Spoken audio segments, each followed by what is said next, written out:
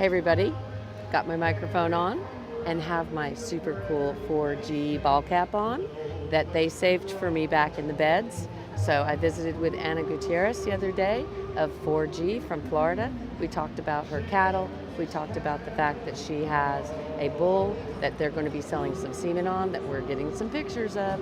And so we are here at Houston Livestock Show and Rodeo. I'm ready to rock and roll. We're ready to start our day and I'm super excited. So stay tuned all day. We're going to start with the red females and then we'll alternate red and gray. Of course, thank you to all our sponsors. We're going to go show some of our sponsor videos and some of our commercials, and we'll be back soon in the arena. Mr. V8 195/8, known as Red Man around the world, had a successful show career and now is bringing his championship genetics to herds in the USA and around the world.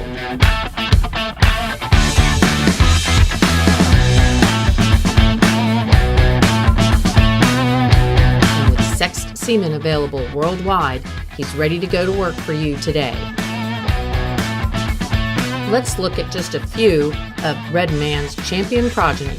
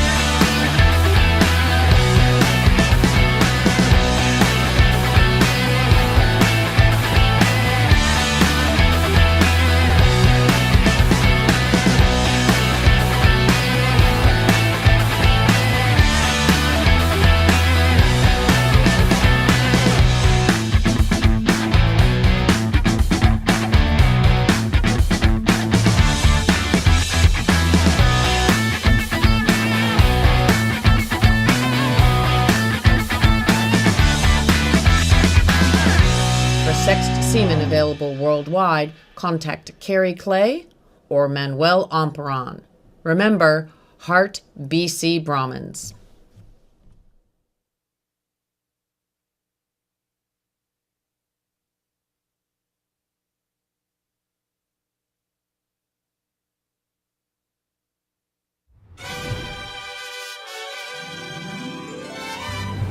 Este es un país de cultura milenaria y modernidad, donde convive lo tradicional con lo sofisticado. Un país diverso, mágico. Un país de gente trabajadora, cálida, amable. Así es México. Y toda esta cultura y pasión viene de nuestro campo, donde cada día desde hace 100 años, hombres y mujeres trabajan por parejo, con dedicación y compromiso para hacer del cebú mexicano animales altamente productores de carne y leche. Brahman gris, Brahman rojo, Gucerat, Gir, Nelor, Indu Brasil, Sindhi. Esa dedicación, pasión y amor por el cebú nos ha llevado a crear una raza emblema, orgullo de México, sardo negro. Una raza de animales de doble aptitud, hecha en México, ideal para la producción de carne y leche. Sardo negro, con 46 años de registro oficial por la Asociación Mexicana de Criadores de Cebú, es garantía de calidad genética que ha cruzado las fronteras con ejemplares en Panamá, Costa Rica, Colombia, El Salvador, Honduras, Guatemala y Estados Unidos. Por nuestra gran historia con el cebú, México será sede del tercer Congreso Mundial de Criadores de Cebú, CONCEBU, y te esperamos en Veracruz, México, del 21 al 26 de octubre de 2025. Nuevas tendencias de producción, alta genética, cebú, clave en la alimentación mundial, productores de 5 continentes, servicios y productos de clase mundial. Sin duda, será un gran encuentro, con intercambios de experiencias y lazos fraternos que nos unen a países de todo el mundo por una sola pasión. La Asociación Mexicana de Criadores de Cebú y FICEBU te esperan en Veracruz, México, del 21 al 26 de octubre de 2025. Tercer Congreso Mundial de Criadores de Cebú, con Cebú, unidos por el Cebú.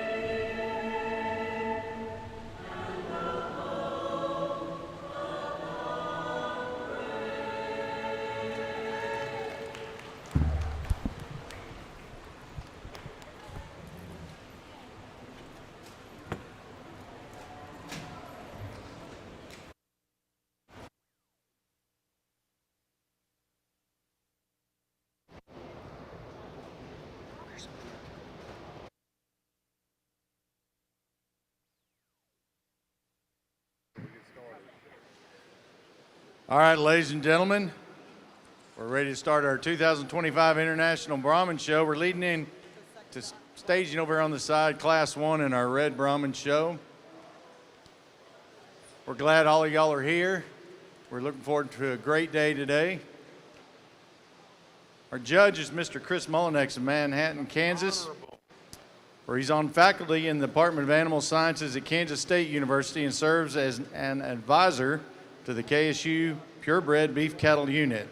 He's born and raised on a diversified livestock and farming operation in Central Maryland, and he received his animal science degree at K-State University, where he was a member of the 1995 National Champion Livestock Judging Team. He was also recognized as the contest high individual. Over 27 years of leading collegiate judging squads, he's resulted in more than 40 national contest winning teams, including the 2020 National Champion Livestock Judging Team and the reigning National Champion Meat Animal Evaluation Team. Chris has judged shows in 43 different states and in Canada. Chris and his wife Alyssa are blessed with a 12-year-old son Mason, a 9-year-old daughter Kinsley, and a 5-year-old son Cameron. Ladies and gentlemen, let's give a warm welcome to Mr. Chris Mullinex, our judge for the 2025 International Brahman Show.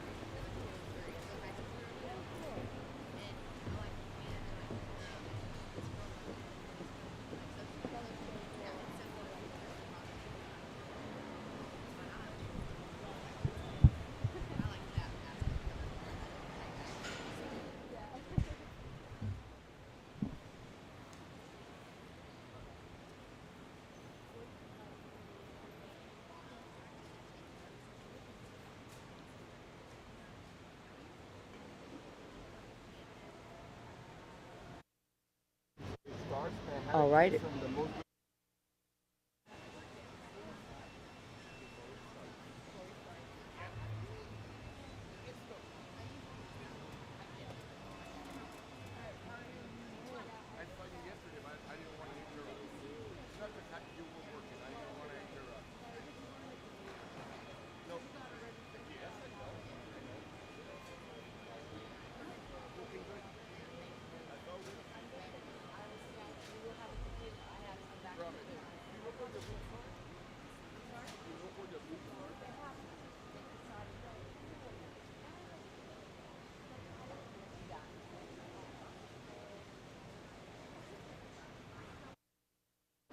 All right, just had to go give someone a very special hug.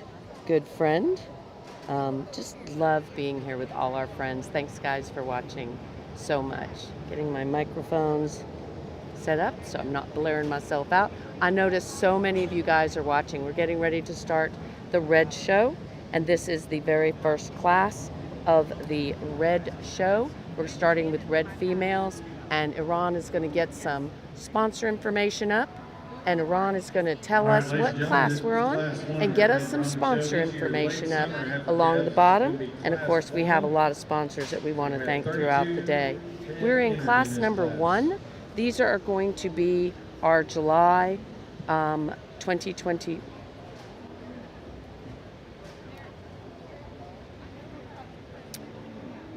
July of 2024 through March of 2020.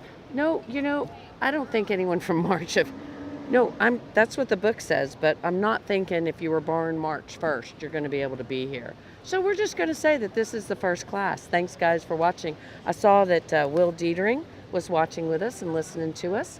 And Will Dietering, of course, of Dietering Red Brahmins, they are celebrating their 50th anniversary of being in the Brahmin breed and breeding red Brahmins. And Will Dietering already started his day with a bang, or show with a bang yesterday, because he got grand champion in that very important embryo produce dam. So until now, when we have 33 head in this class, the largest class yesterday. Hey, thank you, Jorge Rosas, for watching with us, and saludos to you too. Big hug to everyone. So excited to be here and so glad you guys are watching with us. Again, this is going to be class 1. These are going to be calves that were born in July of 2024 to, I guess, whenever they can show. I just found it interesting that they had it through March, because I'm not thinking any March are going to show. So, but you never know. I guess you never know. So, glad we're here. Again, thank you to our sponsors.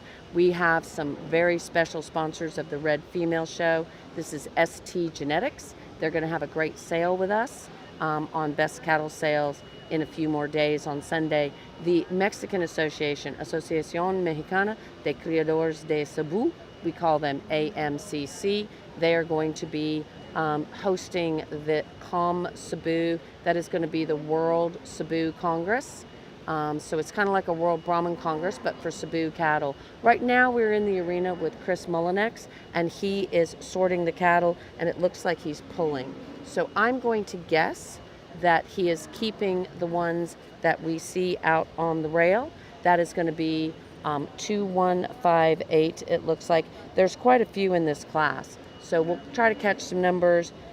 There are no printed catalogs if you're here in the barn. There are no printed catalogs, but we do have a QR code, and for you guys watching with us, there also is a trying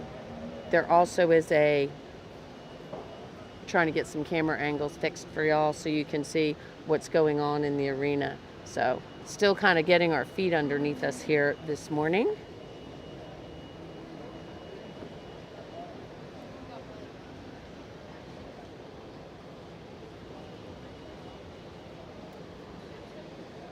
And getting all our equipment kind of ready. Thank you, Michelle Griffin, for watching with us. And of course, Will Dietering is there watching with us. Again, talked about him having a big day the other day. Thank you, Keith and Nu and Carlos. Carlos Encalada, how are you? we are looking forward to coming back. We're looking forward to all the shows we're going to be doing. We had so much fun last year, everybody, and we're looking forward to a really busy and fun 2025 because we will be doing the... We're going to go sound off for a second.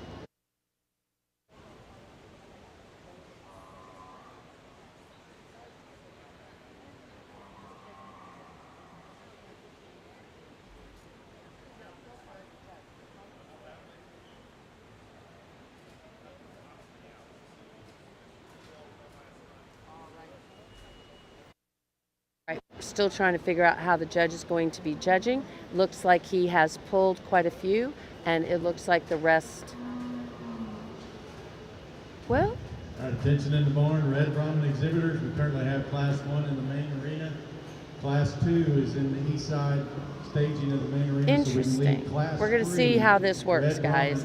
So, Alejandro, thank you for watching from Venezuela. Thank you so much. We're trying to figure out how the judge is going to move his arena. It's always interesting to figure that out. So we have quite a few. This is a class of 33. He either pulled the cattle that he does not want to see and they're on the rail, or maybe he split them in half so he could have enough room to be able to move them around. We're just going to kind of see what he's looking at and how he works the arena. So thanks for watching. From Paraguay, Jorge, thank you so much for watching from Paraguay also. Really greatly appreciate everyone who is watching with us.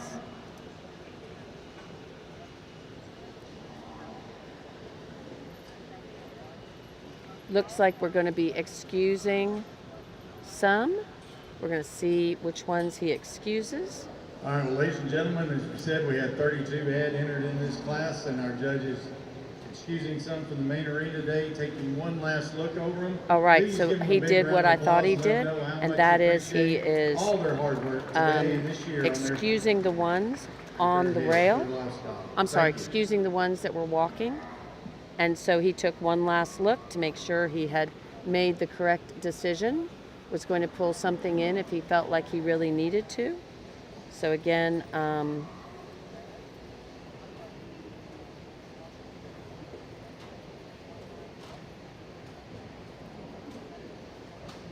we're going to see about 15 or so that were left out on the rail. And those are the ones that we're going to see.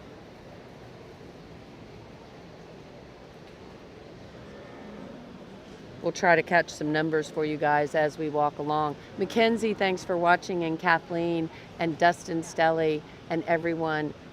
So excited. Now, yesterday was a really big day for our good friends at Dietering Red Brahmans. They had a really great day with all of their wins, especially that grand championship in the embryo produce. And so that was a big day. If you're following along in a catalog, we have 2158, we have 2016, we have 1903. Trying to catch some numbers for you guys. 2464. We have a Casseret with Haley on the stick there. 1679. We have Gasa Ranch. 2451. I didn't catch the Gasa. 2341. We have the Moreno 2115. The Moreno 2177. We have the 2304. So quite a few of our friends are left in the arena for the judging.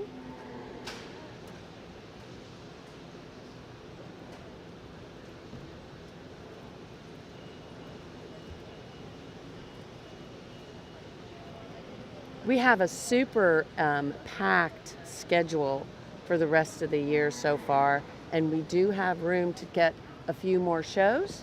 So if you are looking for us to cover a show, make sure you let us know that you want us there. We will be in Rio Grande Valley after this show. Then we'll move along to the Nationals in Panama, followed by the Nationals in Dominican Republic. We'll be in Guatemala, Ecuador, lots of shows in Mexico. We'll be at the International Cebu Show in Tampico. So if you want to follow along with us, you can online. You also can travel with us. So we can give you information about the shows so you can follow along with us.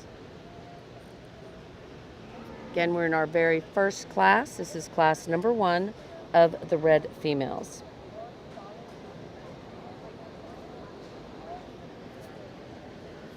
Again, also, if you are in the stands, hey, Kathleen, Will Dietering jumping back in with us. We've been talking about you, Will. Watching from Thailand. Thank you so much. Let us know where you guys are watching from, what city you're in, and where you're watching from. We would really love to know.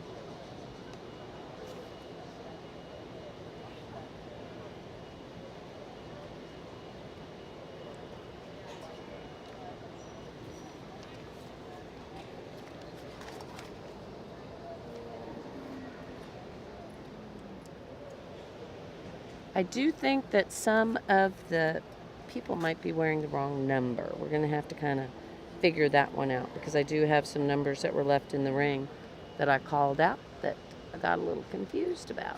Looks like he's going to be judging the way we really love a judge to work their ring.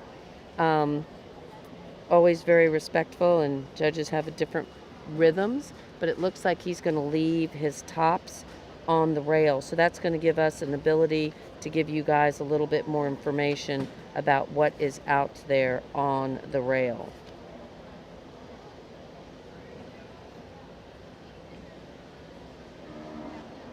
And either my book is way wrong, or there's some people with the wrong numbers on. I bet my book is right, and I bet my book is right, and I bet that I just wrote stuff down wrong. So let's see. We do have 2158, which is going to be Moreno Miss Lady Rita Maria, and we do have the Miss LPC 284 still on the rail. We're walking around the judge. We have the Gasa Ranch entry also, it looks like. That's going to be the 1903. We have 2021 still on the rail. 2021.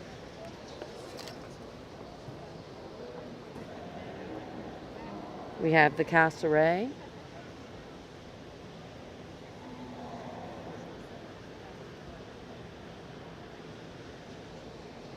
So the LPC is going to be Miss LPC 284. That is going to be, of course, Grace McCall on the stick there.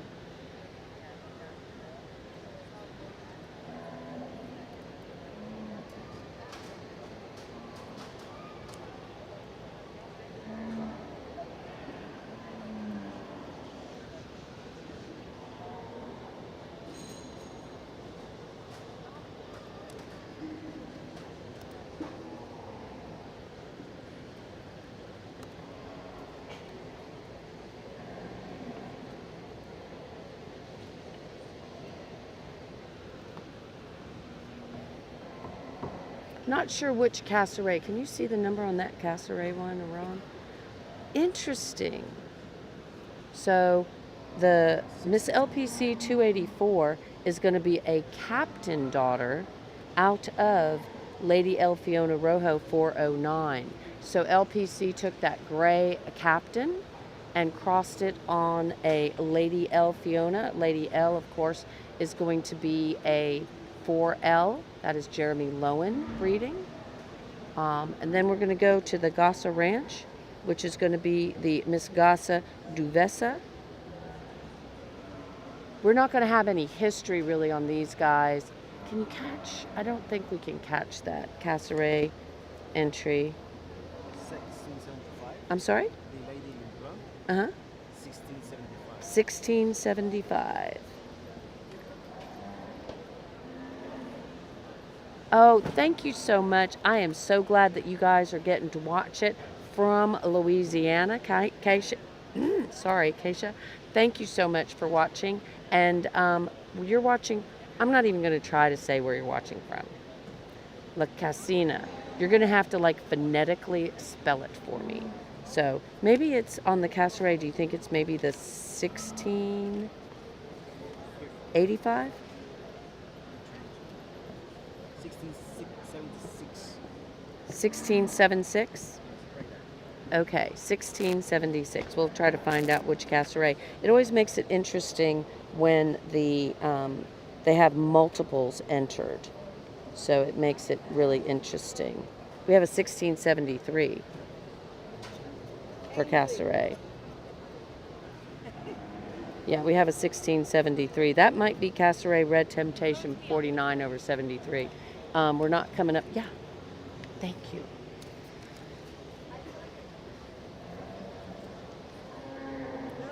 Do you have another red one too? I can go find one. Oh, that would be great. Because it has some changes. Thank you.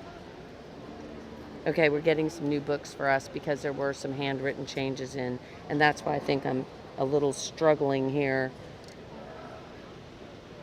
So we're in the arena with our judge, Chris Mullinex. Again, thank you to our sponsors, Castlereagh Ranch. Can't say enough about them. They always sponsor us at so many different events, and we greatly appreciate it. Hey, Cooper, thanks for watching with us. And Garrett Villames and Kathleen Rush at McNuck Red Brahman's Rio Ranch. You guys are one of our sponsors too, and we're going to see you soon. And you are watching your son show his heifer, and you're watching from Galveston. Thank you so much for watching from Galveston with us. Great. We're excited.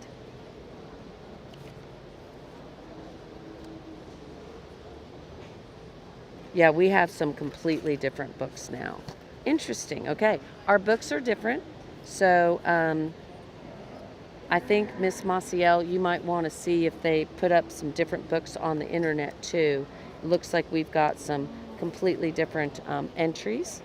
I was struggling there because I couldn't figure out why I couldn't find some of these guys. Okay, we have the LPC, we have the Moreno. 2158. Looks like she's staying at the top, don't you think? And Gasa is going to be in second, and then the LPC. So on the Gasa Ranch, we're going to see if we can find that one for you. But we do catch that 2158. That's going to be leading this class. That's going to be Moreno, Miss Lady Rita Maria 674.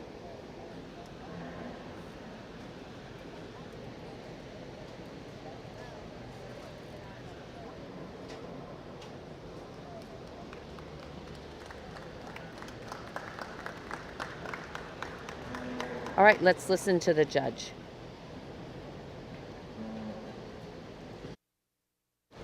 Well, what an exciting day and great classes yesterday, by the way. I know we, don't go to the microphone on those group classes, but my hat's off to all of the breeders that were part of that yesterday afternoon, and the quality, the depth, the things that they are doing with their breeding programs, I think are obviously exceptional. And when you bring them out in those group settings, I think it's remarkable, to see the quality and the consistency with which certain breeding programs put things together.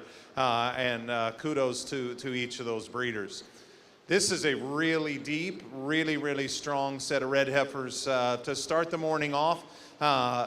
And if it gets any more challenging than this, I'm going to have my work cut out for me, because this is not an easy class to put together. There are heifers in this top 4 or 5 that I think you could shuffle a lot of different directions and certainly not be wrong necessarily. I think it's where you want to lay your emphasis through the course of the day. And I think you'll find with me that we're going to talk a lot about feet. We're going to talk a lot about structure. We're going to talk about how they stay together in motion. And certainly from there, cattle that have the right kind of body type, have the right kind of natural fleshing ability, and we're in the show ring, they better have some quality and some balance to go with that.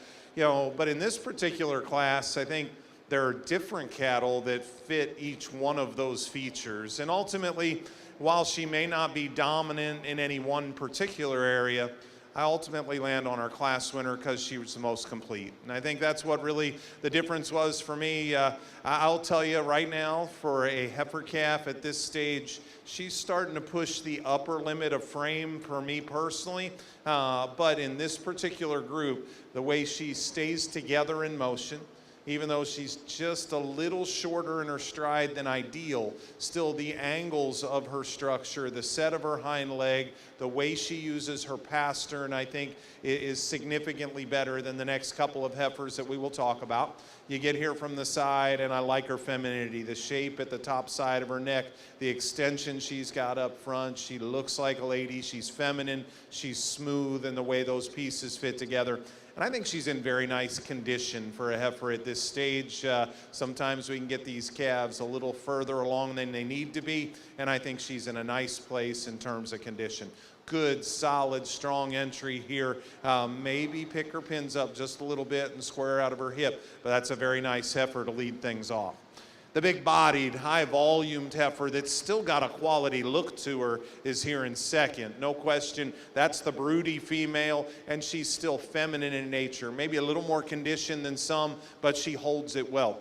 It really boiled down to one thing, and it's the way she's handling that right hind leg in particular as she goes out. And I don't know if it's being at the stock show a little extra long, or she's just naturally too tight in that right rear pastern, but she just never would quite flex it for us. I think with every step, she just is a bit too tight and rigid off of that rear pastern for me to switch that top pair. But standing still, she makes you want to do it because of that body volume and the broodiness that she's got. Just need to see that right hind leg go a little better in her.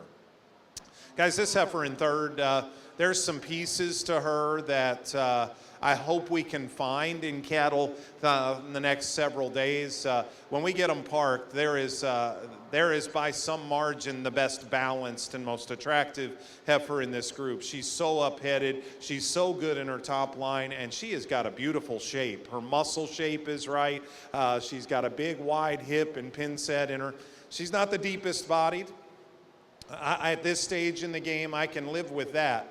My biggest problem is her hind leg, and it's this right hock in particular. She's already got some swelling in that joint. She's just too straight in the way that she handles that.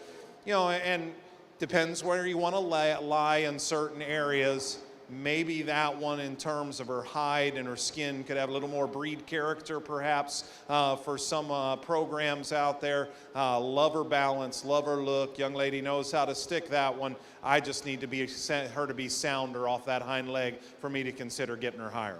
The heifer that's next, if her rear feet were a little bit better, I might have switched that pair because she takes a little longer stride and her joints may be a little nicer. But then we get that one stopped and she's a little up and down in her top line and round out of her hip. Just doesn't quite balance up as nice, but I like her center body. She's fresh conditioned. I like a lot about that female.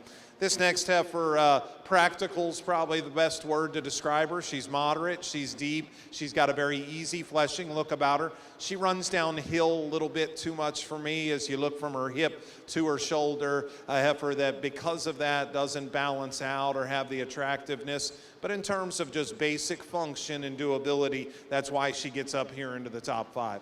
The next heifer, that pastern's just not strong and good enough for her to get up any higher for me. From there up, she's much like the heifer in front of her. She's moderate and she's really deep-bodied. I just need that foot and rear pastern to be better. The next pair of heifers, have a little more growth in them. I appreciate that. A little more look and femininity in the young lady's heifer coming next compared to a heifer that's got maybe a notch more body and volume right behind her. So some give and take in those two cattle. Again, as the heifer that leaves the ring, she needs to have a little more base width. The one behind her needs to have a little more look. The heifer that comes next, again, similar in hind leg and hock structure, maybe to a heifer we talked about earlier, and she's just a little upright on her front end as well. When we get her stopped, you like the muscle shape she's got and some length and some correctness condition-wise. Just level that hip and make her longer strided, more fluid. The heifer that is going to round things up here in our top 10, maybe didn't hit me initially, one of the lower performing or smaller heifers in this class, but I think she's got enough growth in her. And right there, once she parked, I appreciated the femininity she's got, the balance she's got over our final couple of heifers that probably just weren't quite good enough in their rear leg structure for me to get them any higher. Again, a really, really strong, deep class. Give those exhibitors in our reds in that first class a nice round of applause, if you would. Excellent way to start off your International Brahman show. Thank you very much. And here are your results in class. We went dead. Here we go. All right. Here are your results in class 1. First,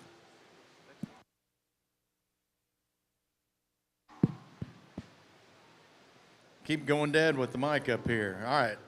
First place goes to entry 2158, Merino Ranches of Riesel, Texas, with Merino Miss Lady Maria 674 over 4.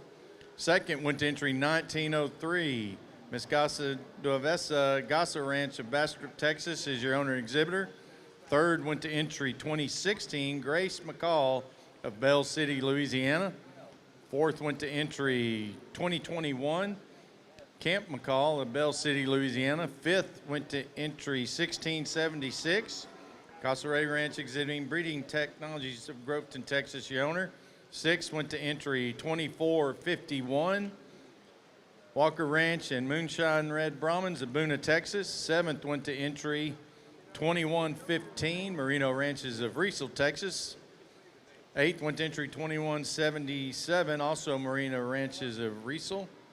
Ninth went to entry 2341, Santa Elena Ranch of Madisonville, Texas, your owner exhibitor. And 10th went to entry 2304, Rodriguez Cattle Service exhibiting, Angel Maqueda of Centerville, Texas, is your owner. All right, now we're leading in class 2, your summer heifer calves. This is going to be class number 2, 25 head in this class, class 2.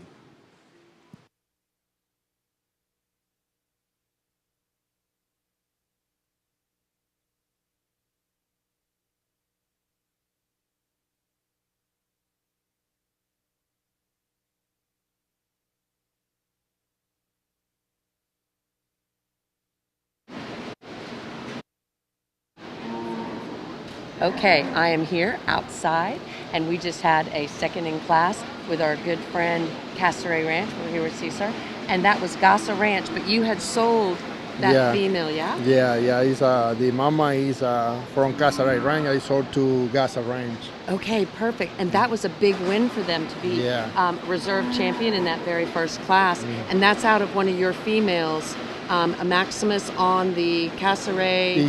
The mama is a smoking gun with the A overnight clone. Oh, yeah, absolutely. So again, don't forget, go visit Castlereagh Ranch. They sell you some great ones. And Gasa Ranch, congratulations to you. We'll go back in the arena now. Thank you.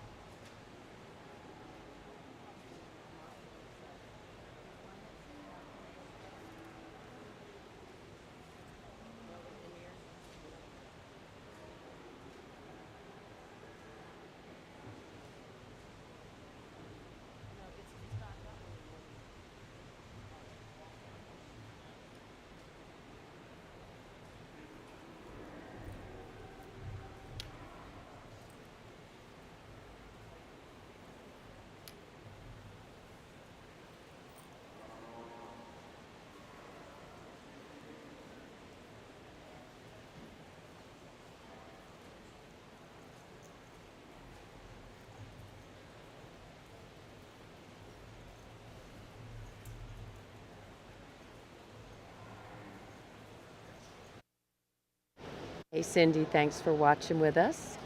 thank you guys so much for watching. We really appreciate it. Make sure you share with your friends how to come and watch us. Also, make sure you let them know that they can watch on, I think we're on YouTube. Have we put this also on our website?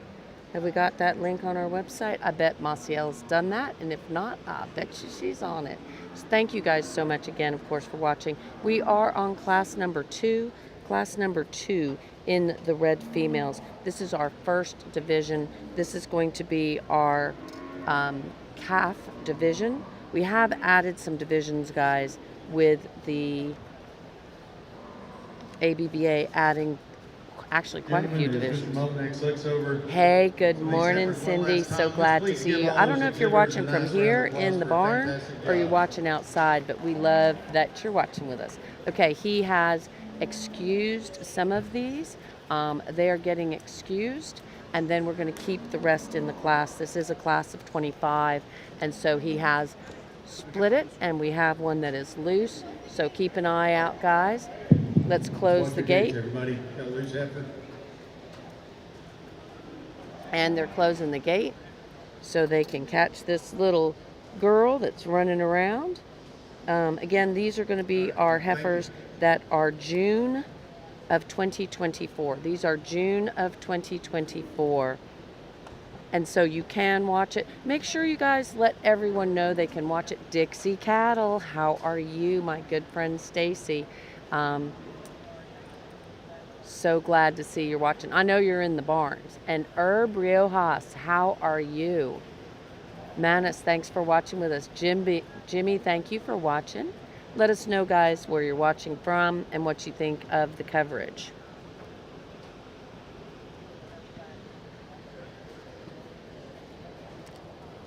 He has split the class. It's really hard for us to keep up with exactly who is left, because that last one had a number that, again, I am not finding in my book.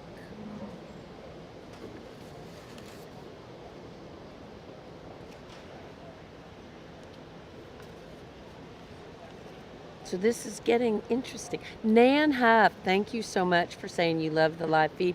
And Nan, I know that you have some embryos for sale, and I'm going to get with you. I know that you have those. So I was supposed to work on, and you are loving it, from San Antonio. Lori Kempen, thanks for watching with us. So glad you're watching. And Luis Fernando Novacia. Hello, Brahman Journal friends. Thank you for the publication you made to Hacienda Piedra Blanca yesterday. We love Hacienda Piedra Blanca. Guys, if you did not watch us in Ecuador, you 100% need to watch us in Ecuador when we go back this year. And thank you for the compliments about what a good job we do and what we do for the breed. So we really appreciate that. And we will be in Ecuador. I've got those dates. Somebody shared those dates with me. I think it's like the beginning days of October, and we will 100% be back in Ecuador because we love the breeders in Ecuador and the cattle are amazing. So again, we are in class number 2 of the Red Brahman show. This is our second class. We were going to go through 3 classes and then a calf division. Now remember, guys, we're going to go through 3 classes, yes. 3 classes of red females. And then we will move to our gray females, and then we will go do the championships drive. So Houston kind of runs things just a little bit different. Hector Santa Cruz, Houston kind of does it to where we have the red female classes, then the gray female classes in a division, and then they do the division. He's going to walk them again. We have Grace McCall on the stick for LPC. I'm going to bet that's Miss LPC 281.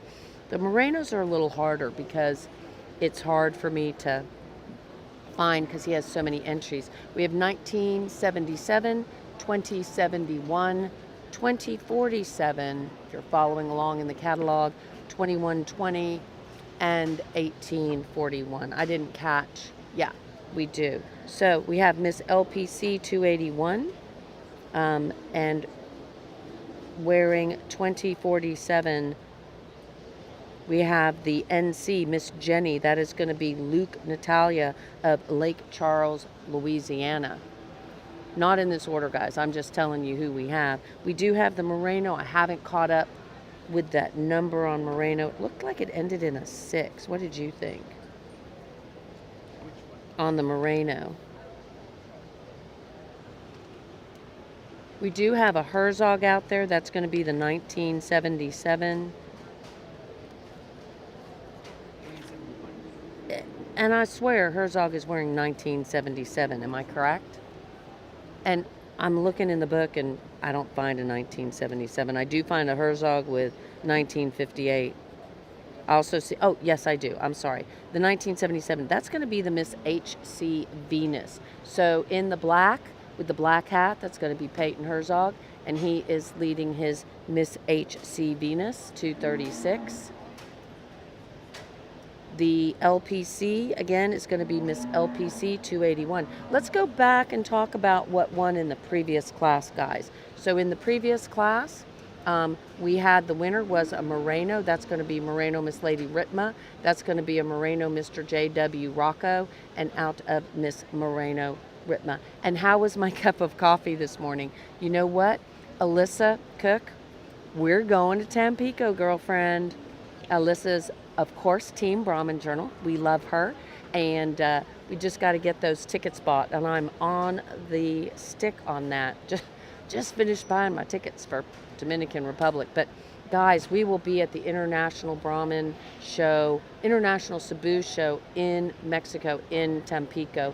And Alyssa Cook, of course, Team Brahman Journal, when she's not busy being Team Show Champions, she will be down in Mexico with us. My coffee was good, but I do need another cup. So I bet Iran can ask someone to bring me a few more cups of coffee. And Alyssa Cook, of course, great breeder herself. Moreno Miss Lady Ritma 712 was the dam of Moreno Miss Lady Ritma Maria. In second, we just talked to Casaray Ranch because he is the breeder. Cesar of Casaray Ranch is the breeder of the female that was sold. You'll be here in a bit to say hi. Okay, once you can drag your butt out of bed. Girlfriend, get your butt here. You should be here. You could talk with me. So the second in class, our reserve champion, again, one of our sponsors is Casaray Ranch, and that was a Miss Casaray HG Kate 116/2. That is going to be a smoking gun on the clone that he owns. That is very special. Right now we have battled it out. We have the LPC, and we have the Moreno, and then we also have the Herzog. We're going to walk one more time. Let's find out a little something about that LPC and see if we can give you guys just a little bit more information about these. We do have the Miss HC Venus, and the LPC is going to be led by Grace McCall.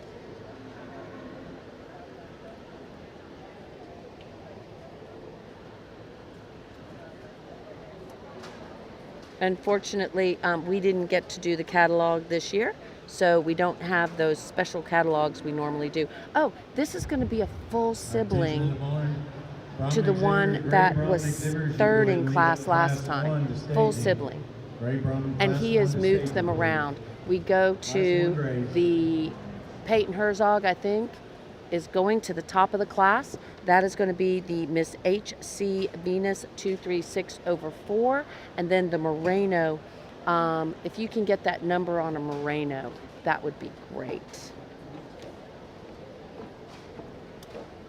Interesting. The full sibling was third. Again, Let's listen. Very strong class.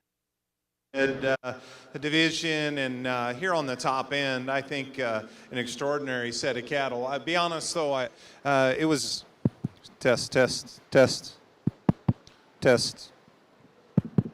There we go. I think testing. Bear with us a moment, everybody.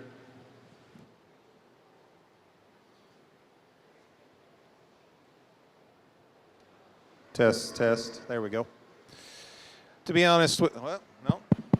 Test. Here on the top end, I thought we had an easy.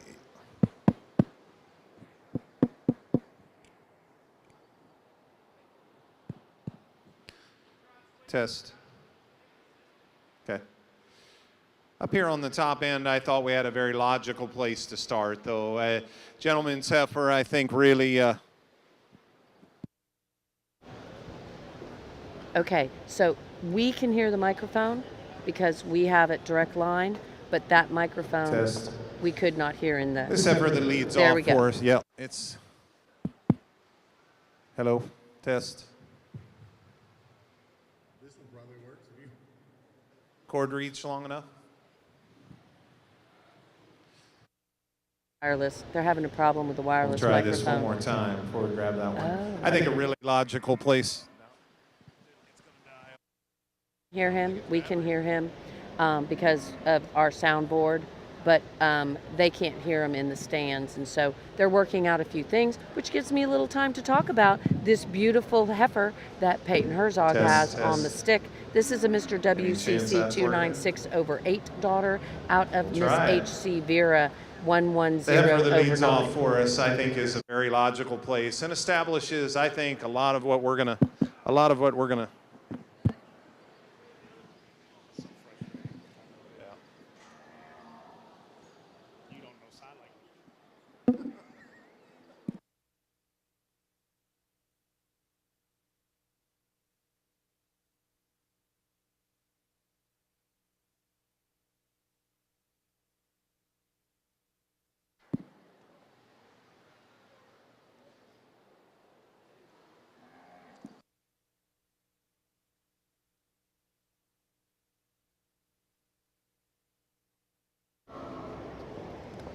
I'm going to tell you who the judge is picking. I can't give you reasons, but I can tell you who we picked. So we have the Herzog heifer with Peyton Herzog on the stick. That is going to be a Miss HC Venus 236/4. That is going to be, of course, a Herzog breeding, and that is Mr. WCC 296/8 daughter. And then out of, and I think you guys will remember the Mr. WCC 296/8. He, of course, was a champion at Houston Livestock Show and Rodeo in 2020. He was our San Antonio Livestock Show reserve champion. He was a Florida State Fair champion. I'm not 100% sure some of this is maybe accurate, but we're going to go with it. And Mr. WCC 296, I'm looking at a photo of him when he was a class winner there at Houston Livestock Show and Rodeo with Stuart Watkins on the stick. He's sired by Mr. CB Hector. So again, just a little bit on the sire of the. Let's listen. I think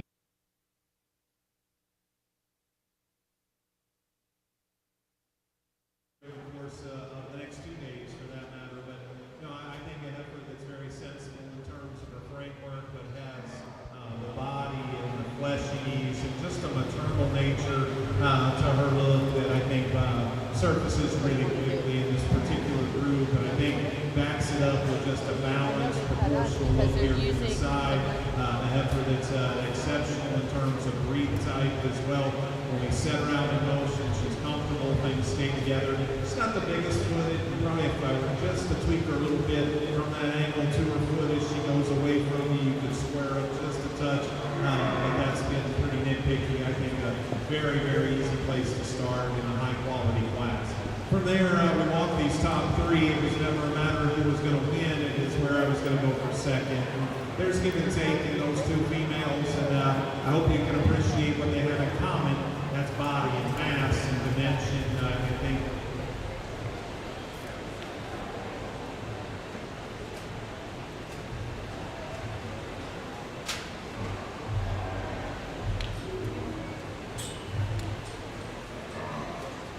perhaps even more performance or weight per day of age in those 2 heifers, even than our class winner. The second place heifer, the difference for me, every time we got on stop, she's enough more nearly level in her hip structure that she stays together with us the nicer look from the side and squares up just a little better from hooks to pins than does our third place female. I'd like to lay our second heifer back in her shoulder angle just a little bit, let her take a longer stride out of her front end, but a power heifer that's much. The same is the story in our third place heifer. She's even got more body depth in her than that second heifer. But I think you see it, just the way she is right in behind her hump, breaks in there behind her hump, and then rounds out of her hip just a little too much for me. That lady does everything she can to show it out at the stand. And once she's in motion, the set of that hind leg and hip, I think, becomes even more evident. Now, there's parts of the fourth place heifer that made me say, man, is she more in line with our class winner in terms of frame and maintenance look? I like a lot about her. She just comes off a little plain, and I hope you can appreciate just the fundamental good. We can go ahead and leave her out if you want. The fundamental good she has, again, just needs to be a tick longer and leveler in that rump structure for me, but a very, very high quality female, very feminine featured, very fresh in her condition. The next heifer needs to get on the front end, just a notch sounder for me, but again, for a moderate heifer, I like her body shape, I like her natural dimension as we set her out in motion, just a little short stepping and just a little extra hop joint in that female as well. The big speckled heifer.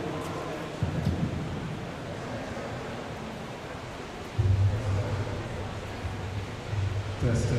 The big speckled heifer that comes next, lots of performance. I just need more angle and set to that hop. I need to just moderate her a touch for my taste, but she's got a strikingness and certainly like the performance she's got.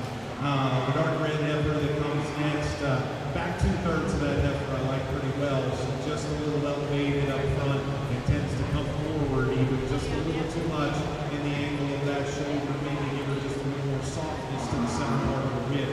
But man, when that young lady gets her carved and pulled together, she's a very, very good looking heifer. We work down the line, a heifer that gives up some performance next, and it's just a little flatter made, but she was the first one I pulled because her length of stride, her flexibility, her motion is very, very good. I just need to see more dimension. The next thing.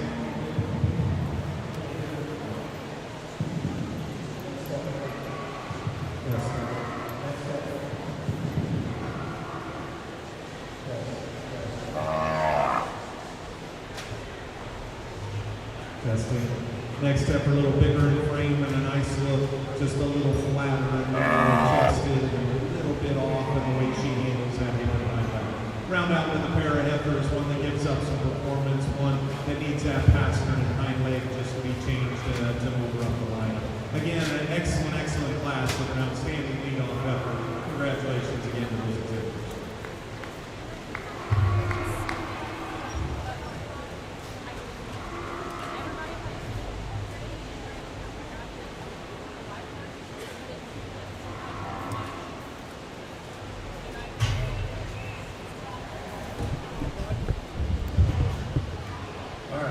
Very much. Let's get your results in that class too.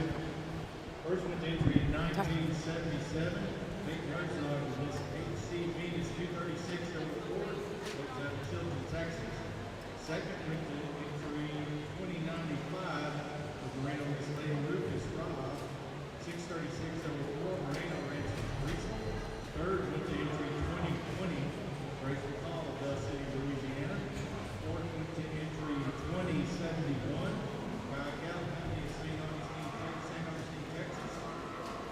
Fifth entry 2047, Luke Natalie of Lake Charles, Louisiana is your other exhibitor. Fifth, sixth, entry 2120, Madison Roberts, Lake Ranch exhibitor out of Recent, Texas. Seventh entry 1841, Ponto Red Roberts and Katie Ponto, your owner, out of Bill Platt, Louisiana. Eighth entry 2081, Texas. Ninth entry 1958. Herzog cattle out of Chilton, Texas, under the exhibitor. And 10 to 2079. Backyard company in St. Augustine, Texas.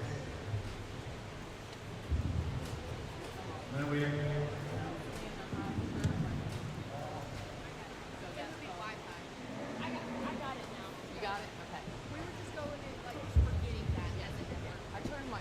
Now we have Class 3 Reds entering the main arena. Here's your early summer heifer calf.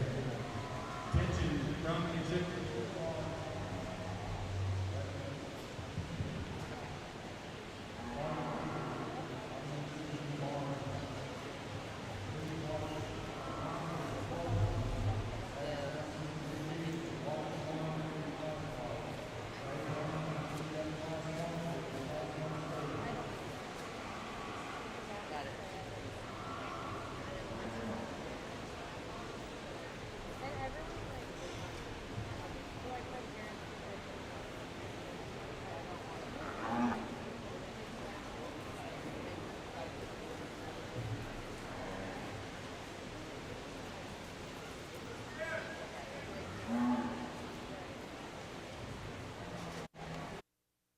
Right, guys. So I was talking to the microphone people because we got cut out.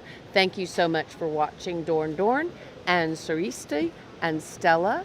And thank you, Phyllis Dillard, for watching. I agree. They're beautiful animals. Fawn Bonson, again, agree.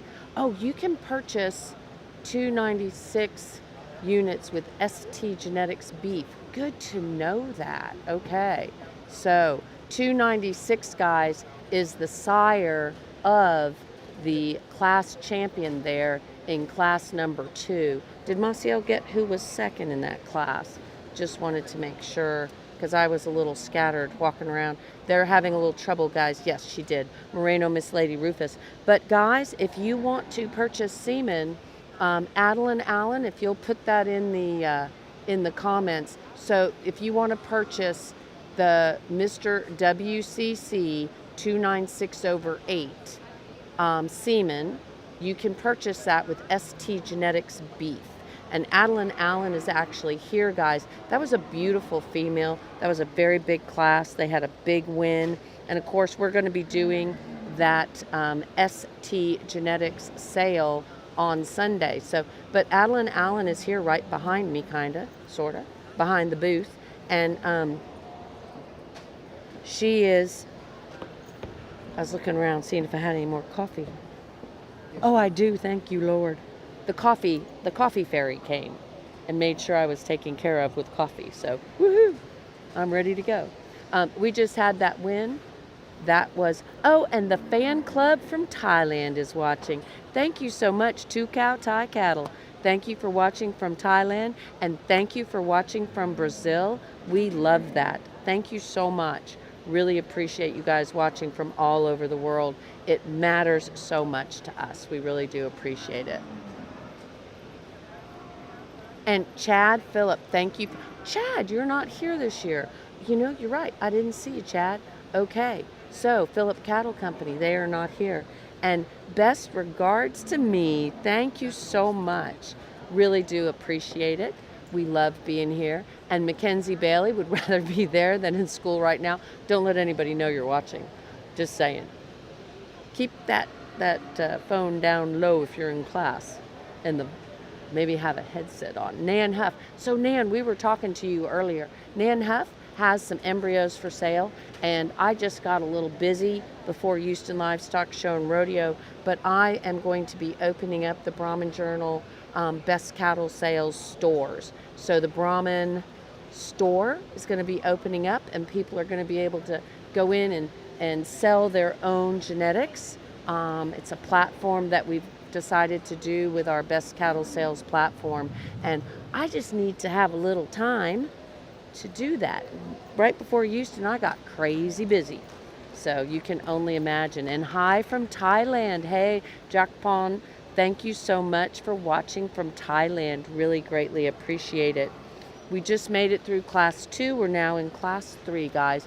We're in class number 3 here at Houston Livestock Show and Rodeo. And these are going to be our heifers that are 5 months. I'm sorry. That are born in May of 2024. So these are going to be our heifers that are from May of 2024, and we are in our 3rd class. We will then move into the gray arena, okay? Because we'll be doing our calf championships next. So this is our last calf class of reds. We'll be battling out for the championship in the reds. And again, we can tell you guys who is class winners. We're putting that in the comments. We're going to be also posting photos. I'm going to go sound off for a minute.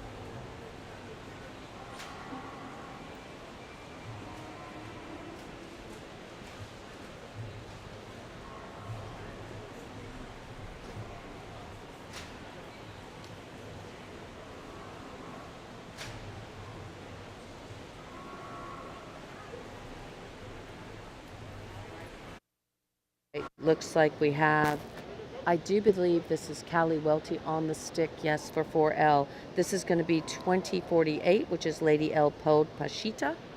And then we also have a Moreno. We have a Primo Castillo in there. Rancho Las Huastecas. I don't know. Yeah, they might have two. I can't catch the number on that. We have a Moreno. We have a Herzog. Got quite a few. So the Las Huastecas just got pulled. We have Cali Welty on the stick for 4L. That is going to be on the stick for Isabella Lowen. We also have a Moreno. We have a Herzog. It looks like we might have a LPC. We've got a V6 back there. We have a Jalufka. Trying to catch all of them for you guys.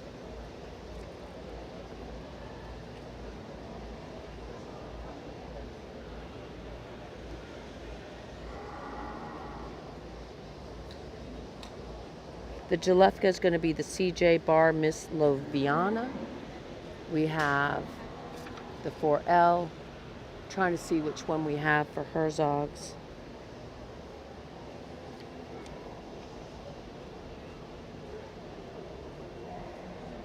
Unless it's the Watkins. Can we catch the number on Peyton?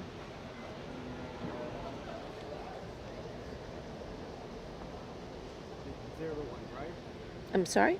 The third one, yeah. We have the V6 Miss Roxanne Ray with Brinley.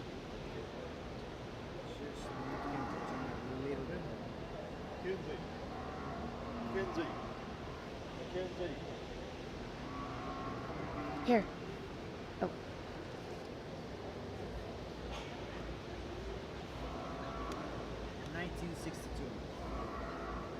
And then the Moreno, if there's any way we can catch that one. 1962. Oh, there's the Herzog. Okay, that's the Miss H.C. Bougie. Morena in second. Yes.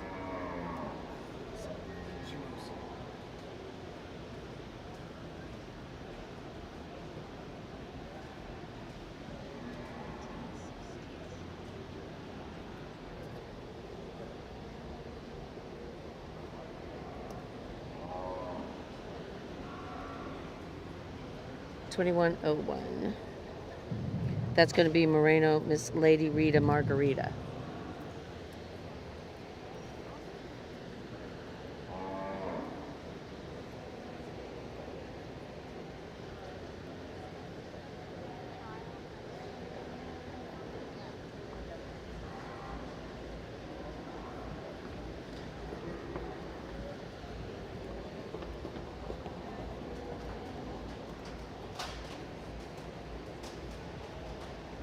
The female that is walking in the very first with Cali Welty on the stick, that was our World Brahman Congress Junior Show Reserve Calf Champion. So that again is the Lady El Pod Pashita. So she's already had a championship to her name. We also have the Miss H.C. Bougie in the running.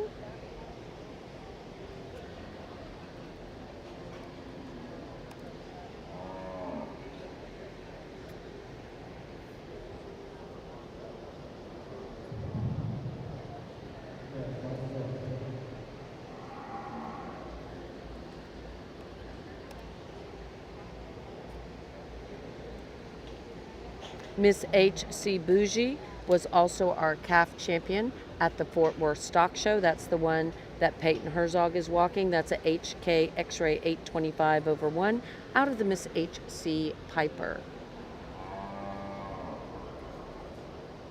The Moreno is going to be a Moreno Miss Lady Rita Margarita.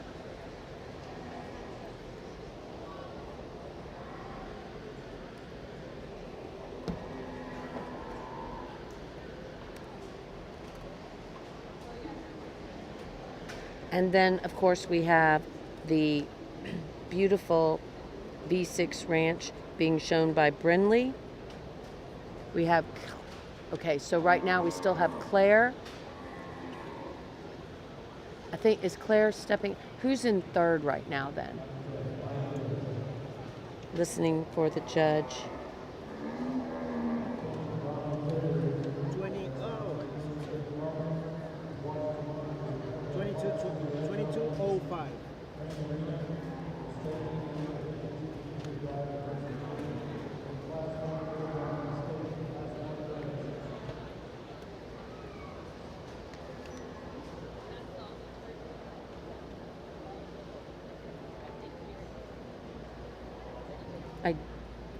Oh, 2205.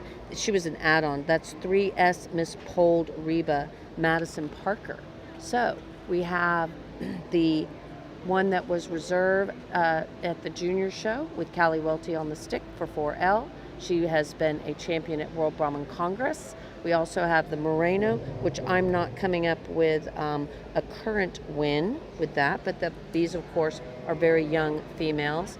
And then we also have Madison Parker on the stick, I do believe. Let's see. Let me make sure because it was an add-on. Yep. And that is going to be 3S Miss Pold. And she is going to be first. She is taking the championship. We're going to get you some information about her. Miss Maciel, she was an add-on. I will get you that info.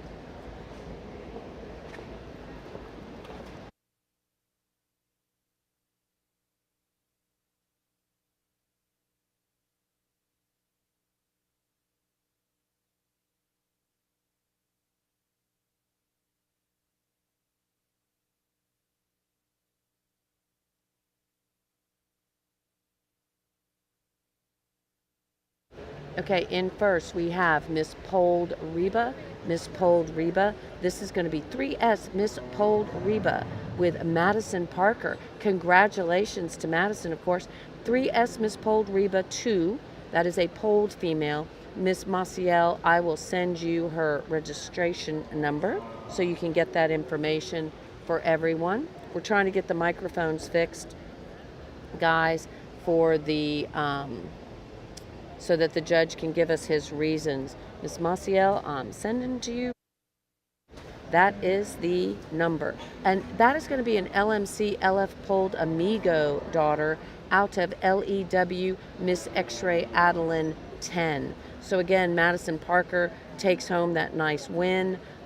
Here, she is a class champion at Houston Livestock Show and Rodeo. I am sure she is thrilled and will be very excited. Hopefully we'll get to visit with her just a tick. That would be a lot of fun. So again, really great to see some wonderful genetics pop up to the top of the class. Let's see. Check. Yep. Check. Come on. We have it, but we got it? Do we have it too? Yeah, we got it. Check 1 2 1 2. 1 1 1 1. All right, back in business.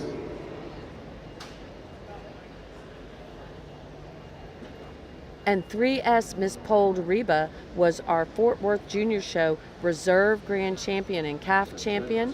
Very excited, of course, for Madison Parker. We have a beautiful photo of her with her family. She also won Champion Showman at Fort Worth Stock Show. So big, yep, we got it.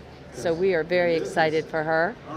So big congrats. Let's listen to the judge. Hey, Brad Gonsis. Really strong class here. I think we're preparing for our first division of the morning, and it's going to be outstanding. And you know, here at the top end, these top three heifers all hit me pretty strong when they came into the ring, and then it was a matter of breaking down the differences because they're not a trio that are peas in a pod necessarily. They're each their own and a little different in their kind, and I think that's what's beautiful about raising and evaluating livestock and being part of your breed is, you know, what you want to do with your breeding program, what your marketing avenue is going to dictate maybe which way you lean in these three kinds.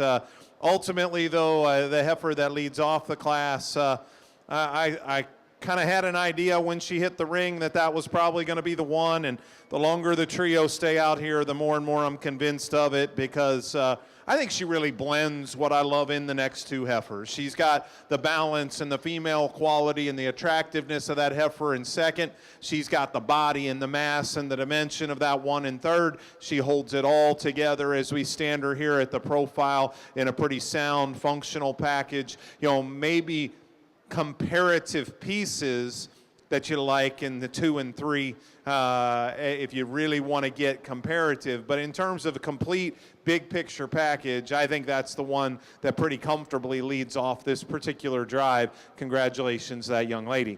I've alluded to it, and 2 and 3 are very, very different. If you want to lay your opinion in opposition of mine, I'm not going to argue with that, because these are both excellent examples of the kind of female they are.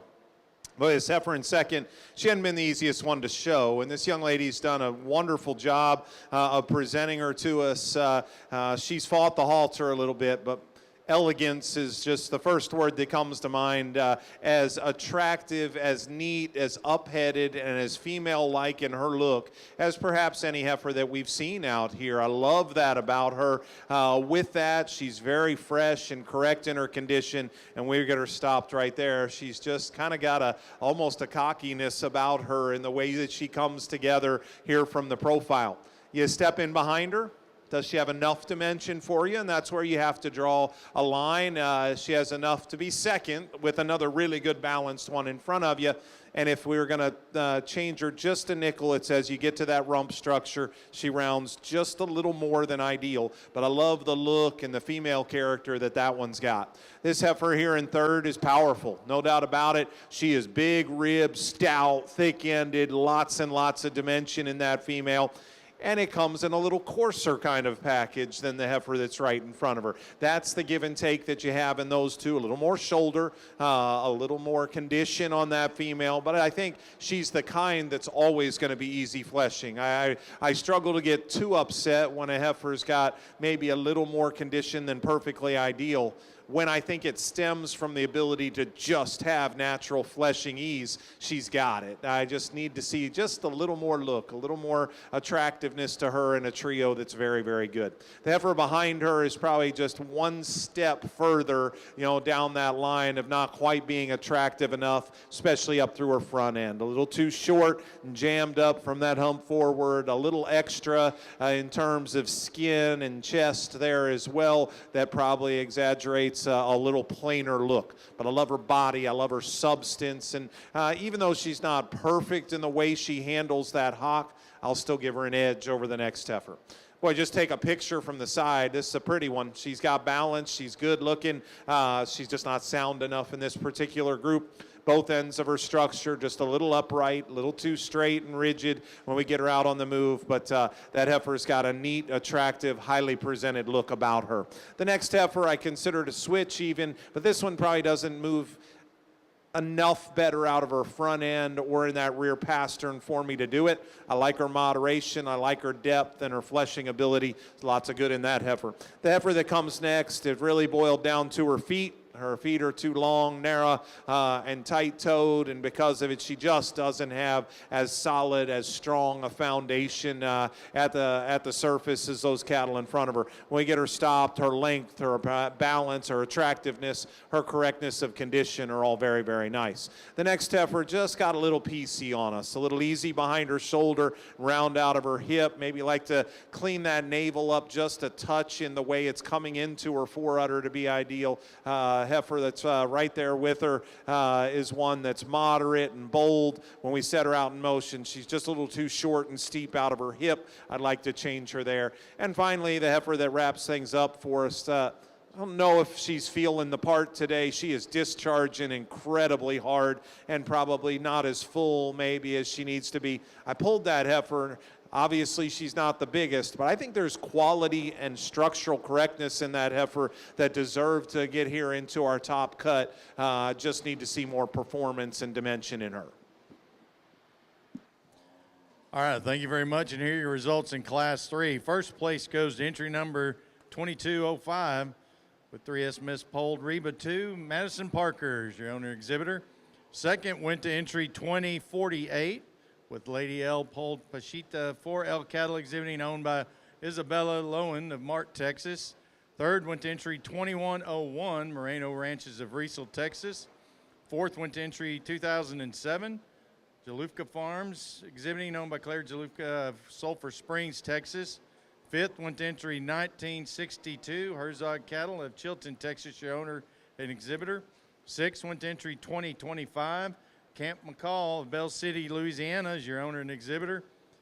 Seventh went to entry 2421, V6 Ranch exhibiting for Brindley Vernon of Sulphur Bluff, Texas. Eighth went to entry 2236, Rancho Las Huastecas, Texas, your owner and exhibitor. Jennifer Collins Parker was watching from the booth back there. Boy, you guys had a great day leading those Dietering Red Brahmans. We're going to be coming into the calf championship drive here, guys. We're looking for first out of the first class is Moreno Miss Lady Ritma Maria.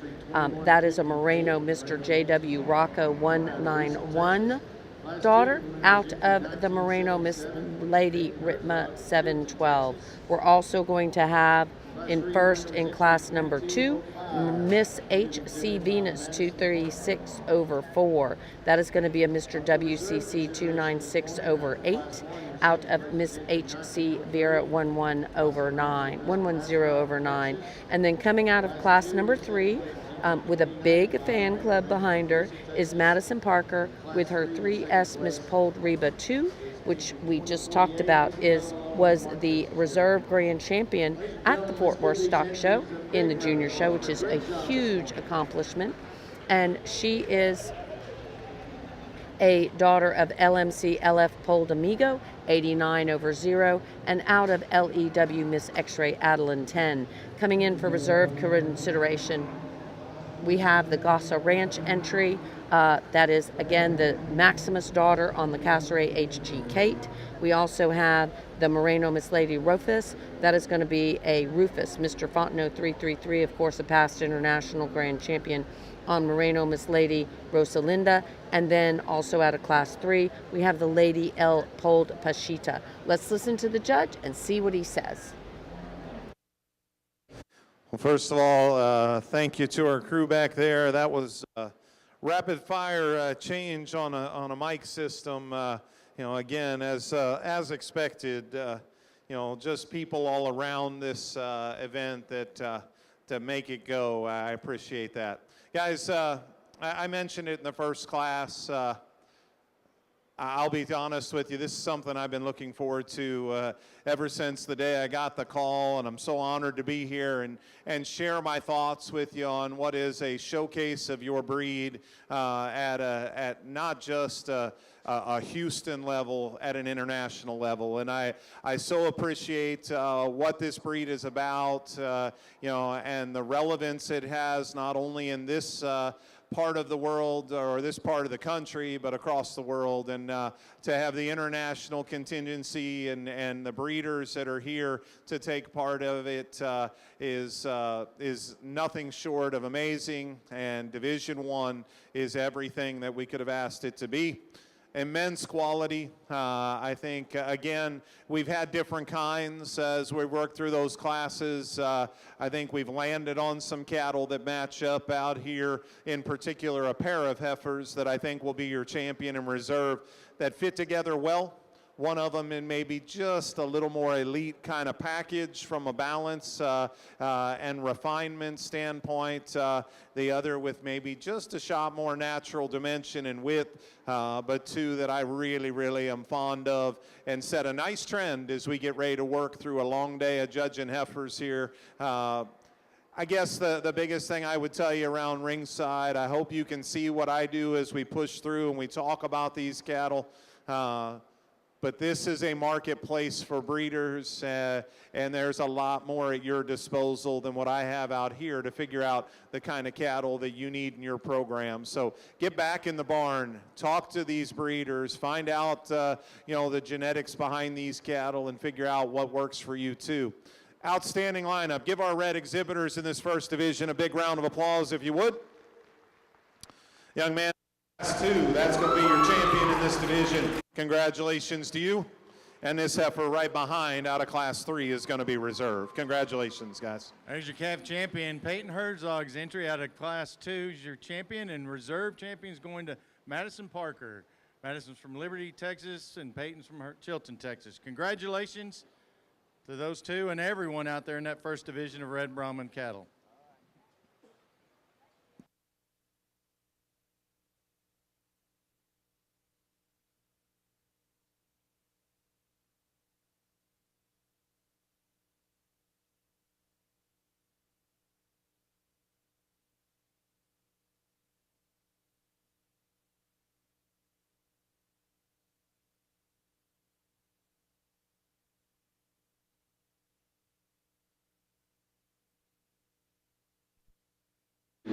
All right, I'm back here with Team Herzog. Yes, ma'am.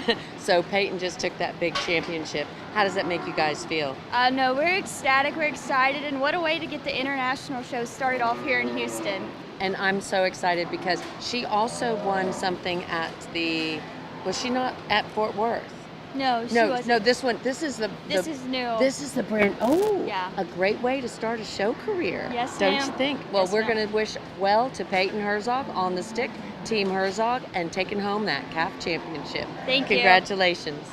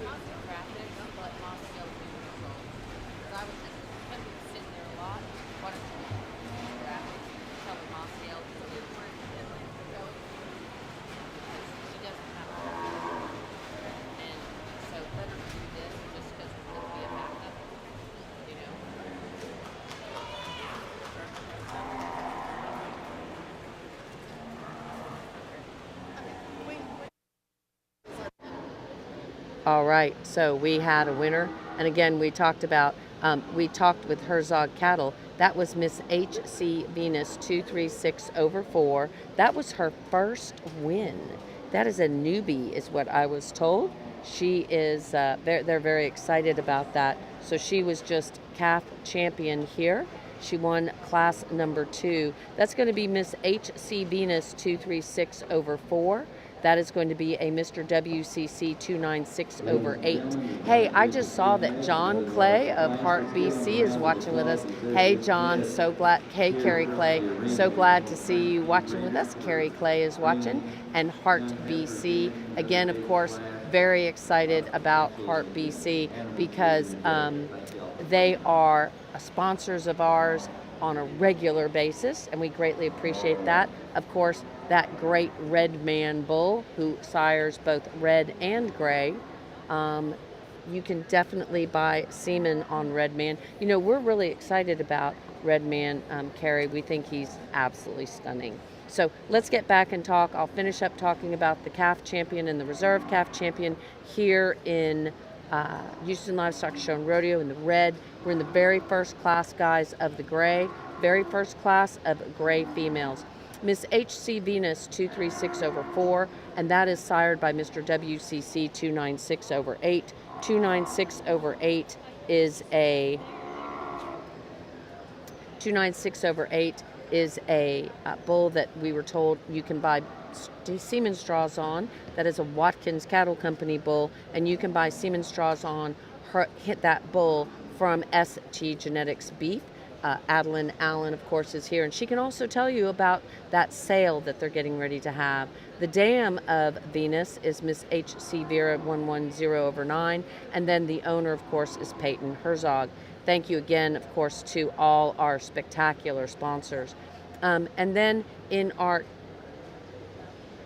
reserve calf champion, our reserve calf champion went to the 3S Miss Polled Reba 2.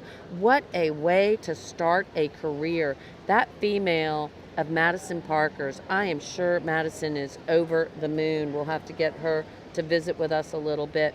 But I know she was all smiles at the 2025 Fort Worth Junior Show when she was crowned reserve grand champion of the entire show. That was a big deal. That is an LMCLF Polled Amigo out of Lou Miss X-Ray Adeline, and of course Madison Parker as the owner. We have right here our very first class of the gray females, first class of gray females, and again we want to thank our sponsors, Star B Brahmans, the AMCC. The AMCC, of course, is the Mexico Association. They're going to have a World Brahman Congress in 2026 that we will be covering. They will also have a Cebu Congress that we will be covering in 2025, and that, of course, is going to be the Cebu Congress is, of course, going to be in Veracruz in October 21 through 26, if I am correct. And then we have 4G Farms. I had my 4G Farms cap on earlier. We have Anna Gutierrez that we visited and interviewed the other day. She's going to be selling some semen on a special bull. Azteca Ranch, thank you guys so much. They're going to be showing both gray and red, and so we're really excited about Azteca Ranch. We wish them so much luck. They had a really great Congress, and I think that we'll see a lot of them coming forward in the future. And they have some very young showmen too that are part of the team that we always love to see. So again, that Azteca Ranch, they have some beautiful signage that we actually created. So huge thank you to them and best of luck to them. Of course, they had a reserve division at the World Brahman Congress in the junior show, as well as they had some other like the reserve grand and senior yearling red female at the 2024 Bluebonnet Kickoff Classic. So again, congratulations to all of those breeders. That was, of course, Azteca Summer. And then Heart BC, could not do it without our good friend Carrie Clay. Carrie Clay, thank you so much for watching, and thank you for, wish you were here, because I always love getting a photo with Carrie, but wish you were here. But of course, Red Man, cannot say enough about the Red Man bull. He is so very, very special, and that is Mr. V8 195/8. We just kind of like to call him Red Man. We've had some videos running. He is a wonderful sire, that has produced so many genetic champions around the globe now, as also like the All-American Kickoff Classic. He's had so many champions. Lily Larson's used him quite a bit. So again, thank you to Heart BC for being one of our sponsors, and BRC. Talk about a great show. They had a wonderful show yesterday. They had so many champions. I can't even keep count of how many champions they have. So again, congratulations to all the breeders. We're down to the top. So he's pulling, and I'll give you a little bit more information here when we get to the top 3.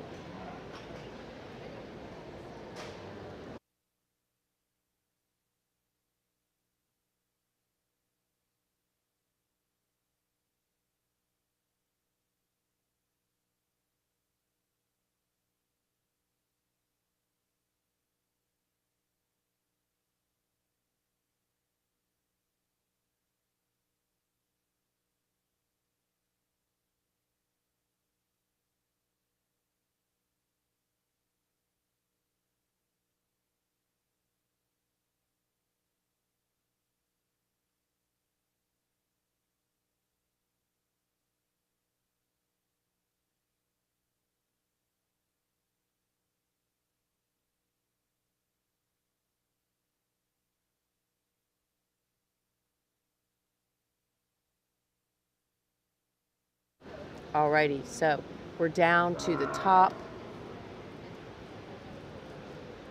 8, it looks like. We have Forche cattle with Nate, I do believe, on the stick. We have Thibodeau. That's the big guy with the little heifer. That is going to be BRC. I am sure he is showing for BRC.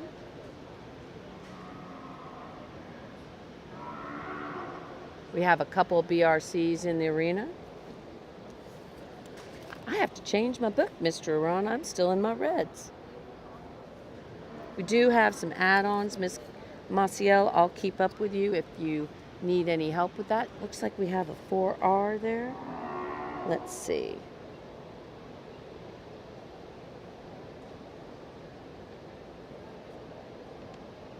We have the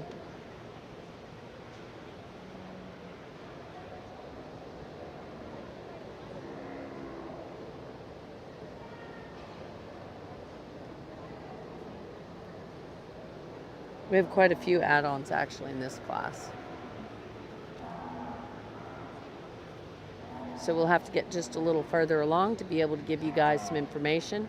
Again, thank you guys so much for watching.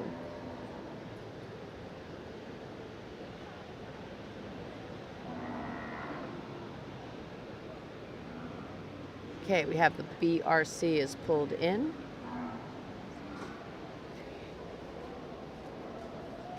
We have 4D cattle. They're wearing that 838. That's the one that's standing backwards. We have Harley on the stick, I think, on 694.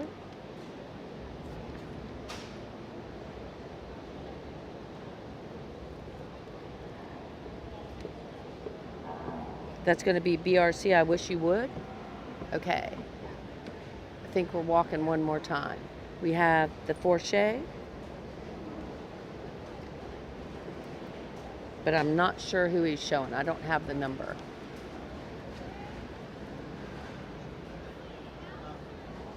They are telling me that they already.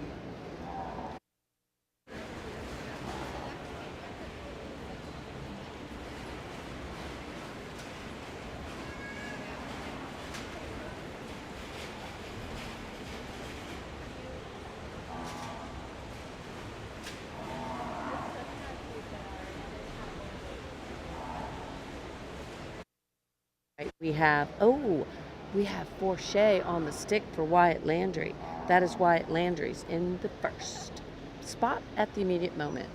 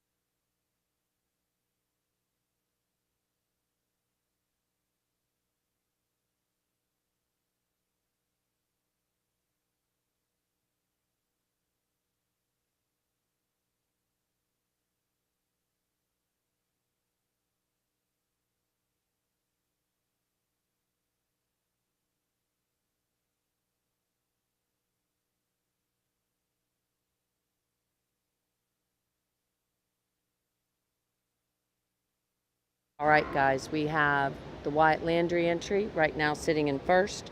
Don't know that he has been changing it quite a bit. So that's the Forche Cattle Company. Then we have 694 with, that's the BRC, I Wish You Would. And then we also have the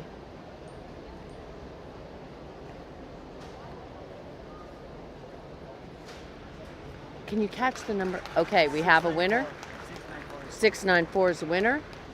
Second will go to Forche, and then 803 is going to be third. It looks like 803 is third. That's going to be the FL Miss Bambi Manso. Let's listen to the judge. A very, very challenging class, I think, to put everything together. And, even a class for me personally, you may have noticed, got to my ring help here, because one of the important things that I think you have to consider in this group is what age each of these heifers is. We have a huge age difference, 4 or 5 months, 4+ months in age variation in a set of young baby heifer calves. You don't have to have been around the cattle business very long to know that at this stage of the game, 3 months, 90 days of age difference can be monstrous in the amount of performance or weight that you see in these cattle. So, and again, I think maybe if you followed through that first red division, you will through the course of the day. I think you'll find they don't have to be the biggest ones for me. I personally would encourage you, if you wanted to just run these across the scale, this heifer that I end up in third is probably one of the lighter weight heifers that's out here. She's born the very end of August. There's a majority of cattle in this country, or a very high number of them, that wouldn't even be weaned yet.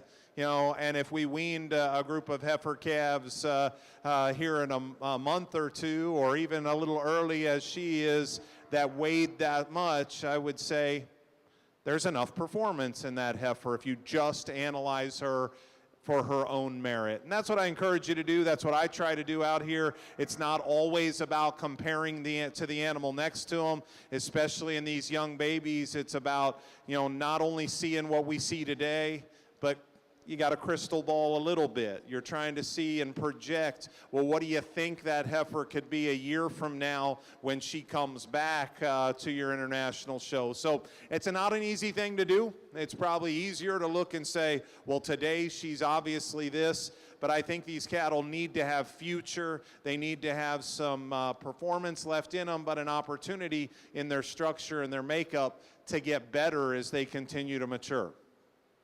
I'll be honest, the longer they were out here, the more and more a class winner surfaced. I think that one really represents a lot of what we tried to do in that first red division. And as you study the next 3, 4 heifers behind her, I think you can start to see maybe a balance of traits that she puts together.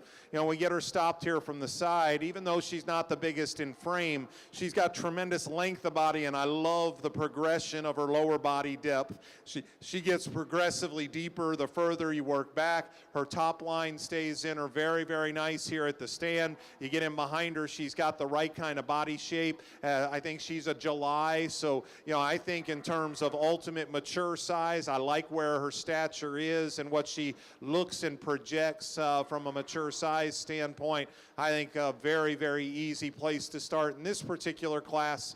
If I were to tweak her just a little bit, maybe not reaching quite as long off of that hind leg as what would be perfectly ideal, I think the angle of her hock, the set of her hock is certainly good enough, but she could just reach with a little more length of step off that hind leg. But I think a very, very easy place to start in this particular class. From there, it gets difficult. The back 2/3 of the red tinged heifer, I like quite well. Her top line's incredibly good, so level in her hip. Really, really a nice set to that hind leg and an attractive look because of all of those features. So why isn't she an easy second? She's just a little upright in the angle of her shoulder. She needs to stride just a nickel longer out of her front end. Maybe not the pure muscle shape of some of the cattle on either side of her, but I certainly call her adequate in that regard. It was that look and that balance that I see in her that kept her in this top pair with that class winner. keep coming back to this little heifer. She's amongst the younger cattle that are in this lineup. I think she has quality. To me, balance and look and attractiveness. That may be as long and as feminine fronted a heifer that's in this entire group. And what's unique is she does it with muscle. You know, I know she's not big in stature, but her muscle shape up high is incredibly, incredibly good. I think she's got enough body depth. I know it's not comparatively as much as the other cattle, but her body shape is right, and I think she's going to mature into plenty enough rib and body. There were times I said, could she be as high as second? I just hope I see a little of the same things I talked about in that heifer in front of her. That's why I ultimately had her third, that she's just a little tighter in her structure than perfectly ideal, but I love the quality of that female. If you like growth, if you like weight per day of age, this next heifer sure got as much as any in the class. The next two heifers for that matter. She's big-bodied, high volume, a little shorter and plainer up through her front end, opens up a little too much, and probably has every bit as much condition as I need in a young heifer calf at this stage of development. But boy, she is powerful. Lots and lots of volume and muscle and substance in that female. The heifer that comes behind her, another one that's got some growth and volume to her. She was just a bit, there were times I thought she could contend, and she's a little tentative at the ground, just not getting out and going as comfortable as what she needs to, but a heifer that's certainly got some substance and some brood cow look about her. The next heifer, when she stopped, her body volume and moderation is certainly admirable. A heifer that's a little too straight in the angle of her shoulder and has a little more condition on her than ideal. The next heifer, I think it's obvious. I'm not poking on her because she's too small. I think there's enough growth for her age. She's just a little rounder and a little coarser than my preference. There's some good. Relative to her frame, that might be the heaviest muscled heifer that's in this entire class. She just doesn't have quite the femininity that is more my preference, but I appreciate where she's good and where she has value long term. The next heifer just needs to have a little better feet. That was probably my biggest issue with her. Because of it, she comes apart just a little bit when she's in motion, behind her shoulder, out of her hip. When we stop her and he pulls her together, gets her loin to touch, man, she can strike you with a look. There's some quality in that heifer. I just need to change her nickel at the ground. The next heifer grew on me in terms of some balance features. I need to just make her a little nicer in the way she comes out of her rump in motion, give her a little more depth of body. Next heifer's got that body, but a little bit off in her front end structure from a movement standpoint. Wrap things up with a heifer. I'd like to modify that rear foot and hind leg in the way she handles it and strengthen her right behind her hump, but a heifer that's got length and some muscle shape to her still can get out and take a big long stride. Again, an excellent class top to bottom. Tough because of the age variation, but really high quality. Give those gray exhibitors a nice round of applause. Good way to start off this division. And we thank you, Mr. Mullinae, for the overview of your Class 1 grays, and first place honors going to 694 is the number, and an entry from BRC Ranch, Wharton, Texas, and their female, I wish you would, 523. Second in the class going to the entry number 956, the female known as Mary Lou 3/4 from Forester Cattle Company, owned by Wyatt Landry of Crowley, Louisiana. Third in that class, 803, coming to us from FL Cattle Company, and the owner, Leighton Joe Jefferson. Angleton, Texas is the town. Fourth place going to 1177. Merino Ranches in their Resale, Texas, our fifth place. Entry 838, taking that honor from 4D Cattle Company of Buda, Texas. In sixth place, we had entry 1165, Meg Boudreau of Welch, Louisiana, owner and exhibitor. Seventh in the class going to BCR Ranch's entry. Owners along with Finley Brothers Cattle Company, Wharton, Texas.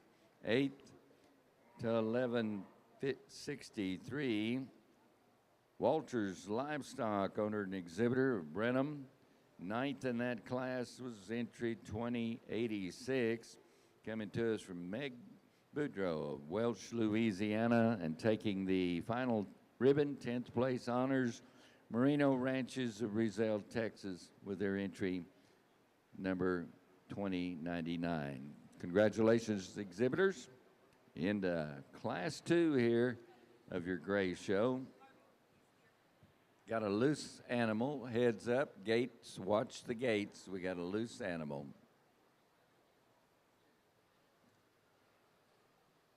Good catch.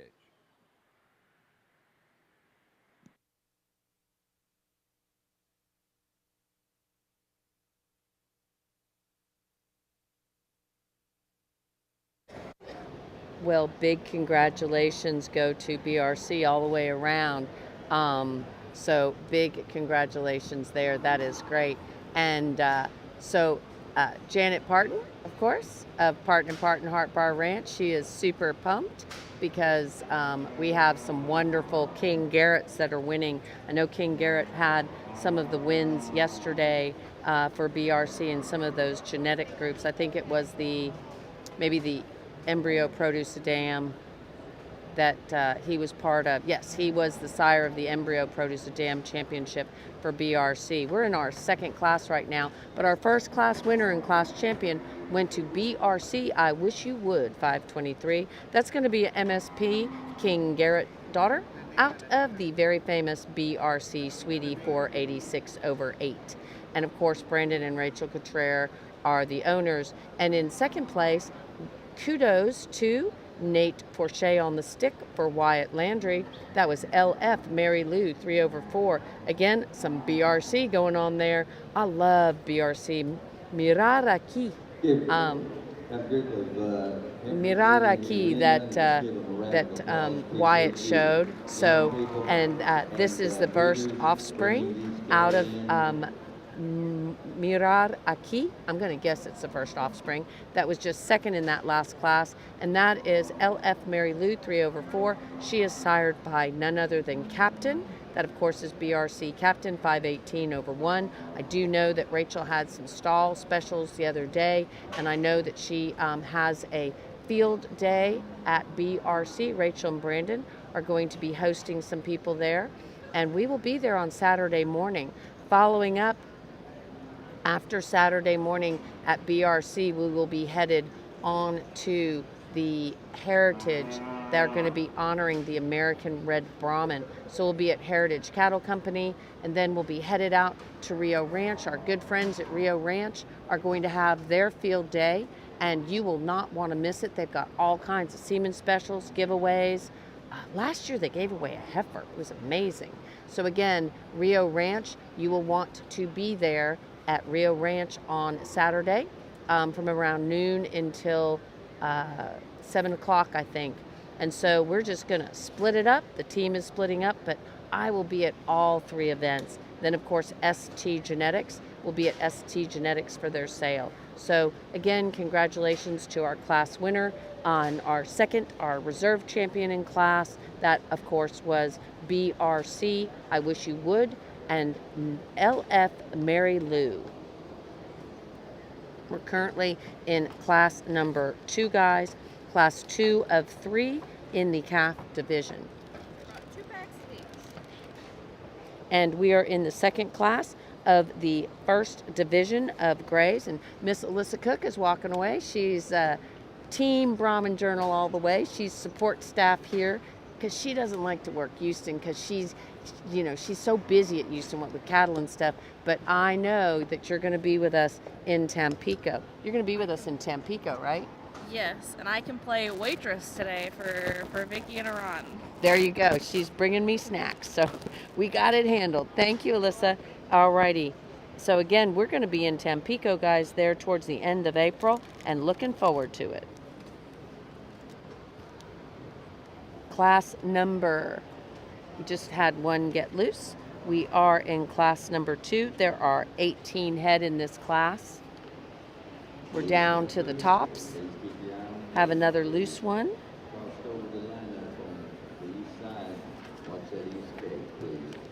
We have the Walters livestock entry. I'm going to think that this is Walters Sunny Rose maybe. Let me see if there were more Walters livestock.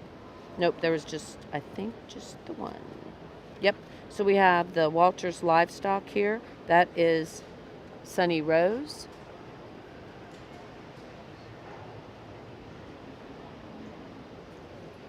We have a Bullseye Ranch down there, I see.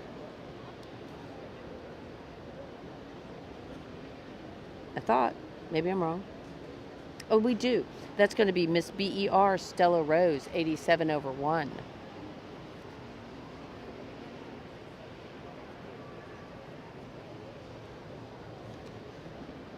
Anna Gutierrez is in here, or she was earlier. Let me see if I can find her now.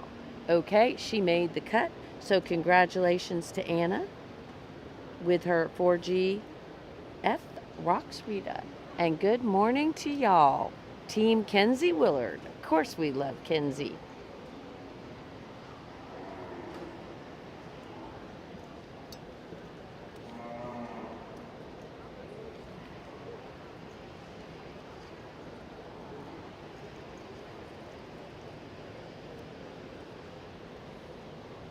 Okay, still in the running here is 1366.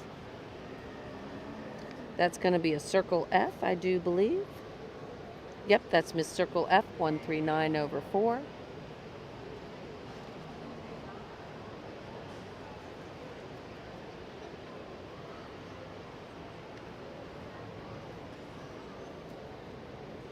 $15.20 is the Walters Livestock. We already talked about her. That's Walters Sunny Rose. We have 1151. 1151, that's going to be Miss KI 242. That's a polled female. We're also going to have, trying to catch some of the ones down at the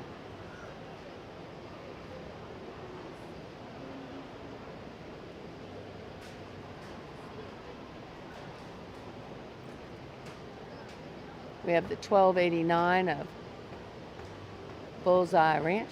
Can you catch the second person, the young man that's kind of probably the shortest showman in there? There's two short showmen.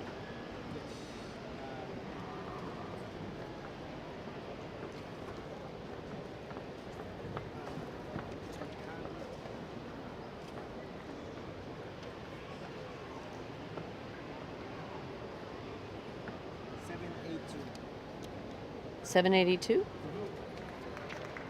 All right, looks like he has a, wait, nope, I'm not sure. Nope, 782. So 782. Okay, that is going to be the Riptide, Miss TCC. She just got pulled aside. Who is in second right now and who is in third? 1153 is in second right now. That is going to be Miss KI. We have two Miss KIs. Miss KI 235 and we have Miss KI 242. And who is in 13? Is that 1387? 1366. 1366.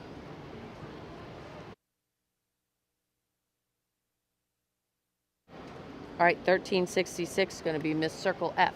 So we have two KIs. We have Miss KI 242 and Miss KI 235. Good morning. Thank you to the Brahman Journal for the live coverage. Hey, Robin, how are you this morning? Thank you for watching for sure.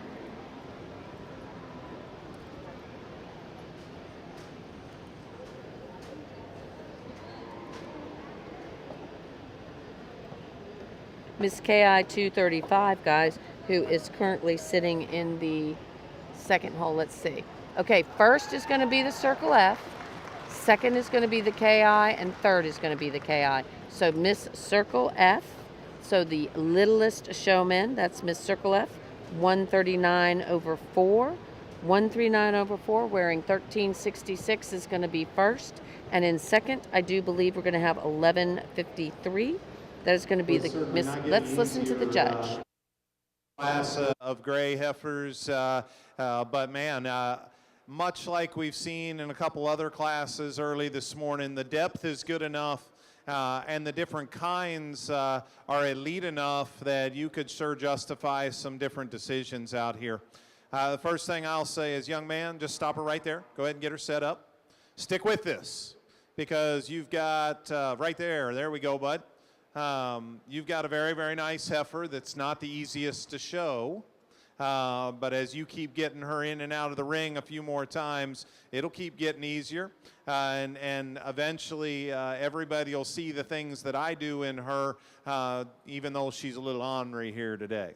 But that is, to me, in this top grouping, when she hit the ring, when she's in motion, I think you kind of see what she is. She stays a little more collected, and she's not fighting the halter quite as much.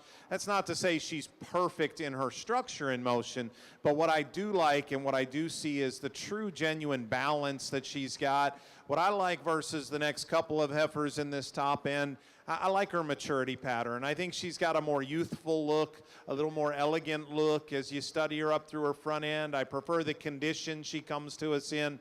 As a result, she's just a nickel fresher and just more youthful in her general appearance. That heifer's got a big top, a big wide hip and pin set in her. She's really, really attractive from the profile once we get her pulled together. When we set her in motion, she's just a little shorter stepping than perfectly ideal. I'd like to modify her in that regard, but in this particular lineup, I think she ended up generating the most positives for me in terms of look, natural dimension, and just stage of development and youthfulness, if you will, to win this class. Now, the red tinged heifer, if you like her to win, I'm not going to argue with that because she does represent kind of that big-footed, sound, long-strided, look we've kind of tried to find, and she's got body volume and mass and dimension to go with it. She's just a little mature for me at this stage, and I wonder where she goes. I encourage this young lady to keep her as fresh as you possibly can because she looks like the kind that is going to get fat on air, if you will. Not going to take much to keep her in good condition, and I hope as she matures, she can stay attractive enough in her look and not get past that point. I just don't know where her growth curve is going to take her, and just a little plainer, a little coarser, and more opened up in her shoulder than ideal as well, but a really, really good heifer. I think that one is stout and still really, really good in terms of her structure. I think an interesting breeding piece for that young lady. The heifer that comes next just kind of continues to grow on you, and for me it's always going to be about basic function first, and she's got it. She's a little rounder out of her hip structure than ideal, and maybe not quite the overall natural width built in her as the top pair of heifers, but a heifer that's certainly sound, deep-bodied, got some performance, good female there. Next young man's done a great job for us. His heifer is just a nickel plainer in her general appearance, and probably the biggest thing in her is just the build and the travel of that hind leg. She's just a little round hip, but she never quite flexes that hock the way that she needs to. She's bold and she's powerful and stout from her hip forward. I think she's a real contender. The heifer that comes next, if we just park them still, there's as intriguing parts in that female as anything in the lineup. She is so up-headed, that neck comes up high, and she's so refined in the shape of her neck. She has a strikingness about her. Wish she had a little more body to start with to accommodate the frame she's got right now. You know, that they're at that age where maybe she's taking a growth spurt and she needs time to belly down. She's also just a little bit tighter in the way that she goes off that hock. But again, a really interesting heifer, a heifer that's going to be fun to watch and see how she develops, because where she's good, she's very unique. The heifer that comes next, a little like her, I'd like to just give her a little more natural dimension all the way through. Starts right at the floor of her chest. Just to open her up, just make her bolder and more dimensional, all the way through, and maybe especially as you get behind her, pick that pin set and widen that pin set just a touch. When we get her out in motion, I think she covers her track. She's very, very correct in terms of the way she plants to the ground. A heifer, though, that needs more dimension and probably doesn't have quite as unique a look up front between that pair of heifers that both needed more natural width. The next heifer's more moderate. She's deep and she's bold. She's just a little too plain, and I read her just a little off in her front end structure as well. The big heifer that comes next is just a little piecey. She comes off behind her shoulder and rounds out of her hip, a little pinched in her heart. Love her length, love her stoutness of bone and her substance. A heifer that's got some growth, just needs to piece it together a little little better. A lot of the same holds true for the next heifer. She needs to be square and better in the way she comes to her hip and handles that hind leg, but a big performance heifer. Then the black heifer that rounds things out for us, some value, some uniqueness. If you think about, color and some of the marketing avenues that can come with that. I need to have a little more width in that heifer and see her move just a little more comfortably to get into this top grouping of this lineup. Again, a really strong, very diverse class and challenging, but excellent cattle for those gray exhibitors. Give them a nice round of applause, if you would, as they head back to the barn. For the overview here in Class 2, the Gray Show. First place honors going to entry 1360s. All right, we had some great comments that we'll make sure we get up on the screen, because there were a lot of people wishing a lot of people luck and saying, go team. So Amy Brown was telling us that he might be little, but his heart is huge. Way to go, Ross. Absolutely. I'm so excited for all of these breeders. It's been a good show so far. We're in the arena with Chris Mullenix. Chris Mullenix is our judge. If you want to learn a little about him, we do have an article about him in the Brahman Journal in the February magazine. So our champion in that class went to Miss Circle F 139 over 4. Big kudos to Team Heritage. That's going to be a Mr. H. Pride of Maddox Manso daughter out of the very famous CT Madame Boudreau 11 over 15. Coming to us from Walters Livestock in Brenham, Texas, 7th in the class, 876. Cattle, exhibitor, Santa Fe, Texas, We're showing coming to us from the Smith Province. Go BRC. Okay, yay, go BRC. And Ross, I'm sorry guys, and Ross Underwood is the owner of that class champion. TCC Farms is the one. Go BRC, of course, that's Craig Coutrere, sorry. Sometimes my tongue gets stuck. So again, and Larry Anderson, thanks again. You're letting us know that you're not here, but you're watching from home. So we greatly appreciate it. And so awesome. We wish you were here too. And so again, thanks guys for everybody watching. Really do appreciate it. So we were talking about our class champion. Hey, Bob Rich, we wish you were here too. And JC Underwood, of course, maybe watching Ross win that big class.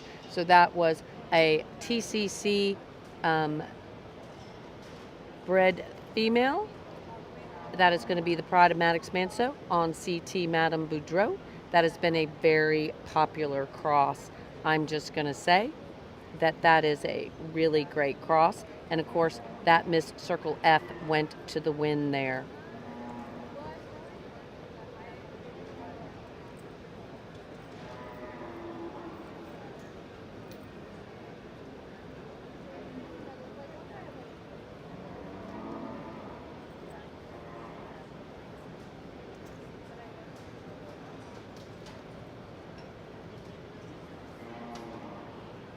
Of course, that is going to be, you know what, Iran.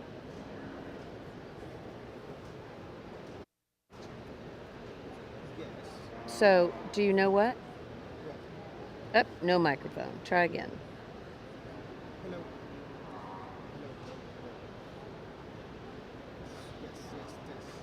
We're testing Iran's microphone, seeing if he can get it hooked up or what, because we don't have it right now.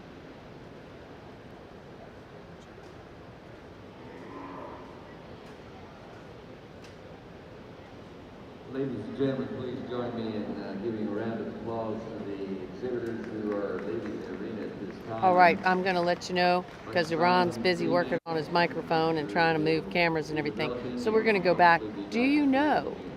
I wish that Jesus was online with me and I could ask him questions. Who is Miss Circle F 139 over 4 a full sister to? Who is Miss Circle F 139 over 4 a full sister to? I'm looking at Ron, but he can't answer because he's trying to fix his microphone. So, We'll see if he gets it. Chess. Oh, Yes. yeah, you got it now, dude. Okay, so let's go. Who is the last class winner of Full Sister 2? She is a Pride of Maddox Manso out of the Madame Boudreau female. I have no idea. Everyone's like, I don't know, all I do is the cameras. That is a full sister to our show cow of the year, CT Miss Madam Pride, that J&L Cattle Services leads. That was a full sister. Okay. Okay, there you go. Okie dokie.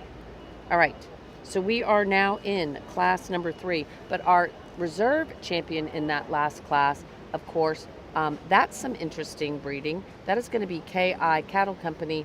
That is going to be a Jomandi El Toro, which is a kind of a red-tinged gray bull from Australia. And then out of Merino Miss Lady Risa Mia, which of course is going to be a red female of Merinos. She clearly got color classified as gray, and so came out gray. That happens. So now we're in class number 3. Class number 3. We have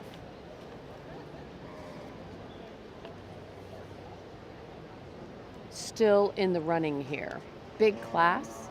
We'll let you know. Well, they haven't even started pulling yet. So this is a class of 19. Ooh, we have the DM Miss Poppy. I love her. She's sitting right here at the front. Good morning, Mario. How are you this morning? ¿Cómo estás este día? Mario, ¿dónde nos están viendo? Where's watching from? ¿Desde dónde nos están ¿Desde viendo? dónde nos están viendo? I got it pretty much right. Okay, there you go. Thank you, Ron. So, Ron, we have some great ones here. DM Cattle, you know, they're one of our sponsors. Yes. Yeah. So, DM Cattle has something in here. Also, BRC, Brandon and Rachel Cottrell. Star B Brahmins had something in the arena. Have they already excused some? They might have been excused, but we love watching them show. Mario is watching from Honduras. Honduras. Oh, wow. Oh, you are watching from Honduras. We met while we were in Honduras. We will be back in Honduras. It's already been planned. We will be in Honduras in June, I think. San Pedro Sula. We were in Tegucigalpa, and now we're going to go to San Pedro Sula. Okay, we have Zach Mosley on the stick in here, I do believe.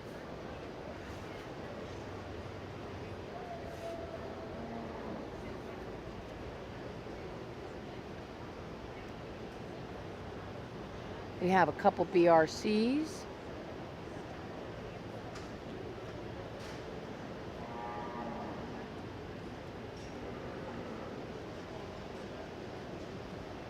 Okay, 1, 3, 4, 1. Oh wait, no, we don't. We have Tate Barnes. We have Tate.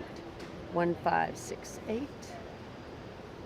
We have England Cattle Company. We have a BRC, and we need to tell him to wear a vest because it makes my job easier. He wears it on his hip. We have 1517. We have 925. And we have the BRC Harley. You know, I think when they have to change their numbers so much, it makes it easier to have it on their hip. And we have 702.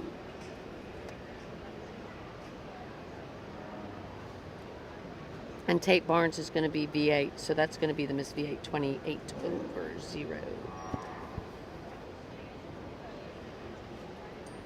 So again, we have DM Miss Poppy. We have still in the arena 925. That's going to be the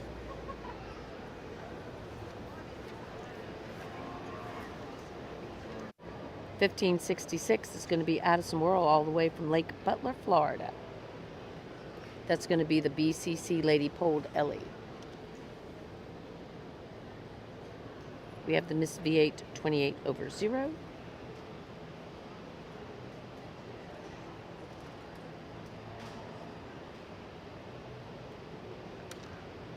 We're down to the top 5, guys. Trying to catch numbers on the... Okay, we have England Cattle. England Cattle is in the running, I do believe.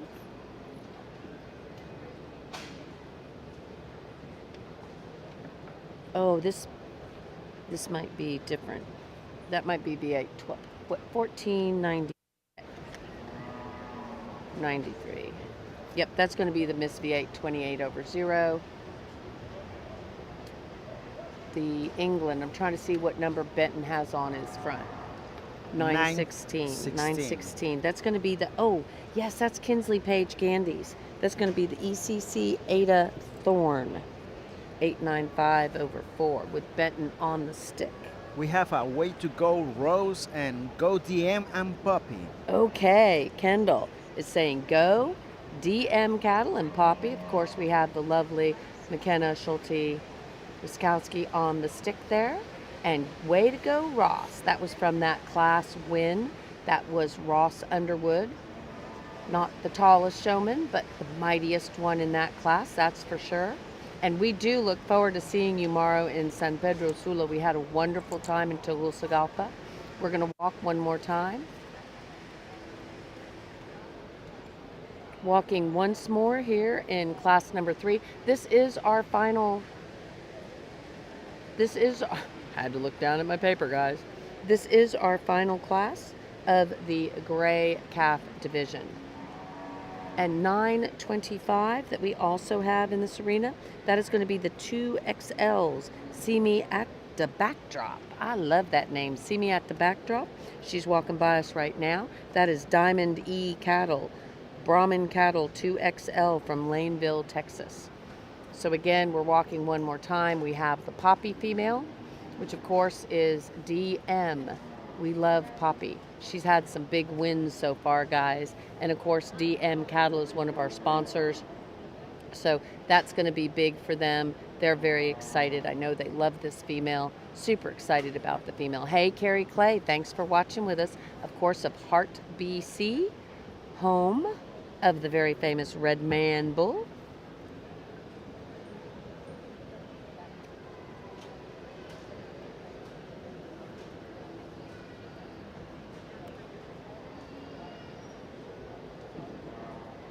Red Man, of course, is Mr. V8 195/8.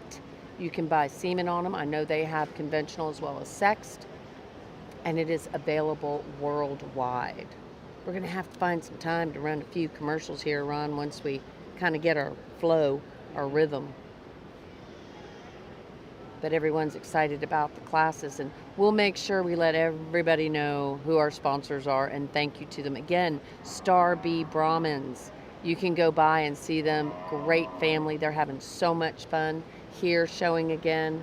Of course, Lori showed years ago and it started back up, so that is always fun. I'm going to see if I can get my good friend to come visit with me maybe later about Cebulandia. What do you think? Maybe later we can visit about Cebulandia, okay? No, I'm talking to you, and I'm talking on the live stream. So yeah, Cebulandia is one of our sponsors here, and so they're all the way from Central America, from Guatemala. They do a lot in the, they distribute semen, and they help distribute genetics. Okay, we are down to the top 3, guys. We've got DM Miss Poppy, 20/4. We also have the BCC Lady Polled Ellie, and we also have the 2XLs See Me at the Backdrop. The Poppy female has won so very, very much. She has started her show career just recently. I actually can say that she was one of the females that was offered in the sale. I think they just decided to keep her. So we're walking one more time. So DM Miss Poppy is a WL Mr. DM cash on hand daughter out of JDH Lady Kelby Manso. She is, she's owned, they did sell her. She's owned by Kimber Calhoun. And so she was the reserve champion at the San Antonio Stock Show. She also has been multiple time champion. She is just a super special female. Okay, so third, second, and first goes to the 2XLs. See me at the backdrop. That's Diamond E cattle, Brahman cattle 2XL. So we're going to say, see me at the backdrop. Sorry. Those are mine and I'm using them, guys. I'm alternating red and gray. Sorry, guys. Everybody's trying to get my catalogs. Let's listen to the judge. Pretty handily the deepest class we've had. And you know, we walked them a couple more times as we got down to half a dozen, and now these three, and it matters, guys. I know it matters to those three young ladies. You know, one of them, unfortunately, is going to have to be third in this group of cattle, and I like all three of them very, very well. So my congratulations to each of you, and I'll tell you what I see in the cattle. You know, honestly, as we walked them that last time, it was just bringing final justification to me on the way I was going to rank 2 and 3, because I had my class winner. I think, again, a female that really presents a lot of good to us in terms of combining some of the things we see in the next 2, 3, 4 heifers. Beautifully balanced. Young lady knows how to get the most out of what is already an attractive, high-quality heifer. She's so good in terms of her underline, that depth and uniformity of body depth. A heifer that maintains her top line and hip very nicely, both while standing and on the move. I very much like her joint work. She's flat and good in her joint work. You know, she's clean and yet maintains some breed character and quality about her head. And I think just a very, very complete, good, high-quality female. If I'm going to pick on her, the heifer in second is my absolute favorite at the ground. When that heifer that wins the class goes away from me, if you just study her from her ankle down to her feet, she could be just a little square, a little better in the way she plants off of that rear foot to be perfectly ideal. But if that sounds like I'm being nitpicky, I am. But I think it's important that we recognize all the pieces to the puzzle. That's an excellent female that leads off. As we said, to me, the biggest, soundest footed heifer of this initial trio is the one in second. And I just see a brood cow in the making. She is so sound. She is so good in her body type. She's moderate in her frame. She's always going to be an easy fleshing female. She doesn't have that same level of elegance and attractiveness up through her front end as the heifers on either side of her. I think she does get out in motion and maintain her hip just a little nicer than the heifer behind her does, and she takes a little longer step out of her front end. That's how I ended up sorting that particular pair. But it's very close, because in contrast to that kind, then you get to look at this kind, and it's a matter of which way you want to go, because this heifer at the stand, man, she is cool. She is up-headed. She is really, really attractive about her head and neck carriage and the way it comes out of the top of her shoulder. Young lady can absolutely stick one, because she loins her just enough to give you that right kind of balanced look here from the side. As we set her in motion, the pins drop just a little more than ideal, and she needs just a little more base width and natural dimension all the way through. But that is a trio of excellent females. My compliments to all three young ladies. I know it's hard to be third in such a good class, but I appreciate all those cattle. In fourth, we just have a very correct heifer. A heifer that's as good in her top line, as level in her hip as anything that's in this group. A heifer that I think is certainly sound enough in her structure, even though she's got a little puffiness in that hock. I would like to eliminate just a little bit of that fluid, especially this right hock. When we watch her go away from me, a little like that heifer in front of her, probably just needs a little more natural width to her base, a little bit more substance to her. But right there, I love the way that heifer pieces together and balances out from the profile.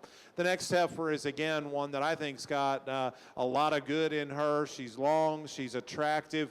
She never wants to quite release that hock and let it go and flex the way it quite needs to. Her stride's long enough, but it's just the way she goes in that hock that I'd like to change. As we start looking at her relative to those ones in front of her, she's another one that can kind of roll just a little bit in her hip, but a heifer that's certainly still got a combination of quality with the natural dimension that you appreciate. The big heifer that comes next, the darker tinged heifer, blue pointed heifer, if you will, a heifer that's long and high performance, gets a little up and down in her top line, and just doesn't stay together quite as nicely on the move. Next two heifers get a little piecey. Right behind their shoulder, they break. Because of that, they don't stay together as nice from the profile or in their top line on the move. I think heifers that have some merit, though, tremendous length in that heifer leaving and a little more width and mass out of her hip than the red-tinged heifer that follows her. That heifer is fresh and very smooth in the way her shoulder blends into her body. I just would like to see her a little wider, and both of those heifers hook up a little different in their top line. Next heifer's better there, but a little shorter coupled and plainer in her look with a little more condition. The next heifer, I love her muscle shape and her correctness of condition. She just gets a little round in her rump structure for us. We round out with a pair of heifers that are still good cattle. This one's long, looks in a little bit of a growing stage. I'd like to give her a little more body depth and volume to go with the framework and length that she's got. I think she's pretty nice at her foundation and movement, but a heifer that probably just needs more body. Then we wrap things up with a good, moderate frame kind of female that's still got some femininity but needs more width the base and more mass. Excellent class, shaping up to be a really strong division here in your grays as well. We greatly appreciate your help here and the information on your placings here in Class 3 of your gray show. And ladies and gentlemen, taking the first place honors, entry 925 coming to us from Diamond E. All right. Well, congratulations go out to Diamond E Cattle and Brahman Cattle 2XL.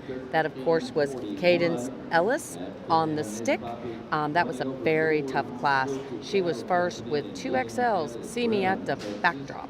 That's going to be a Mr. Bar DM and Ghost Rider 120. Of course, that has been a grand champion multiple times and our show bull of the year twice. We're coming back in now, guys, for the calf championship drive here at Houston Livestock Show and Rodeo. We're going to be seeing in the gray females for calf division the BRC I Wish You Would 523. That's going to be an MSP King Garrett 584 over one daughter out of the BRC Sweetie, who of course was grand champion at Houston Livestock Show and Rodeo, owned by Brandon and Rachel Cottrell. I do believe this is going to be one of the groups, one of the animals that was in a group that helped BRC win some big trophies yesterday. In our second class, we had Miss Circle F 139 over 4. This is a pride of Maddox Manso out of CD Madame Boudreau. Of course, that's going to be a full sib to our show cow of the year this year. That, of course, is Madame's Pride. And then in second, in the last class, we had the 2XLs. See me at the backdrop. That is going to be a Mr. Bar DMN Ghost Rider 120. Daughter out of Sangria 106 over 5. Brahman Cattle 2XL with Candace Ellis on the stick. Our division drive here in the division, and we'd like to share with you the lineup. Representing your Class 1 is a female from BCR. Of course, the BCR female.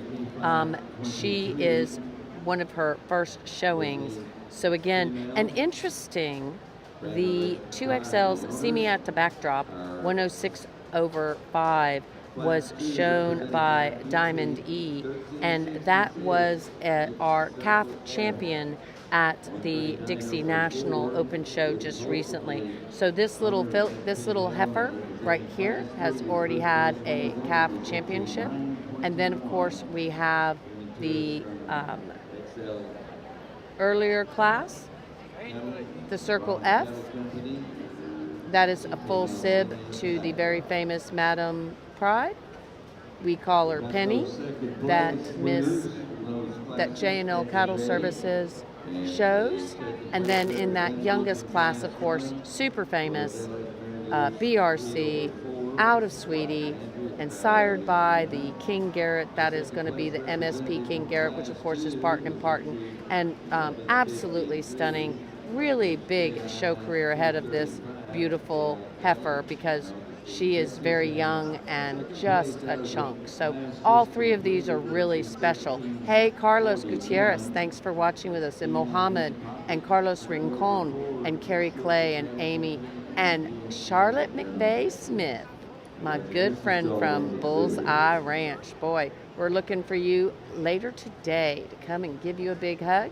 Charlotte, I do believe, is going to be going to Panama with us to the national show in David. Of course, she was with us in Honduras. I would imagine she'll try to go to San Pedro Sula with us also, which will be another national there in Honduras. So we're excited, guys, and thank you, of course, to the AMCC. That, of course, is the Association Mexicana de Criadores de Cebu. They're going to have their International Cebu show in April, and we will be there. We'll get you those dates. We'll be in Tampico in April for the International Cebu and their big general membership meeting. We're trying to work out if we will have a field day also. So again, we'll be there in Tampico. We've been selected. I'm so proud. You know, Clay Hudgens, I agree. They are some great calves here in the arena. Clay Hudgens, of course, of JDH fame. And so we're excited. Maybe, Clay, you can do some traveling with us this year. We're talking about how Mexico has picked us up for every single one of their majors. And thanks for watching from Thailand. Let's listen to the judge. And this is our judge. Again, guys, initial division here to start your Gray show. And, you know, we've had some give and take in these classes, but the top end quality has been everything I would have expected in your international. And what a joy it is to just share my thoughts on the cattle. We get them back out here, and there were 4 heifers that stick in my mind, you know, through the course of this division. That heifer that won the first class, and then actually the initial trio of heifers in our final class. Those are the 4 heifers that I think are the serious contenders to get a piece of this division. And obviously we had to work through that class here that wrapped us up and make a decision between 2 and 3 in a close call. But you know, really we come back out here, and I couldn't be any happier with the way these fit together. And actually, as you think of those 4 heifers, you know, we had give and take in 2 and 3 in that last class, and it probably ends up generating a situation where I really feel comfortable that there's a pair of heifers that just represent more completeness and piece everything together out here in this particular division drive to be our champion reserve. That young heifer calf has got a uniqueness to her, and I'm excited to maybe see where she ends up a year from now, because the way she is made and her look here from the side, you know, just to be that up-fronted and extended and elegant, but that chest is so neat in her, and she gets progressively deeper. A heifer that's obviously young and immature at this stage. You think back to that class, and I feel very excited that we stuck to our guns and said they don't have to be the biggest one in the class, because I think you see a natural progression of cattle that are in my right kind of frame score and weight as you look at those 3 class winners. We said in class that she maybe wasn't getting out and moving perfect. She's learning to be a show heifer probably, and probably a nickel better here when we come out in this champion drive even, but she's absolutely a contender. Young man, we're getting better. Things are going better, aren't they? He keeps working at it. I don't know if that heifer quite moves as nimble as she needs to get a piece of this division, but a nice female. Then back here, we talked about that heifer out of our final class just a second ago, and I think really puts a lot of things together, and again, in a nice maturity pattern. I think performance is excellent, but not a heifer that looks like she's destined to be too big by any means. A quality female that looks like a brood cow and yet still gets out and handles it in motion. I think that's absolutely a contender. We had the power heifer in second. I think we've got the 2 more complete heifers that win classes. It's close throughout this lineup, but your champion's going to be out of class 3. Young lady, congratulations. Reserve's going to be out of class 1. Great job.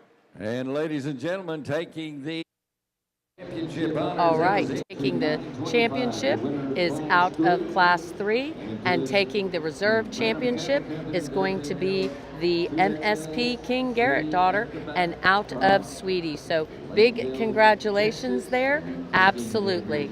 So we'll see if we can I don't think we're going to get to catch up with anybody here because I think they're all going to be busy. But we were going to run some commercials, and we'll be right back.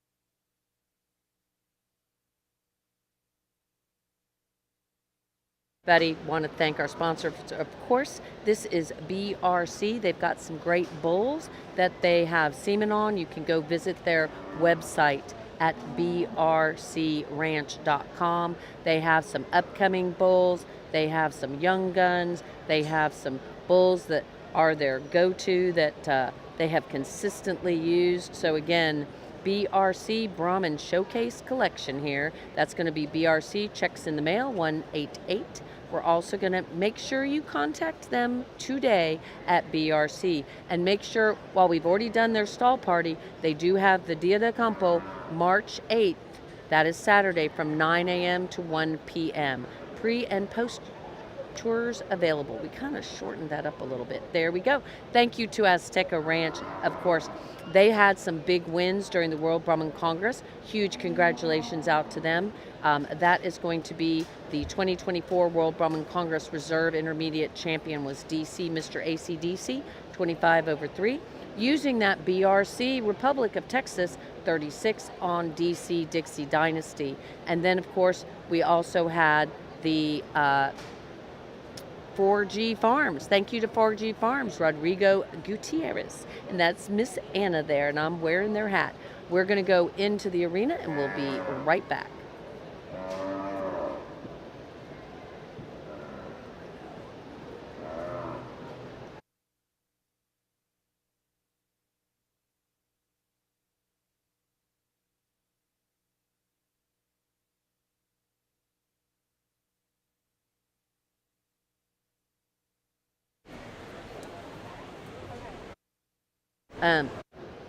Alrighty, so we're back in the arena with the very first class, guys, first class of the red, but let's talk about what just won that calf championship.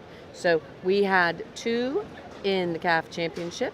One was the calf champion was 2XL's See Me at the Backdrop, 106/5/4, who has also been a calf champion at the Fort Worth Stock Show, and that is a Mr. Bar DM Ghost Rider daughter out of Shangri, 106/5. I'm sorry, she was calf champion at the Dixie Nationals. So calf champion at Dixie Nationals. I'm sure Cadence Ellis is over the moon for sticking that one. Of course, Brahman Cattle 2XL is the owner. And in reserve calf champion, lots of nice things to say about this beautiful female. This is BRC, I wish you would, 523. That's going to be a MSP King Garrett daughter out of the very famous BRC Sweetie, 486/8. So again, BRC Sweetie, 486/8. I think, she also took, I do believe, the embryo produce maybe yesterday. So Sweetie is the dam of BRC Lady Glitter Sparkle. She's also, just so many wonderful females that Sweetie has produced. So BRC Sweetie is very famous on her own also. Ron's fixing a few camera angles, and we're going to try to bring you a lot of news. We are in this red female show. We're in the red female show. We're in the first class of the second division. I heard Reggie Rodriguez is going to be in the ring. We're going to need to let everybody know that Reggie's going to be in the ring.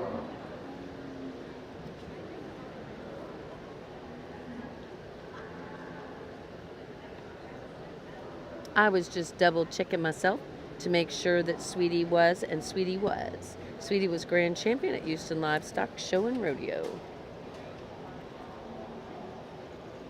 which is this show. So she was the winner here years ago, I do believe. No. Yes. It's like yes, no, yes, no.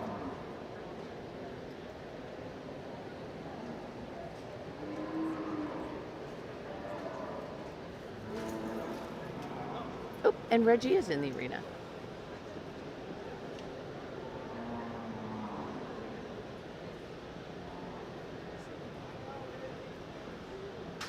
He did tell me to watch out.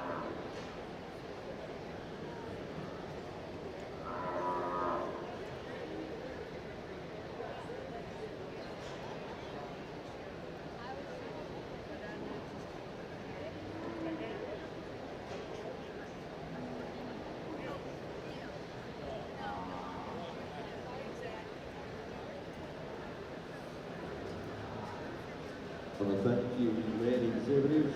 All right, they are excusing some of these on the rail, and then we're going to catch the ones that are left. We have 1913. We'll be back for the group of cattle again.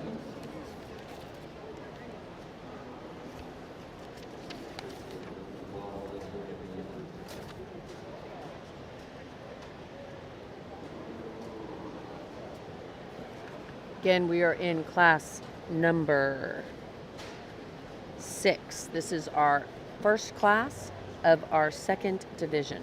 First class of our second division. We're telling Reggie to be a little on the careful side.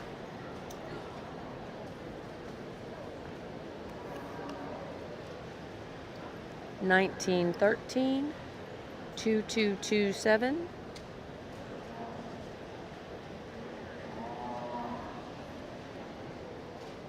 $22, I think that was a 24.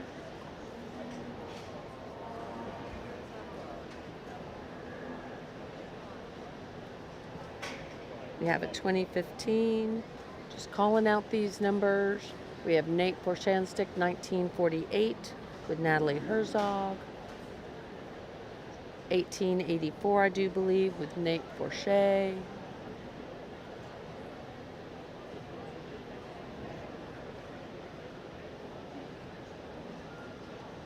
We have Bullseye in the arena.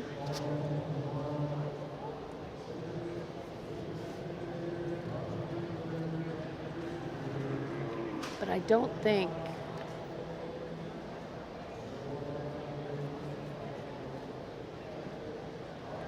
Derek must be just helping somebody show. And there's a couple of them that feel really good. And another one got loose. Or no, he didn't get loose. He hung on. Good job.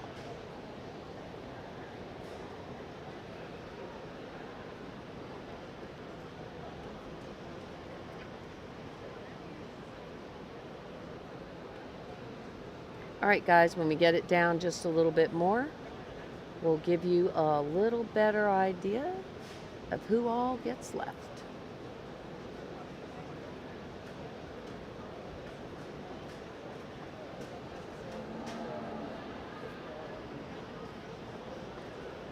Everybody's feeling good.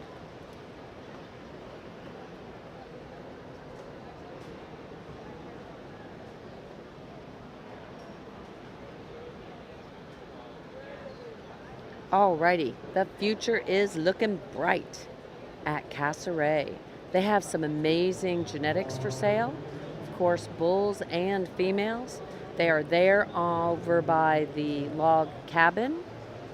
I don't know if that's northeast, west, whatever. I have no clue. But you look for the blue poles over on the opposite side from where the Brahman Journal booth is, and that is going to be Casseret Ranch, right over there. And so make sure to look for them and thank them for being a sponsor, because you guys get to watch this at home, and you get to watch it at home because we have some great people that have helped us be in the arena. Hey, Morgan and Manis and Linda Hensey, how are you? Watching for Brad, I'm sure. Cody Calhoun. I think Grayson, I don't know if she's here showing. Let me know. Victoria Garner, Morgan Brooks, Narcy Martin, Capri. Hey, everybody. Thanks so much for watching. Let us know where you're watching from. Julie, thanks for watching again. Corbin Hudgens, I'm going to be giving you an award on Saturday for the Champion of the World because Mr. PJ Butler could not be there, so I have the joy to do this. So again, thanks guys for watching with us.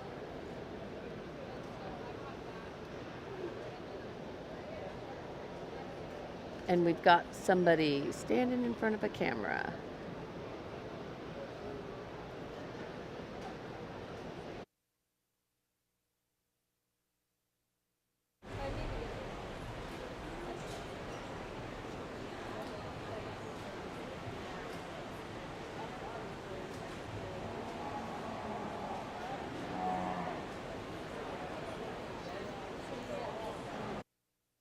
Red for Success, and that is semen available on those bulls. Those are some Casseret bulls. Kind of got that cut a little bit tight, but there you go. It's okay. Just know that Casseret is one of our sponsors, so thank you so much for being a sponsor. And Iran is running 3 cameras at once. This is pretty cool. And then, of course, we have Mr. V8 195/8. That, of course, he has champion progeny around the world. That is Redman. You can get a hold of Carrie Clay or Manuel Amperon for sexed semen globally.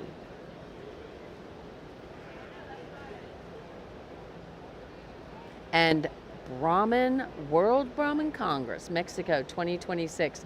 As soon as we have more information for you, we will 100% get it for you because we are ready for you guys to travel with us to Mexico. They have selected us.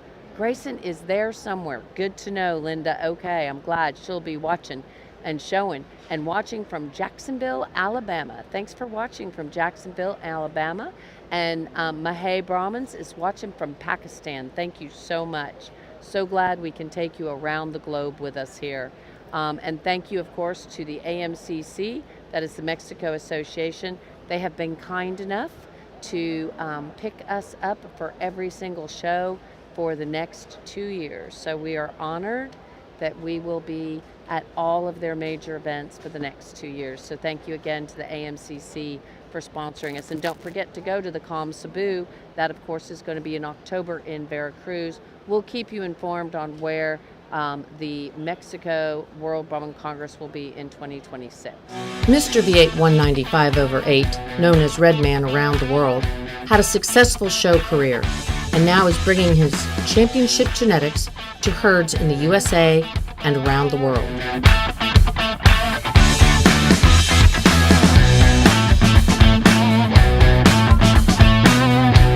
with sexed semen available worldwide, he's ready to go to work for you today. Let's look at just a few of Red Man's champion progeny.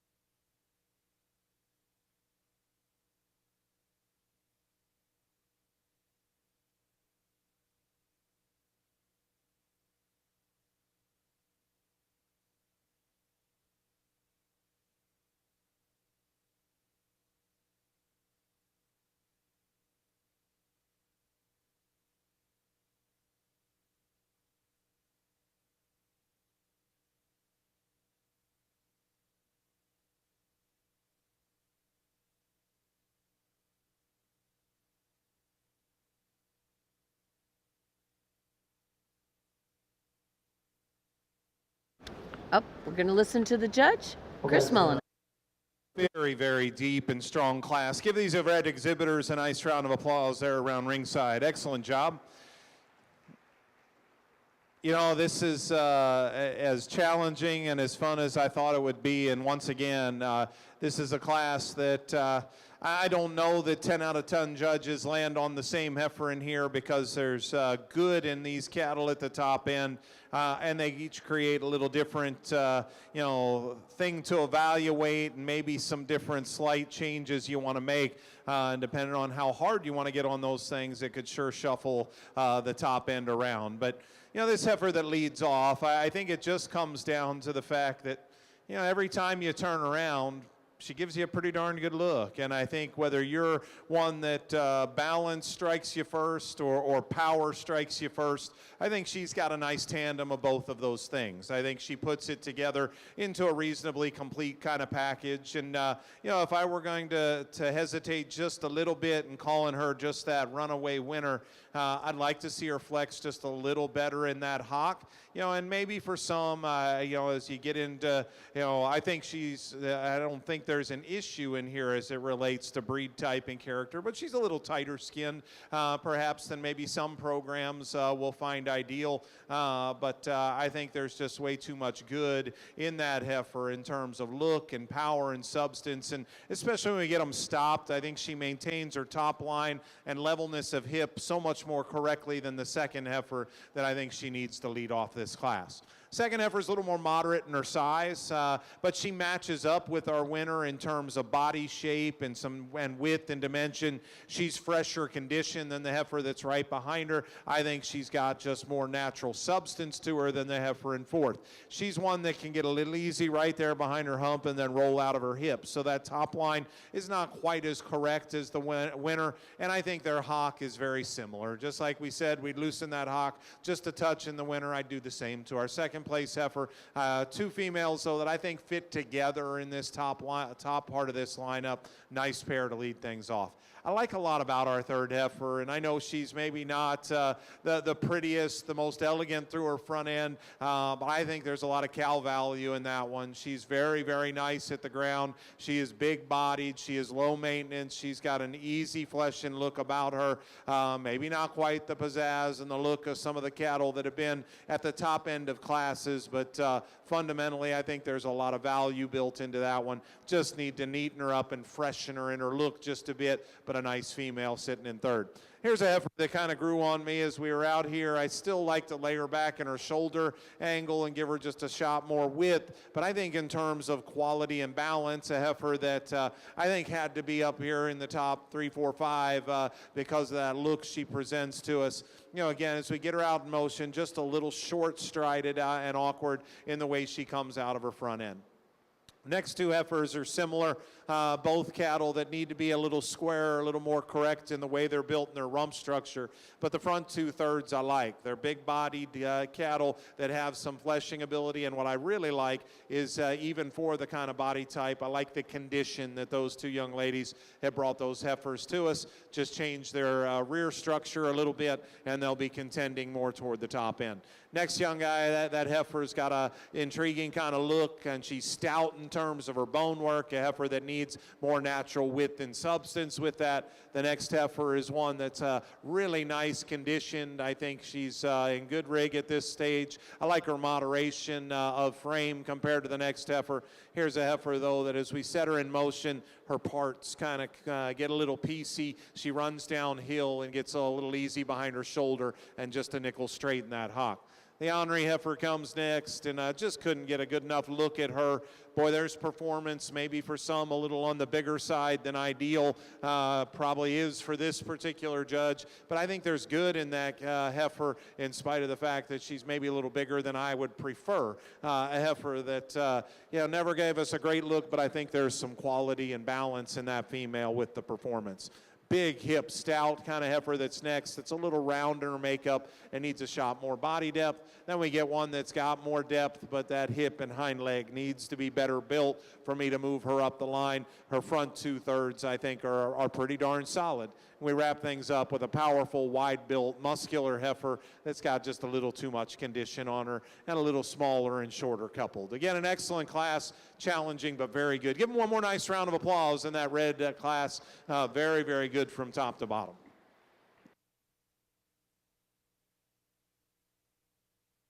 Thank you, Dr. Mullinex. Your placings in class number 6 are as follows. First place, entry 1948, Miss HC, Camellia 231 with the 4. All right, congratulations, of course, to our winners. Hope you guys are enjoying watching. Let us know where you're watching from and what you think about the show. And if there's anything we can do different, let us know. So we are excited at the first place in the first class of the junior yearling division. It's going to be Miss H.C. Camilla.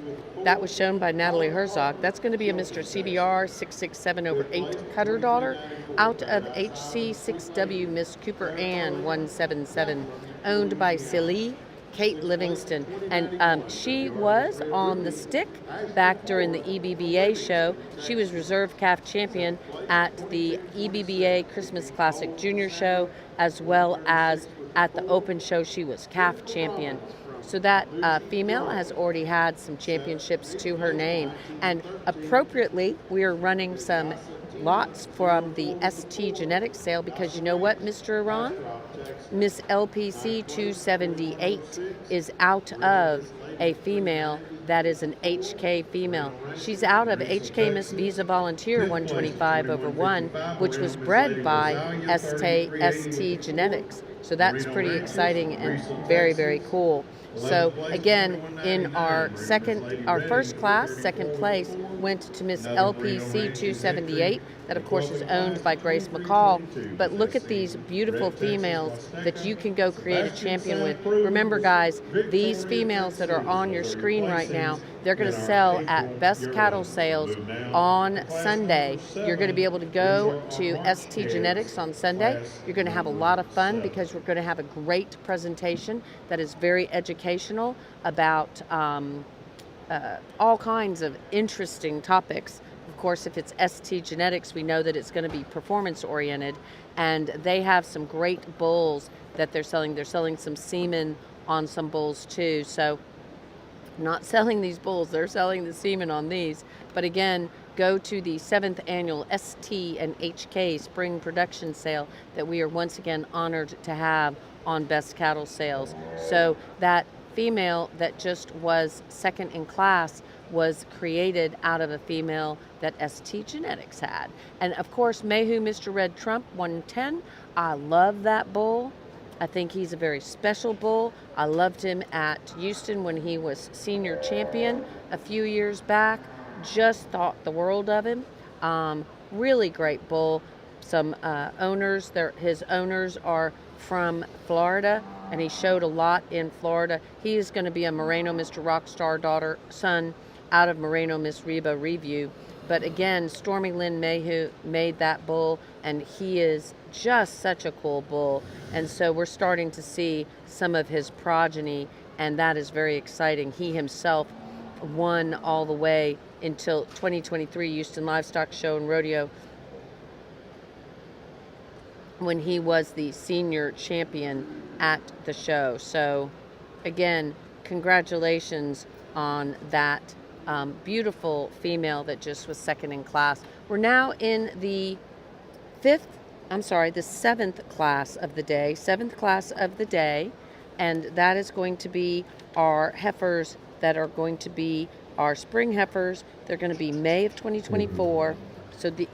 March of 2024. This is class number 7, spring heifers. They are born in March of 2024. In this class,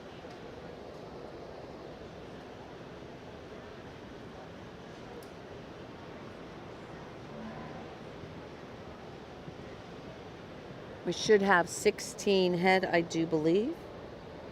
We're going to have a DB Southern Style.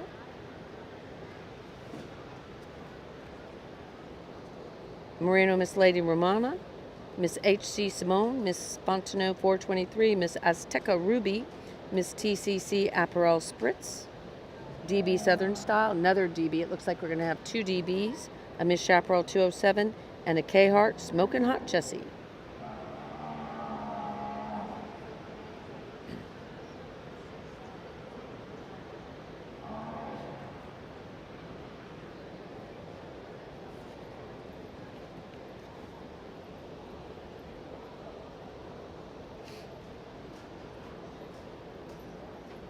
I do see, I'm wondering if I'm looking at the right book.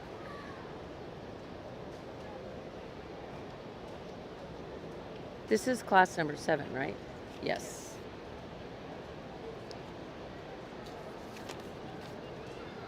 Oh, because I'm missing half of it. I was like, I know Casseray's in there, don't see it. That's Miss Casseray Akintoya? All right. Got to flip the page. Got to remember we have a lot. We had KR, Miss Red Boomerjack, Miss Chaparral 211, Huastecas Venus, Miss Casseray Trinity, KS, Miss Kissafire, Miss Chaparral 210, and Miss Casseray Akintova. So they've split the class. I'm not 100% sure which Casseray we still have. I'm going to see if I can catch that number of the Casseray. 1684.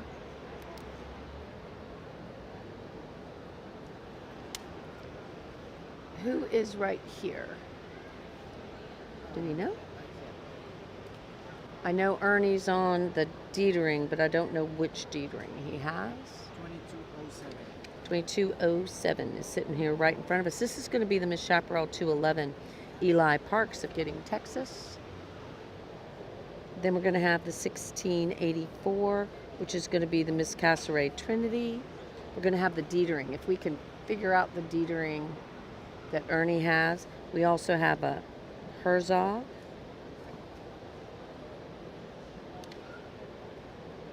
We only have one Herzog, so that's going to be Miss H.C. Simone. I'm going to catch it now. We told you about our judge 1802. today here when we got started, but the arena stands are significantly more. That's going to be the DB Southern Style 2 over this morning. I want to introduce 206. So we're down to the top judge for the International Brahman Show. 4. Down to the top 4, guys. Okay, so we have the Miss Chaparral 211 that is walking in first. That's Eli Parks. Then we're going to have the Miss Casseray Trinity.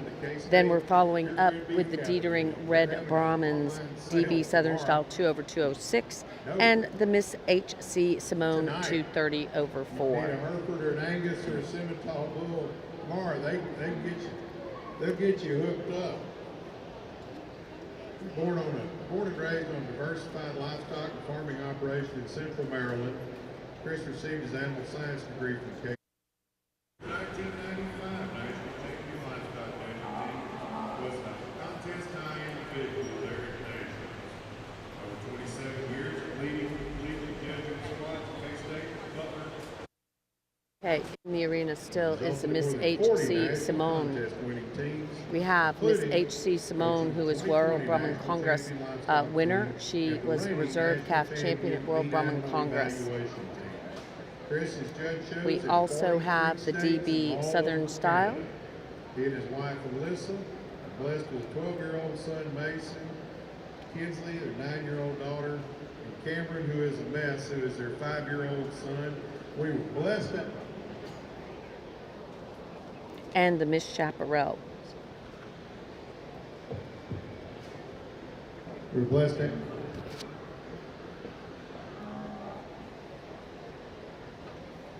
test. Not gonna trust it this time. Let's have Chris and his whole family.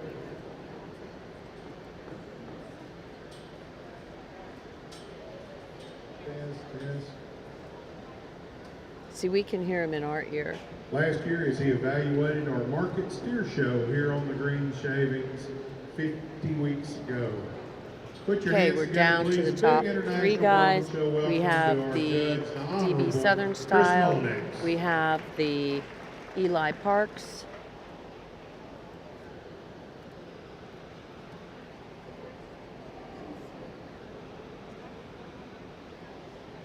The Miss Chaparral. 211.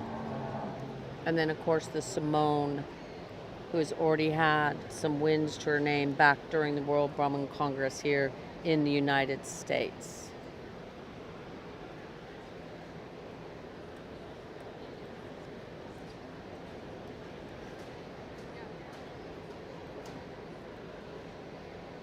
The Miss Chaparral 211 that's sitting at the top of the class right now. He's going to leave them just as is. Mr. Chaparral 137 is going to be the. Let's listen to the judge. Well, I appreciate the. We're going to lose it again. Test, test. Test.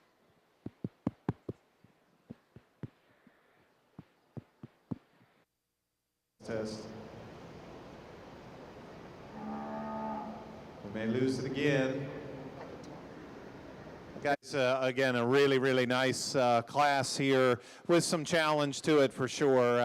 You know, as you get these top-end cattle, this is, you know, here are these top 5 or 6. Wouldn't argue in the slightest if you like them a little different way. A little is going to be determined based on where you think the right frame size, mature weight lands for these cattle as they look toward going into the production side of their life, because there is sure differences out here. I don't know how much weight variation there is in the 12 or 13 head of cattle that are out here, but it's substantial.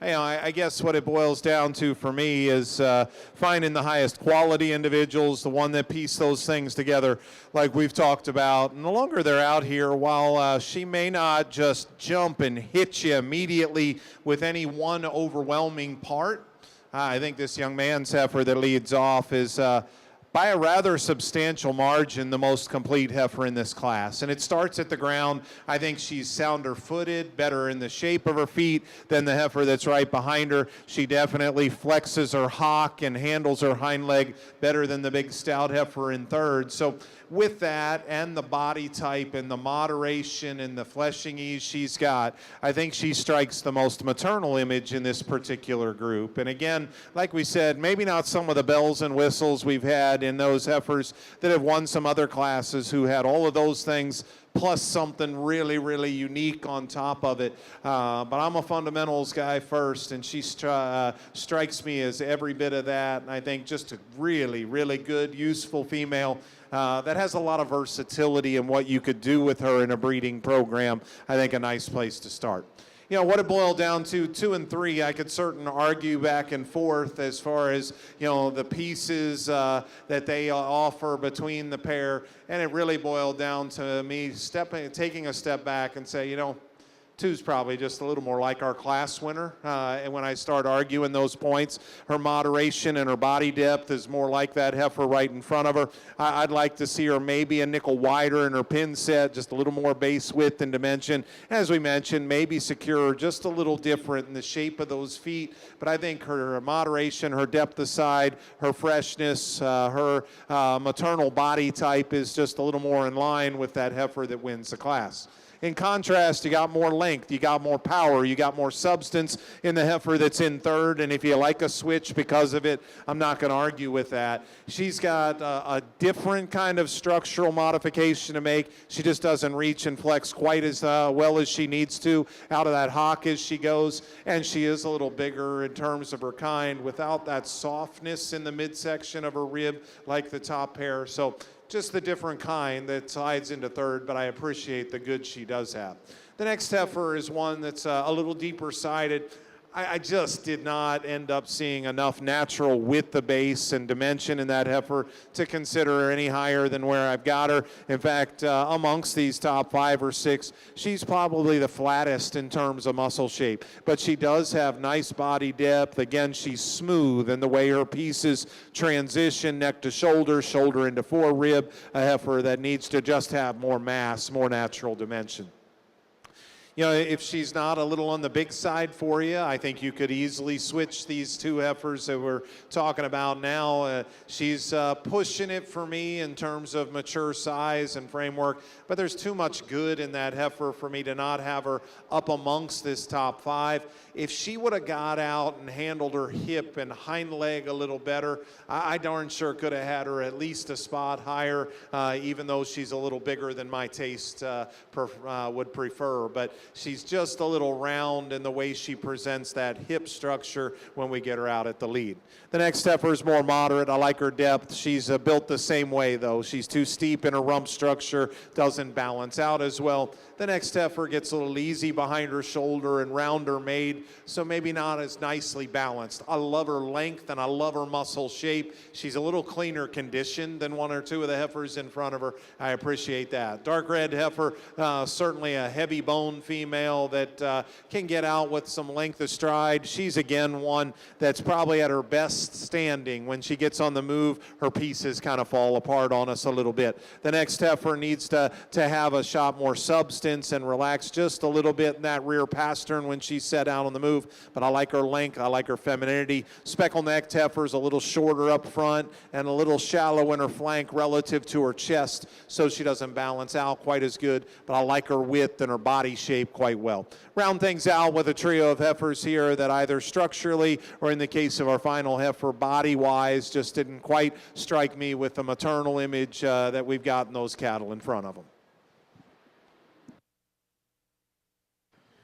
Thank you very much, Mr. Mullinex. First place. Alrighty, guys, we have a class winner and a second in class that we can give you a little bit of information about. Congratulations, of course. First in class, number 7 went to Miss Chaparral 211. Eli Parks was on the stick. That is going to be sired by Mr. Chaparral 137. Now, we're going to ask Iran a question because he's the one that wants to play trivia with me. What is the question now? Here's the question. Yes. Do you know what Mr. Chaparral 137 won himself? And do you know his nickname?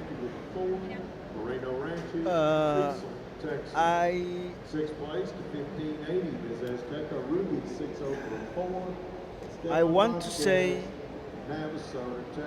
grand champion.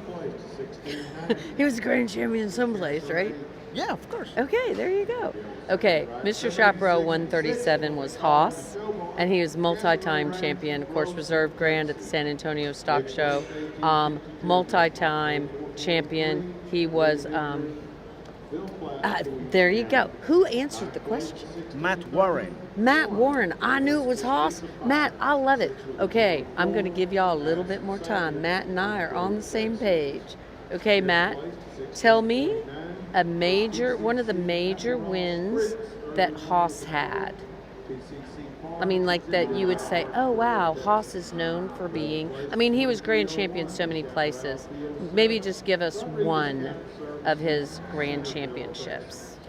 While he answered, Canon Baldwin says congrats to Ellie and Schulte Farm Service. Way to go, Ellie Parks. That's Eli. Eli. There you go. It's okay. Way to go, Eli Parks, Parks Farm. There you go. Absolutely. Okay, so that was a Haas daughter. Haas, of course, Mr. Chaparral 137. Kim Becker on the stick for most of his career, multi-time champion. And he was also our, let's see, congrats Eli and San Antonio, you're right, Matt. But Matt, tell me another one. Okay, I'm going to tell you. Oh, wait. He was national junior champion. Glenn Cox for the win. Ding, ding, ding, ding.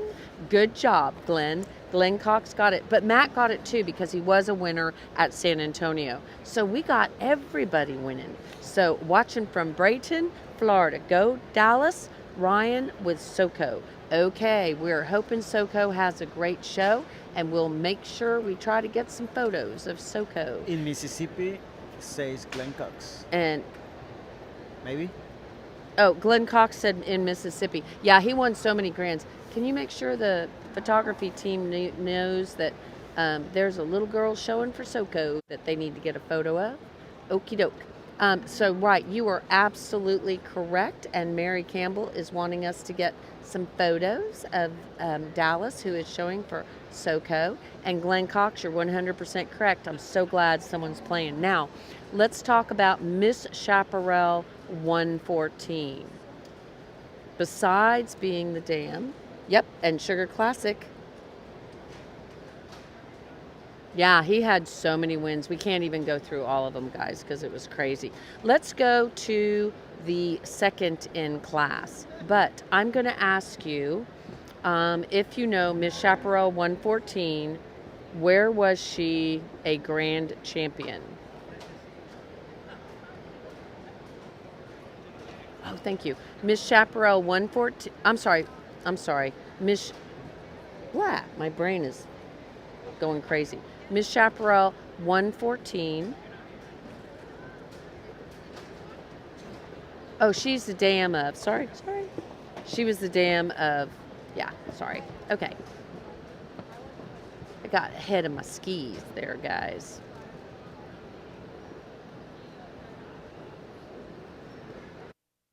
So, I'm on the wrong Miss Chaparral. So sorry. John Rivers is watching in Boston Row. Okay, the dam is Miss Chaparral 172. So sorry, I was going, yeah.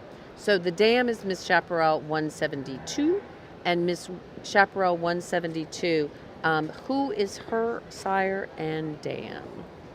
Miss Chaparral 170. Matt Warren is saying beautiful, love the 114 cow. Oh, absolutely. And John Rivers is watching from Baton Rouge. Ooh, yes. Okay. So, Miss Chaparral 172, give me a little bit, guys, about where she was grand champion. I'm going to give Glenn Cox some time. So, Glenn Cox, I'm giving you some time. Where was, I know we love the 114 cow too, but Miss Chaparral 172 is the dam of, and I got ahead of my skis. I got back a whole generation. Sorry about that. So the dam of 211 is 172. But where was 172? What's her claim to fame, Mr. Matt Warren? And then we'll talk about who was second in class in that last class. So I'm going to give you guys a little time. So second in class in that last class, of course, was Dietering Red Brahmans. That's DB Southern Style. Christy Forche is watching from Church Point. Good luck to you all. Christy, what are you doing in Church Point, girlfriend? Why aren't you here? The rest of the family is here. Come on. And Grayson is watching too with us. She's watching from in the house. And Christy Forche, she is my go-to girl to tell me how to pronounce words. Because we all know I get confused. Desde donde nos están viendo. That I got. Took me a while. No. Okay, so 172, the dam of the heifer that just won that last class, she was the All-American Own Show Grand Champion Female with Reagan Sumrow on the stick. Score for Brahman Journal. Sorry, it's going to be a long day. Okay, so you're softballing it. Christy, we're having so much fun. You should be here. Okay, so now we're going to go Mr. Matt and Mr. Glenn, because y'all are the only two that are playing the game, because Iran has no clue. Sorry, Iran. You have no clue. Yeah. Okay, so... Sorry, I'm checking some cameras, so I'm clueless on you're the focused. conversation. Okay, he's focused on something else. So DB Southern Style, that just was second in class, DB Southern Style 2/206. That is sired by DB Big Boy 1/652. Where was DB Big Boy junior champion in 2021? 2021. Or give me his grand championship, a grand championship from 2022. Big boy. DB Big Boy. Congrats to Eli. Yep, absolutely. Was it Houston? No. Well, you know what? In 2021, Matt, you're so close. It was our quote-unquote Houston show. It was the international show. So it was very close. So DB Big Boy was grand champion at the DB Southern Style 1/652 was our junior champion at our ABBA International Brahman show, but was when it was in Waco. And so Miss yes. Jennifer? Jennifer. Like that's almost cheating, Jennifer. Calling on the stick. Colin on the stick. You got it, girlfriend. Absolutely. Colin was on the stick. He has a lot of wins. He was 2021 junior champion. He was San Antonio senior champion in 2022. He was 2022 Fort Worth Stock Show grand champion. He is a DB Southern Style, and he is Big Boy. And he is a Mr. BF Ironman son out of DB Southern Style 1/249. He also won at TJBA State Show because Colin Parker was on the stick back when he was a junior. 2020 All-American own show. I mean, on and on. It just goes on and on. So again, some big wins there. And 172 won the calf division at the international show. Mauricio was showing her. There you go. Score for y'all. Okay, looks like we have a winner here. I'm sorry I got so focused. Let's tell you who's going to win. We're going to listen to the judge, and I'll get you some stats and data. Strong class of red heifers here.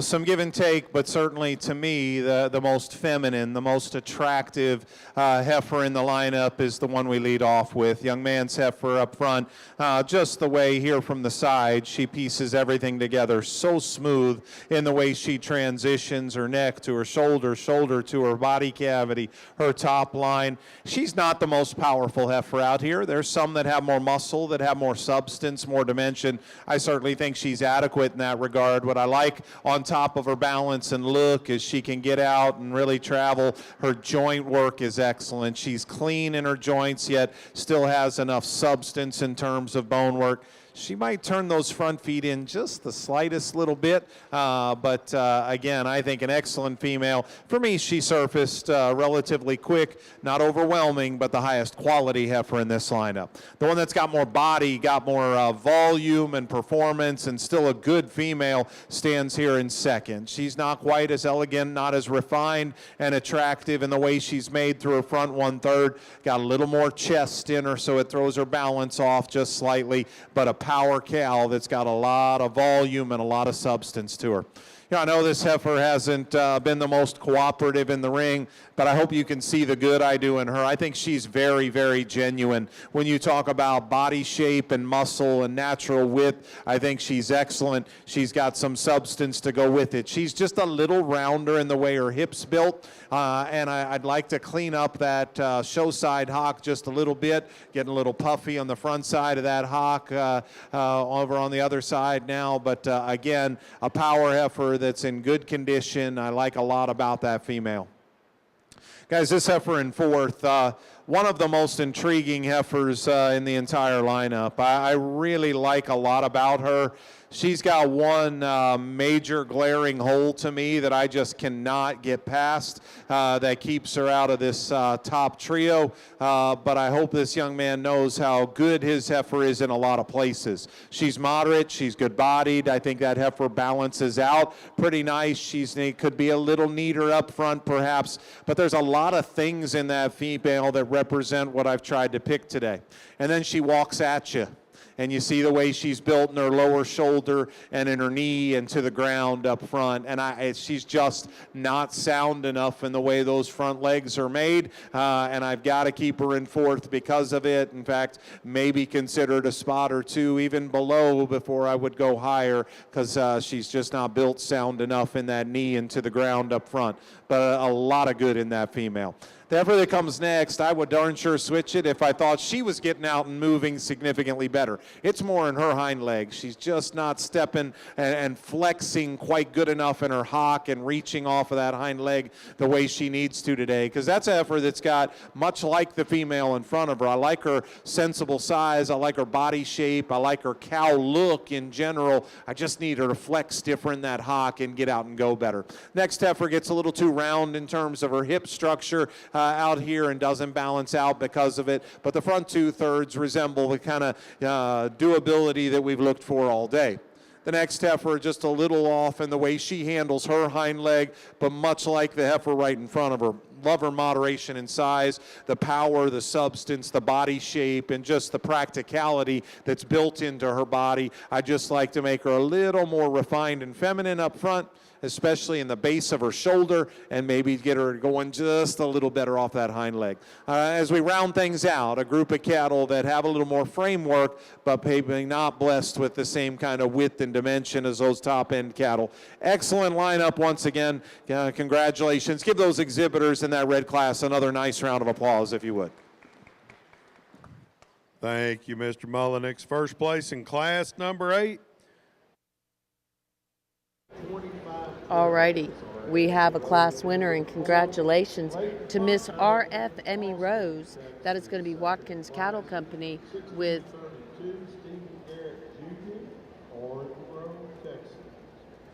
we can go ahead with that.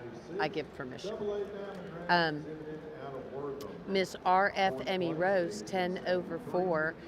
Watkins Cattle Company, Leighton Fontenot on the stick there. That was a female that also was a class winner at the World Brahman Congress Junior Show. So again, Miss R.F. Emmy Rose, that is a Mr. WCC 296/8. Now remember, Ron, ST Genetics is selling semen on that Mr. WCC 296/8 because they had some big wins earlier today, and then she's out of Miss WCC Rosie 336/9. Again, Watkins Cattle Company as the breeder, and of course Leighton Fontenot as the owner. And then in second place we had the LPC owned by Stephen Garrett. So we had the LPC owned by Stephen Garrett.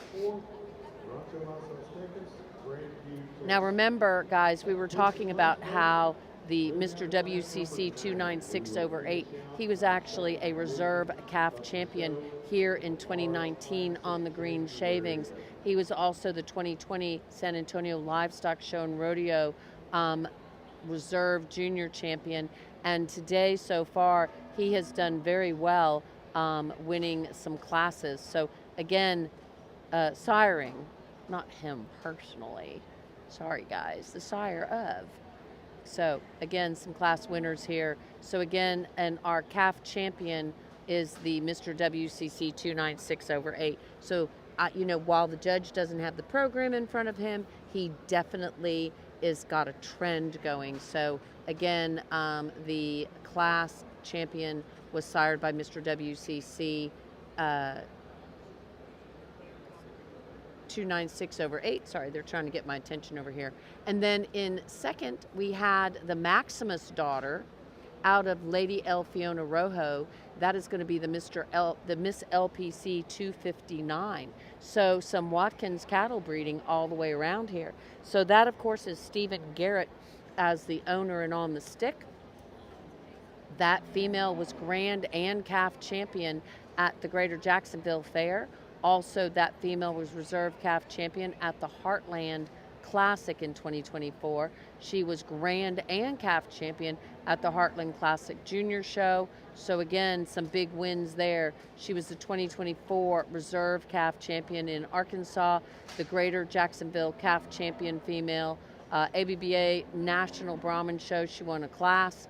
She was also our World Brahman Congress second in class. So again, lots and lots of wins for that very beautiful female that was second in class. And congratulations to Watkins Cattle. And 296/8 is a great bull. And Chad Phillips is telling us that he will have some daughters that will show at the kickoff.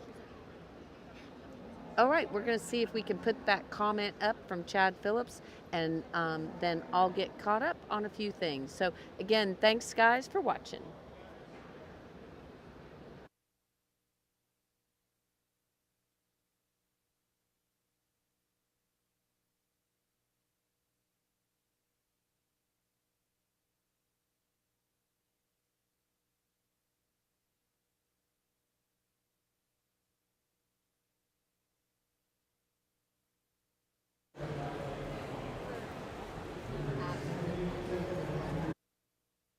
Absolutely agree with what Chad Phillips was saying, that that bull is great, and you can get semen at ST Genetics Beef. So good that they were able to let us know that. So again, we are in class number 9, I do believe. Class number 9. We're looking at 26 head to show here today in class number 9. Then we will go straight into that junior yearling division.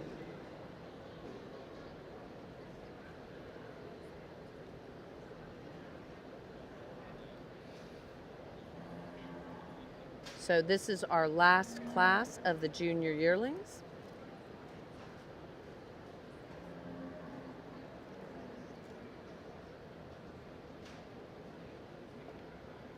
And we are blowing through the internet. My internet bill is humongo here, and we even pay extra. It's a bigger class. Let's offer round of applause and appreciation for the fantastic county interaction. Stage right here in class number 9. Thank you.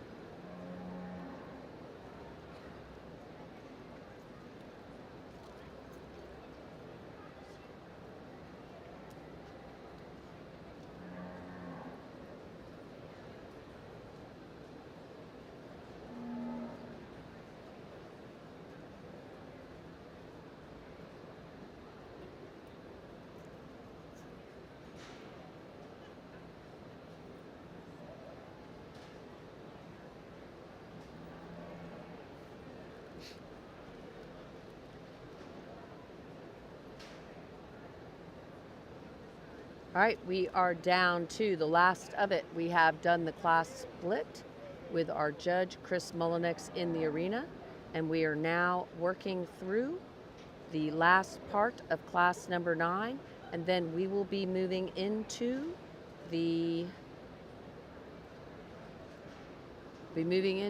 championship drive here in the junior yearlings.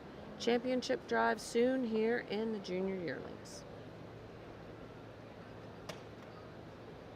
I'm going to ask Mr. Ron to set a timer in about another 2 hours, and I'll go put some more money in the internet. It takes a lot to do this, guys. It is absolutely crazy, the internet that we go through, but we are so glad that you guys are watching and you get to have a good time with it. We certainly enjoy you guys, absolutely.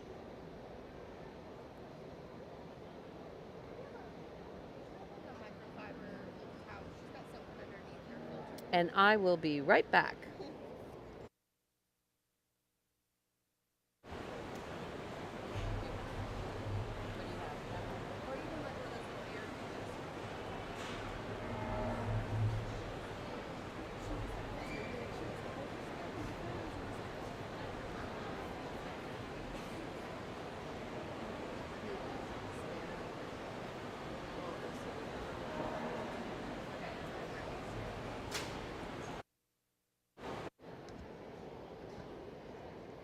Alrighty. Hey, thank you, Sierra Dickinson, for watching with us, bringing us. I'm glad you're able to watch, and thank you. We do work really hard. We try to do so much for the Brahman breeders. We love our Brahman family.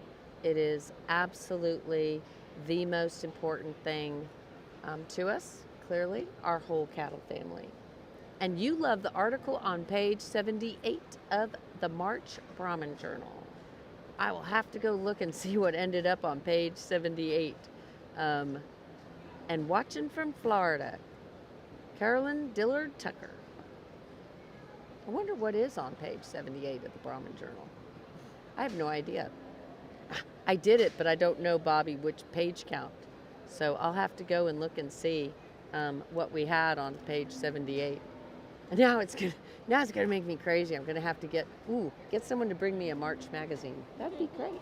So for those of you who are used to, hey, Glenn Cox, thanks for watching with us, and everyone, thank you so much. So Bobby, Terry, we really appreciate it. I just want you to know that the March edition is slightly different than our typical March edition. Unfortunately, we were not given any information from the ABBA that we normally would have. So our magazine would normally have had Register of Renown and Maternal Merits and, Hall of Fames and all of that. Part of this was due to the fact that they had to cancel a meeting, and when they got their rescheduled meeting, it was going to be too late. And part of it, I just think that was maybe they didn't get their information quick enough. So we will be putting a lot of stuff in the April-May division April and May magazine that you typically would have seen in the March edition. This will be the first time in 50 some odd years that we didn't have that data in our Houston Livestock Show and Rodeo edition. And so I appreciate that you like the magazine. And Harley is watching from Calhoun, Georgia. And then Emmeline is watching from Florida, waiting for Marlee to show with her entire ag class. Oh my gosh, how cool. So the Florida guys are showing, is the whole ag class in the same class? I'm not sure. I don't know either. Is Jesse here? I saw him earlier. Okay, I haven't seen him yet. Okay. There you go. They're listening. Here's the March edition of the magazine. Thank you very much. I'm going to flip through to page 78. For those inquiring minds that want to know, integrity. Okie dokie. So for those of you who want to know what pay is on page 78 that Bobby Terry liked, thank you, Bobby. It is The State of Being Undivided. It was written by Mr. A.J. Knowles, and it goes about integrity, honesty in reporting, transparency of records, and ethics in selection. So yeah. Thank you. I will pass that along. We have some great articles in the magazine. We also had some stuff about the first ladies of the breed. I wish we had been told that Shirley Watts was going to be the Hall of Fame, because I would have had her in the magazine. This is the first time we kind of haven't had some stuff about that. But we get to do more for her next month, as Miss Brandolin is telling me. You give us some hearts on that, guys, because I 100% love Shirley Watts. So I'll be right back, guys.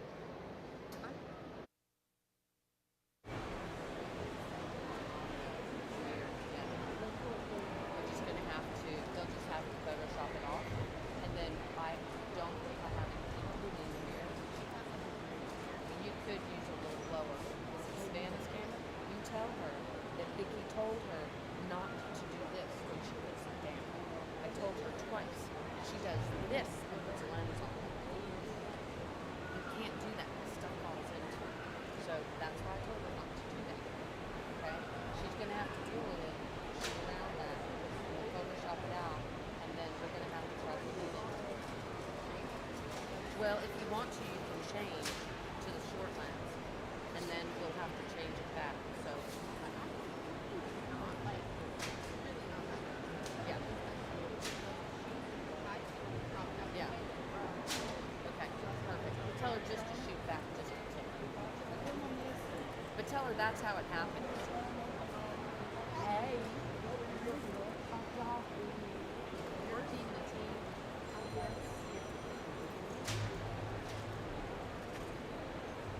You got one yet? Oh, there's you one. Yeah, because I got some guys in the green. How many more you got? 3 in the area. I'll go grab another one. Are you sure? Yep. I'll go grab another one. Yeah, no hurry. And we're good, but Is what?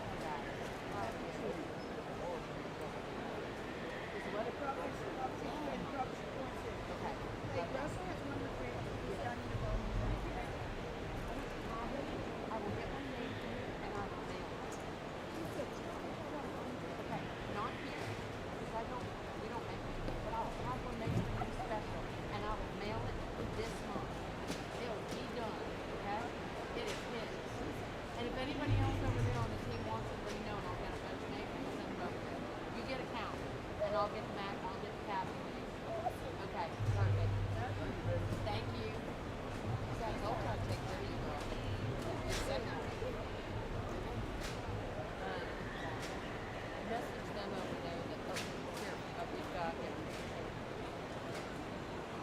Do you want something?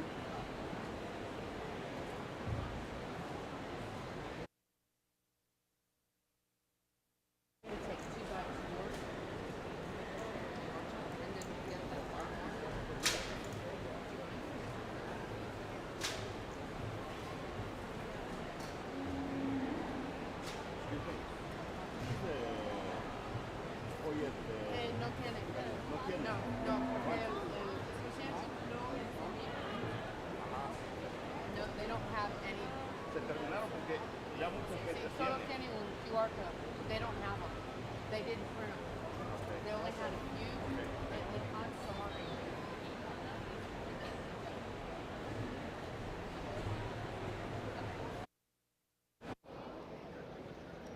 All right, guys. How exciting is this? Watching from inline to drop off Gertz. Thank you for the live feed. I have a daughter showing reds in. Hey, what class number? Did you see it? Class 13. Okay, V6 is second. And in first, we're going to have Nate Forche. But either way, they're both winners in my book. Let's listen to the judge. He's going to tell us. We got the super stick in first. Good pair of heifers.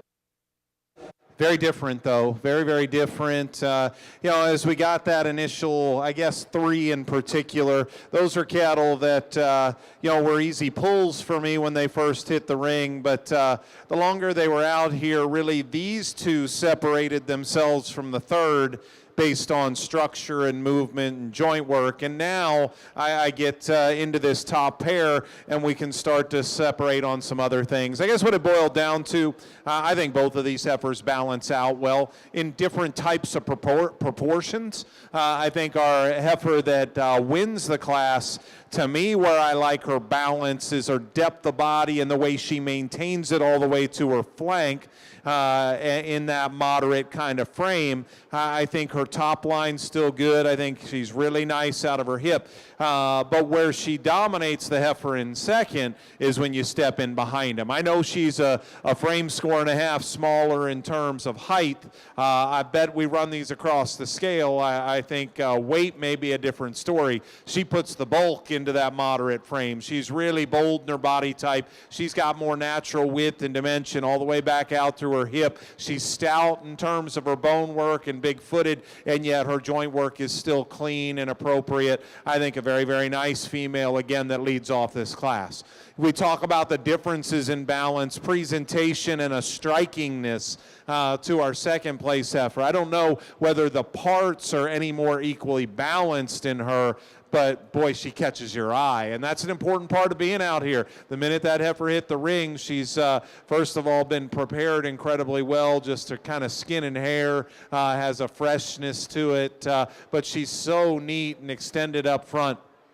To me, 2 pieces. I'd like to drop her just a little deeper in her flank and mainly just give her a shot more width out of her hip and pin set, but 2 very, very good females. Big stout heifer that is here in third that can also hit you pretty cool when that young lady gets her parked and pieced together the right way. She's a little rounder in the way she's made from hooks to pins than ideal.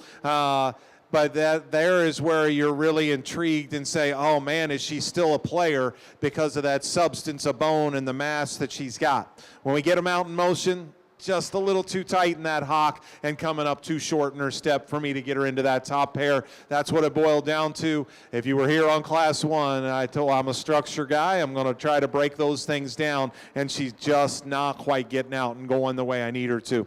Here's a heifer that continued to grow on me, and I compliment this young lady for just sticking with it. Sometimes you get into that next tier of cattle and you got to weigh out some things in cattle that maybe didn't hit you real hard initially, but the basics are there, and that's this one. She's sound, she's good-bodied. Again, probably one that in terms of just maintenance you have to appreciate. When she walks away from you, she gets a little base narrow, and she's just a little plainer up through her front end than ideal. That's what gets her into the 4th hole. The next heifer, I really, second one this gentleman's brought us, and they're very similar. He's building cattle that are moderate, bold-bodied, have the right kind of dimension that can work in a lot of environments and don't take a whole lot of resources to do it. I think this one's a little sounder than your last one in the way she handles her hind leg. She runs downhill just a little bit and maybe could just be a little more extended and neater up front, but a power heifer that's got a lot of practicality to her.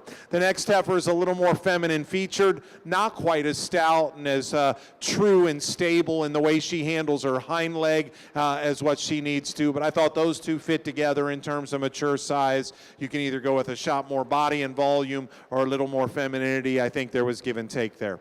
Big high-performing heifer that comes next, a little bit coarser in the way that your general makeup is put together. A heifer that's got a little more skin and looseness to her, but again, probably one of those that's on maybe the upper side of frame and mature weight for some, but too much good and fundamental good in that heifer to keep her out of this top cut in this particular class. The next heifer gets just a little pinched in her heart and off behind her shoulder, need a little more body to her. She's stout in her bone work and got a lot of substance. I think those two match up in terms of length of body. That heifer is a little stouter to the ground. I think both of these heifers have nice shape when you study them up high. Here was a heifer, though, got just a little uncoordinated in the way she planted and went off of her hind leg for me to move her up here today. We wrap up the class with still three very useful cattle that are functional enough in their body and kind, maybe don't have quite the balance or the dimension of the cattle in front of them.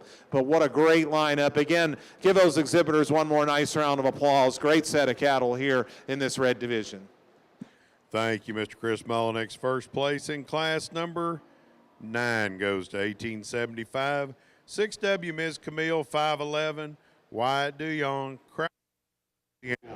Okay, guys, so with Nate Forche on the stick for his good friend Wyatt James Duhon, he won that class with 6W Miss Camille, 511. That's going to be a Moreno Mr. Rockstar daughter out of Miss G5 Enchanted on... Miss G5 Enchanted won 007/7. That again was our reserve grand and calf champion at the State Fair of Louisiana. So she just was a class champion here in the class number 9 at Houston Livestock Show and Rodeo. And then in our second place, our reserve class winner went to, of course, Bryn Vernon of the... let me see. Sorry, I'm getting myself all confused. Actually, the owner is Bowen Vernon, but Bryn was showing it. I think that's correct. And that is going to be the very famous calf champion from the Arkansas State Fair. That is Miss H.C. Kelly, who won a division at our State Fair of Texas. She was calf champion. Delta Fair, she was reserve calf champion. She was our national calf champion in 2024 at the ABBA show. So again, go look up on the Brahman Journal. All you have to do is plug in those names and you can see all the wins. So we're now into a division drive. We're in a class.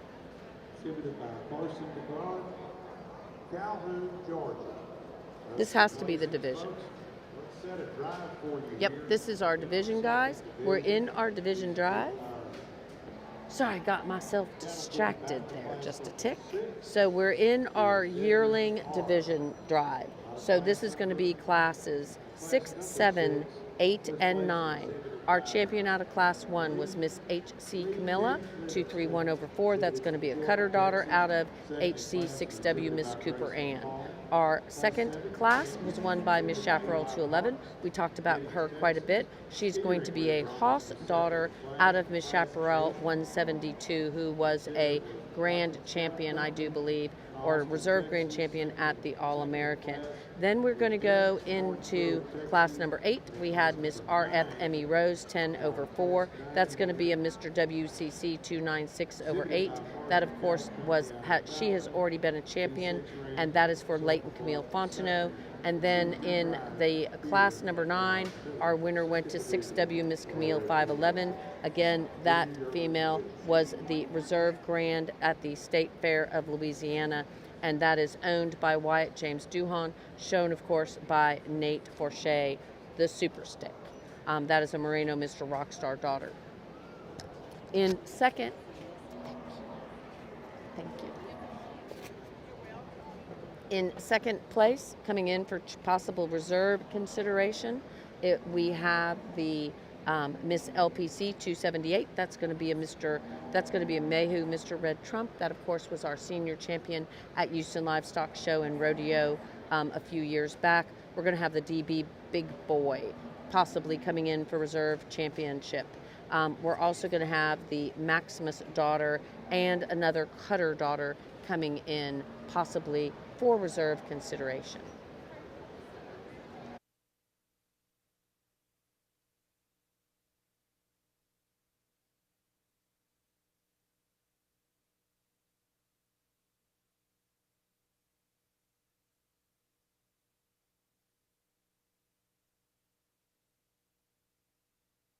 Some really great genetics showing here, and thank you for watching from Thailand, from Bangladesh, desde donde nos están viendo. Let us know where you're watching from. I know Linda is watching from outside of Brenham, Texas, probably. Lori Kempen, where are you watching from, girlfriend? We have Cindy, we have Hayden, we have Joseph, we have Sophie, we have Lori. We have so many people watching with us, guys. I greatly appreciate you watching. Kaylee, let us know where you're watching from. And we're so excited to be able to share with our friends that aren't here all that's going on. Very excited. And of course, we could not do it without people like ST Genetics, the AMCC, the Casseret Ranch, and Heart BC. Thank you very much, everybody, for being our sponsors. We greatly appreciate it. Don't forget, ST Genetics is going to have that awesome sale going on Sunday. AMCC, we will be at every single event in Mexico, and you want to be at the Com Cebu in October in Veracruz, as well as World Brahman Congress 2026. In the Com Cebu is 2025, Congress 2026. And Com Cebu is really like a Congress, but for all the Cebu cattle. So you Brahman breeders, come on with us. You will want to get your feet wet, so you'll be ready to go for the World Brahman Congress. And then we have Casseret Ranch. Casseret Ranch, go visit with them over there by the log cabin. They have lots of genetics for sale. They've already made some champions that are here, and so you will want to visit with Cesar of Casseret. And Heart BC, Mr. V8 195/8. Let's listen to the judge. Second division of Reds, and the quality has been equally as good. My congratulations to you as breeders. If you would help me around ringside, congratulate these exhibitors one last time here before we select a champion. You know, this is it's been fun for me to sort through them.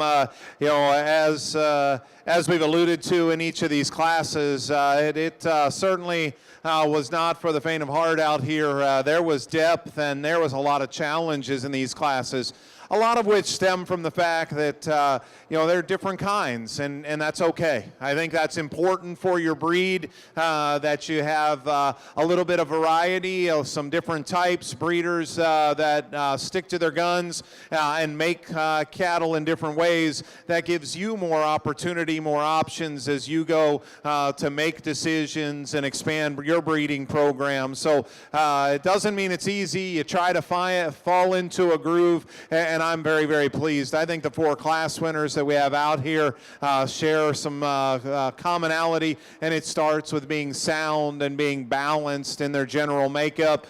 They weren't always the most overwhelming in their individual classes in any one area, but I label them as complete cattle, and I really appreciate that. All 4 of these class winners, I think, deserve a look. This one's as striking as any that came out of the first class. Her lines and the power that she's got to go with it are extraordinary. I think that combination of look and substance was what separated her and her class. The effort that came out of the next class, probably the most difficult one we had, but just represented a nice combination of traits when we put her together. Maybe not quite the extra look of the cattle female on either side of her, but again, I think fundamentally just a good cow prospect.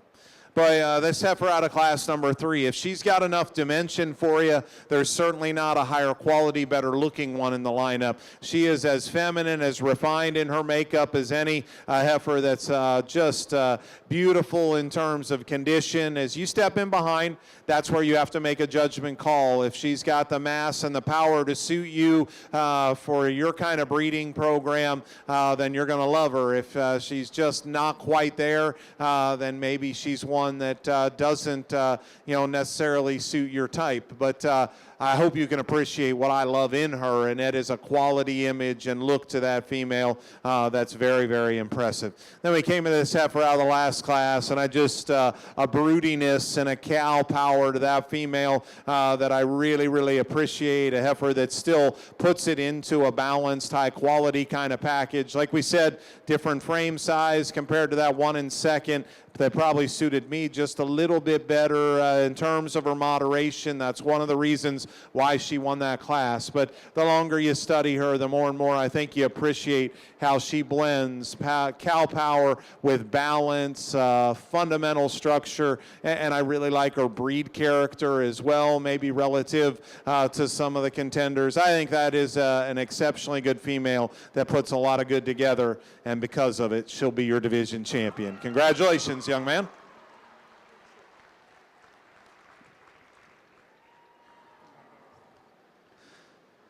For me, a bit closer in the reserve selection, some give and take here that we've already alluded to. A striking heifer that comes second in that class that just need a little more punch and dimension from behind and a little more flank to balance out perfectly. It boiled down to class 1 and 3 for my reserve, and I think some give and take between those cattle. Ultimately, I think the decision was made when I made that final view behind between two cattle that both have exceptional look. One of them just got more substance, more natural width. It's going to be that first class winner. It'll be reserve in this division.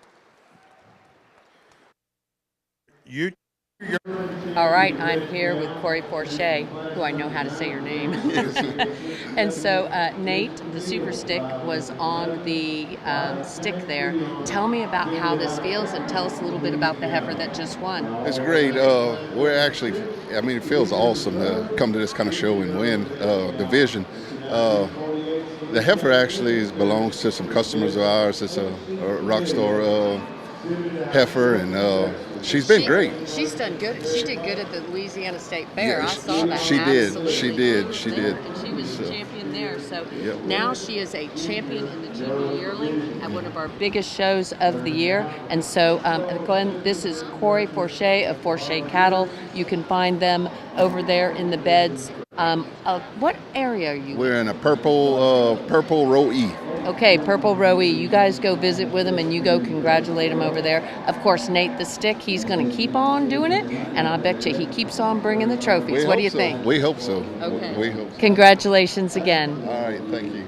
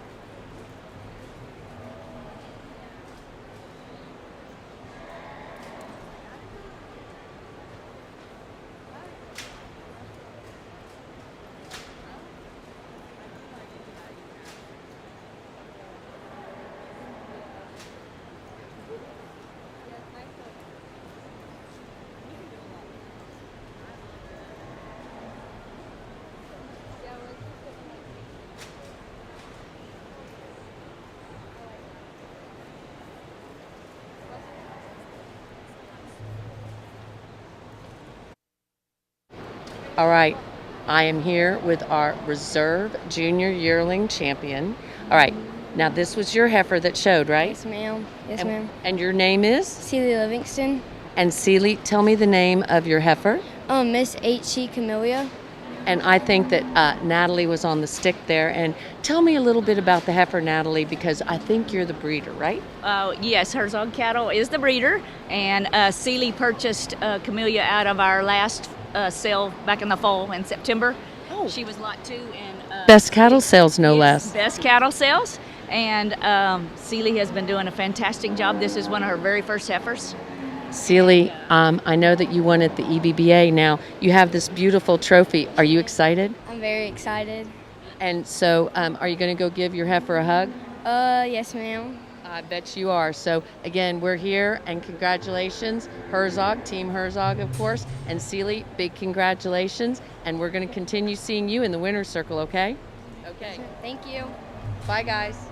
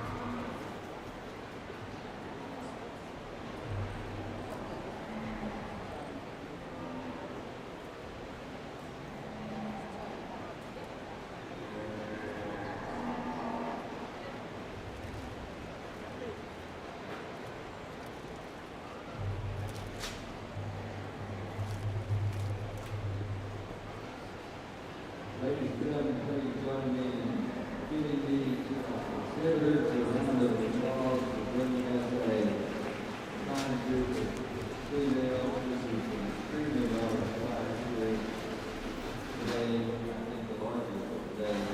Today, the class 2 leaders are being part of our very dominant female representation.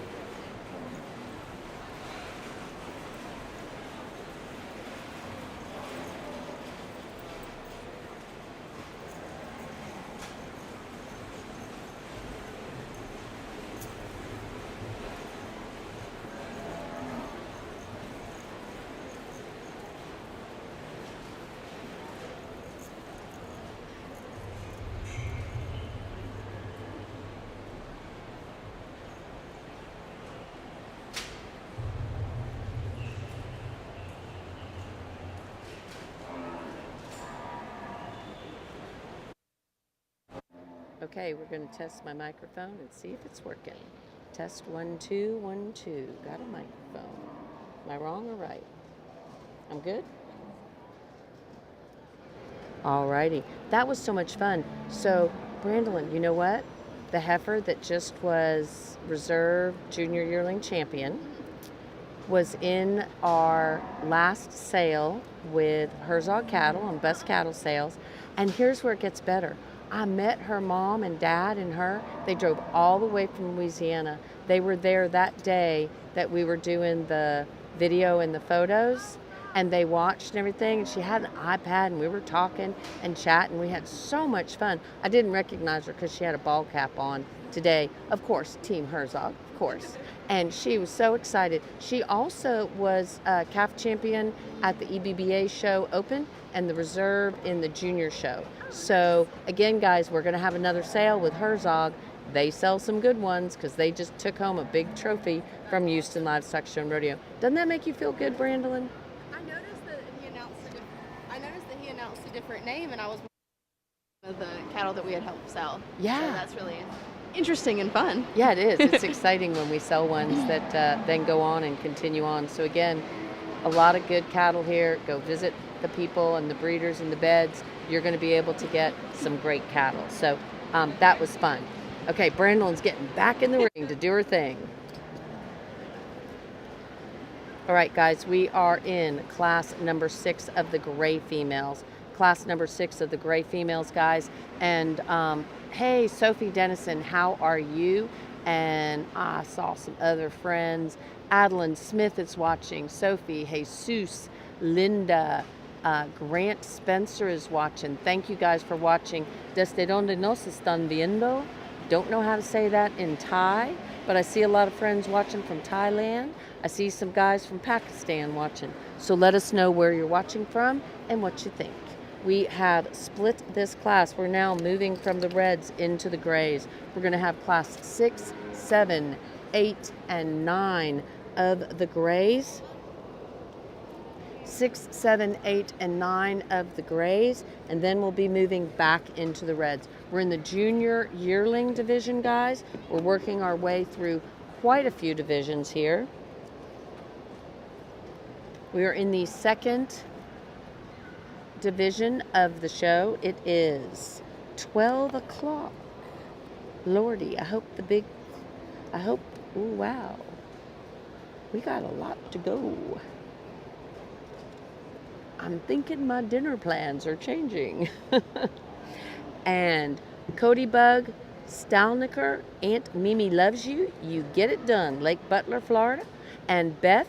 Oh, Beth Mayhew. Did you see that there was a Trump that won? You're watching from Florida. And we have a lot of comments going on. Watching from Maryland. Great show. And thank you for watching from... Oh, saludos desde Carolina del Norte. Very good. From North Carolina watching with us. So thanks, guys, for watching all different places. We, again, are in class number 6.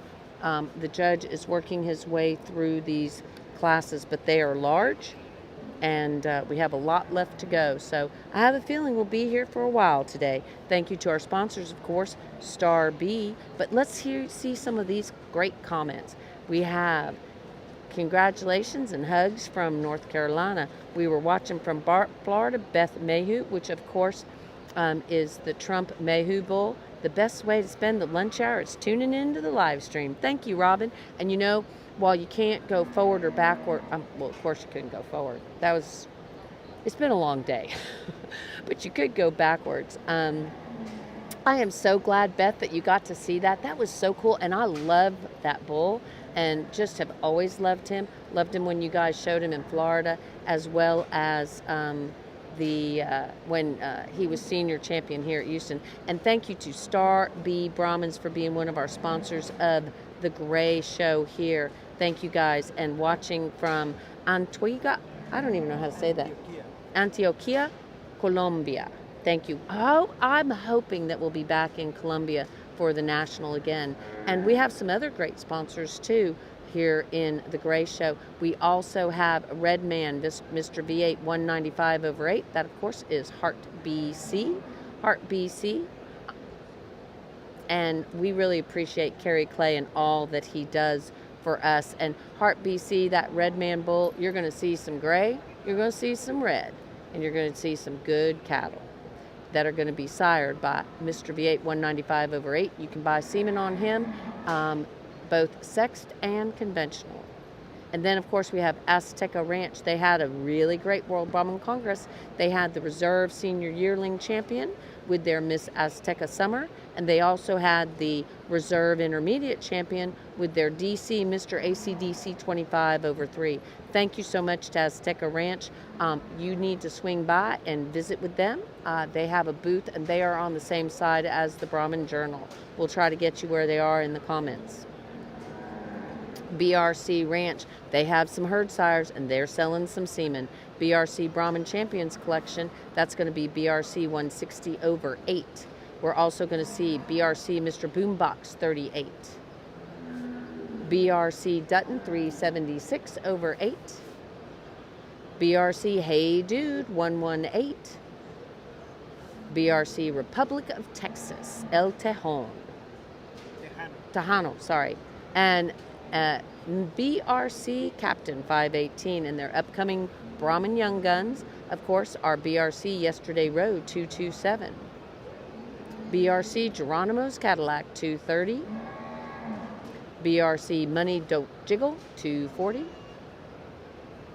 BRC Amos Moses, a past national champion.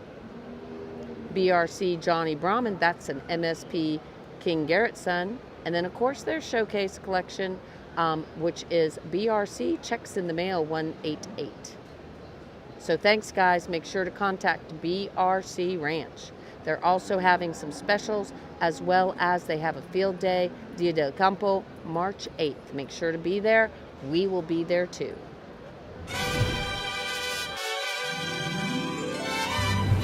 Este es un país de cultura milenaria y modernidad, donde convive lo tradicional con lo sofisticado. Un país diverso, mágico. Un país de gente trabajadora, cálida, amable. Así es México. Y toda esta cultura y pasión viene de nuestro campo, donde cada día desde hace 100 años, hombres y mujeres trabajan por parejo, con dedicación y compromiso para hacer del cebú mexicano animales altamente productores de carne y leche. Brahman gris, Brahman rojo, Gucerat, Gir, Nelor, Indo Brasil, Sindhi. Esa dedicación, pasión y amor por el cebú nos ha llevado a crear una raza emblema, orgullo de México, sardo negro. Una raza de animales de doble aptitud, hecha en México. Ideal para la producción de carne y leche.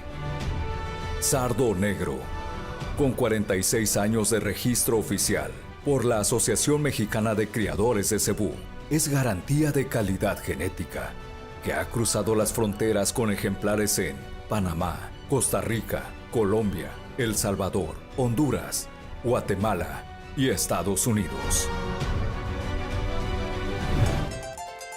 Por nuestra gran historia con el cebú, México será sede del tercer Congreso Mundial de Criadores de Cebú, CONCEBU, y te esperamos en Veracruz, México, del 21 al 26 de octubre de 2025.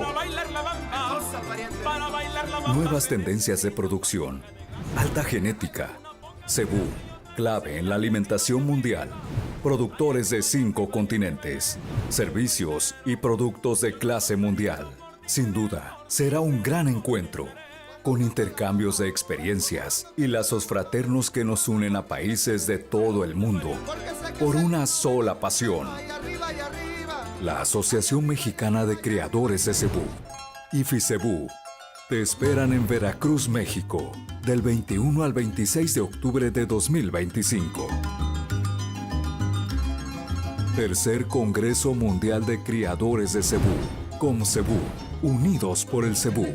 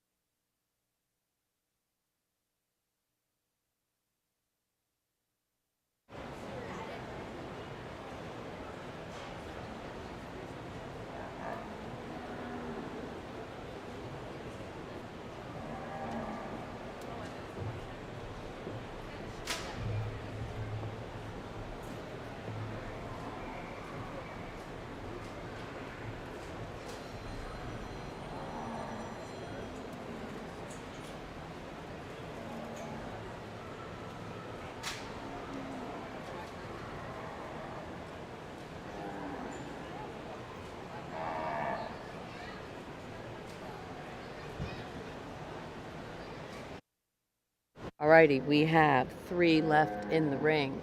We have Michelle Cooper with Butler Little Debbie 437. We also have in the ring still Tate Barnes. Tate Barnes is showing the Miss V8 999 over 9. And then we also have Josh Duhan. Josh Duhan is showing the AT Miss Reba 168 over 4. So those are the last 3 that we have in the arena.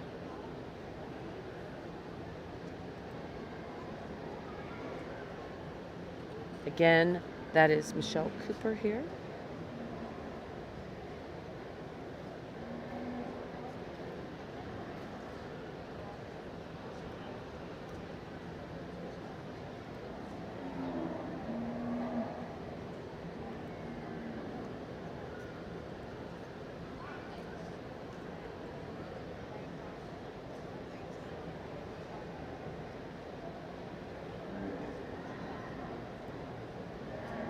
We're in our very first class of the junior yearlings in the gray show. And we have picked, it looks like it's going to be Josh Duhan is going to be second. We're staying with, let's listen. Quality class. Heck, we send cattle out the gate that just didn't quite move good enough or weren't, quite as elite from a balance perspective that we would have kept in other classes earlier today. So, my hat's off again, compliments the depth and quality of this class, incredibly, incredibly good, and with a lot of opportunity to breed on some very unique pieces, even down toward the middle of this lineup. Take those cattle on down far for me, guys, so that we don't get too gathered up here. Go ahead and pull our class winner up so that second place heifer can slide in between. I think this initial pair, they hit me when they hit the ring, and I kind of thought this was going to be the pair that it boiled down to, and the longer they were out here, the more and more they separated themselves. Again, built out of a slightly different mold than our third place heifer. These 2 cattle a little more moderate in terms of frame. I like their body depth. I like the fleshing ease that they present to you. As we start to break those 2 heifers down, then there's some give and take. I think our class winner's a little bolder, a little truer in terms of upper rib shape and natural width all the way back to her pins. And I like her better off of her rear leg or rear foot in particular. Just the way she plants, the evenness that she plants on that rear foot from her ankle to the ground. She's squarer and a little better than the heifer that's right behind her. I think just a good, powerful, moderate female that looks like a cow but still balances like a show heifer. I think a really, really nice place to start. The heifer in second, man, she can really strike a look at the right times, and she's so up-headed. Young guy does a great job of sticking her. She's a little smoother and flatter in the way she's built in her shoulder, so those transitions happen really, really nice through the front 1/3 of her body. A heifer that I think is still very, very sound in her feet and legs, but I wouldn't mind squaring her up and make her better from her ankle to her feet as she goes away from you. And just as we've alluded to already, a nickel flatter in terms of her makeup, but 2 excellent females here at the top of this lineup. Like them both quite well. As we come to our third place female, as we alluded to, she's built out of a little different mold, a little bigger framed heifer, heifer that probably has a notch more real muscle shape as you come right there behind her shoulder and down her top. As we set her into motion, the way she handled her spine and her hip wasn't quite as nice as it needed to be. And as we said, just not quite the softness of that body and the moderation of that top hair, but a very, very nice female sitting there in third as well. Fourth place heifer, a little plainer in terms of her look, but boy, she's again a deep-sided, soft-middled one. As she goes away from you, she flattens out a bit more through the lower portion of her quarter and to her base. A heifer that I think is certainly sound and handles her hind leg good enough. Maybe could modify her just a tick out of her front end. We flip-flopped the next pair of heifers. I just think her hip and hind leg was handling better out in motion. In this middle tier, third, fourth, fifth, sixth, this might be the most muscular heifer of that entire group. She's got a really bold upper rib cage in her. She's really powerful and a lot of dimension all the way back. A heifer that, as we study her from the side, comes off just a little more tubular in her rib and body type. I'd like to soften her up just a nickel in that regard. But again, a very, very nice female here. The heifer that comes next, a little more frame and softness as we talk about in that center body. Again, just not quite as comfortable, though, as we pulled them in and got that last view. The hip and hind leg structure just wasn't as strong as those cattle in front of her for me to move her up any higher.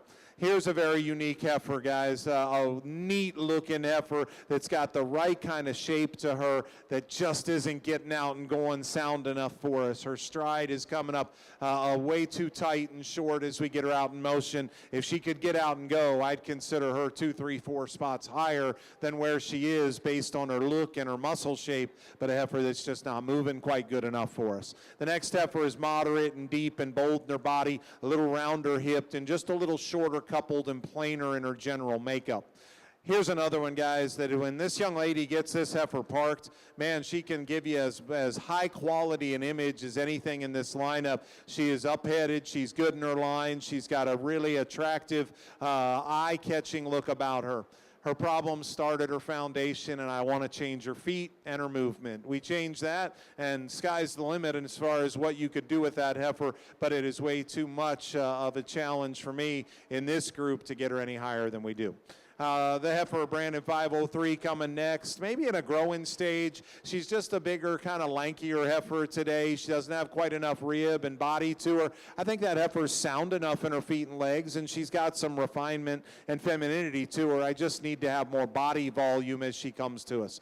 The next heifer here, the red-tinged heifer's moderate and got an advantage in depth of side. She's one that needs to be better in the way she plants up front, and I just need to see her fresher and more attractive in her look. Way heavy muscled heifer that comes next. Big top, thick-ended, powerful heifer that's just a little too coarse for my liking. Her shoulder build, her hip, just not refined enough in her makeup. The red heifer, red-tinged heifer that comes next, if she could move a little better, she's got the body type I like. She's just too tight in her hock. We round things out. The next heifer needs to be a bit sounder as well. Stopped, I like her. The final heifer, just a little green yet at this stage in the game. Not quite enough fore-rib and body volume built into that one. Excellent class, a deep class, high quality top end. Give those gray exhibitors one more nice round of applause if you would on a really, really strong lineup. Appreciate it. All right, that was great. We had the results and the reasons from Chris Mullenix, our judge here at Houston Livestock Show and Rodeo in 2025. Our gray female Class 6 winner went to Butler Little Debbie 437. Now I'm going to ask you a question, Mr. Iran. So do you have your microphone? Yes, I do. I figured you had your microphone on. Now I'm going to ask this out loud, and we'll see if Brandolyn, I know Brandolyn will know this, so she's not even going to get to play. So Butler Little Debbie is sired by Butler Polled Cold 3/0. That is a gray polled bull. Who was the number one, who has been the number one gray polled bull for winning points? Do you think it was Butler Polled Co? I think it was. I think it was too. Do you remember when he showed? Yes, I do. I took a lot of photos of him. A whole bunch That's of why photos. I think he's won the most, because I can't think of another gray pole bull that I've taken more photos of. Yeah. Now, Polled Foundation, which is a red well, polled he's bull. red. Yeah. And he's done twice as much. more winning than a lot of other bulls. Yeah, horn bulls. exactly. Yeah, exactly. He's done more winning than a lot of horn bulls. And who's getting you're watching from Jamaica. Thanks for watching from Jamaica. I wish I was watching from Jamaica. I think Savannah wishes she was watching from Jamaica too. You're fine. You can walk across. Savannah's like backing up from the cameras. Oh my God. Yeah, no. We're she's just got the talking. mic. I'm not. We're just I don't get chit-chatting. on the. Yeah, we don't get on the video. cameras. We try not to. Yeah, exactly. So everyone's watching from Thailand, Jamaica, Honduras. Yeah, we're going back to Honduras. We're going back to Ecuador. We're so excited. I want to go back to Ecuador. Yeah, Ecuador is fun. So, okay, guys. So Polled Co was the sire of that one, and Michelle Cooper was there on the stick. and then we're going to talk about the rest here in a minute. We'll be right back.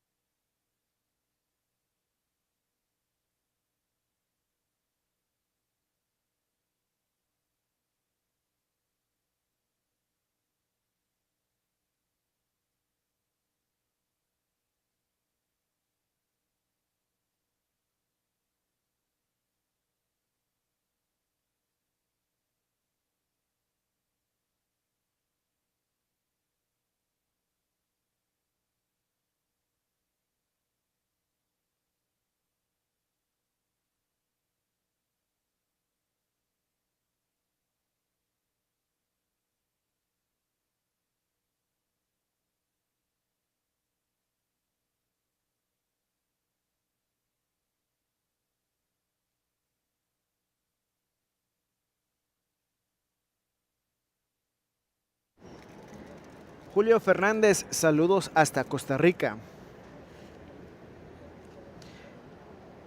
Amanda Christmas, good luck, Cal Craft.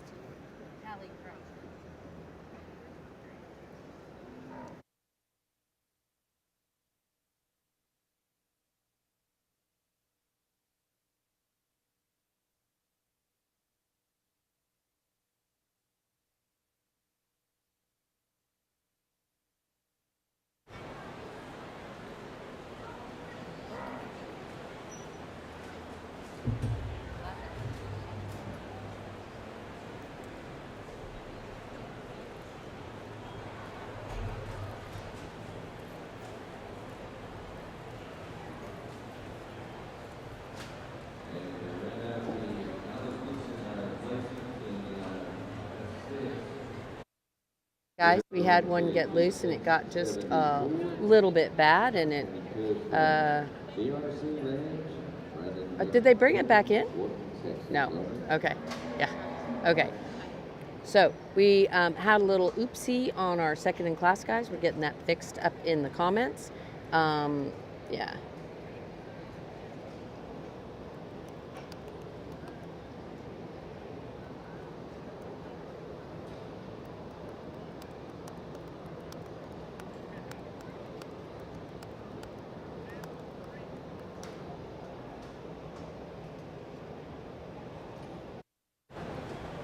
So we have in second in that last class,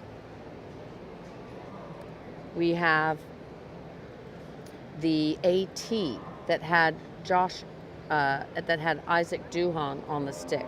That was AT Miss Reba 168/4. That is going to be an AT Miss Arrow Manso daughter by the Noble Bull BRC 458/7. So again, our first in class went to none other than the Polled Co, bred by, and yes, class 7 is in now, guys. Class 7 is in now, and Callie Kreft, we're wishing her good luck. Is Callie in the ring? I know she's showing Charlie, the bull that we took a video of, that was a baby that got orphaned at Blue Bonnet Kickoff Classic, and I know that broke her heart. So again, we're going to maybe have this one get excused.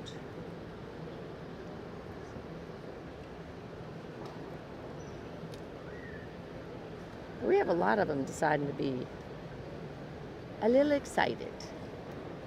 One got excited, they all get excited. So again, that is going to be the AT Miss Arrow Manso 752/9 daughter. That is the dam of AT Miss Reba 168/4. I think you guys might remember the AT Miss Arrow Manso. She was our 2022 Red River Alliance Open Show Reserve Grand Champion. She's a Music Man daughter. She was also East Texas Fair Senior Champion, Reserve Supreme Champion at the 2022 Boss Indica Show. She is a big-time winner, and so she was being shown by Isaac Oh, wow. She was being shown by Isaac Duhan for Ruby Thomas, AT. And AT is going to have a sale with us again, guys. So keep an eye out for the AT sale. We're going to keep going with the gray females here in class number 7. Class number 7, we're in the ring with class number 7 right now.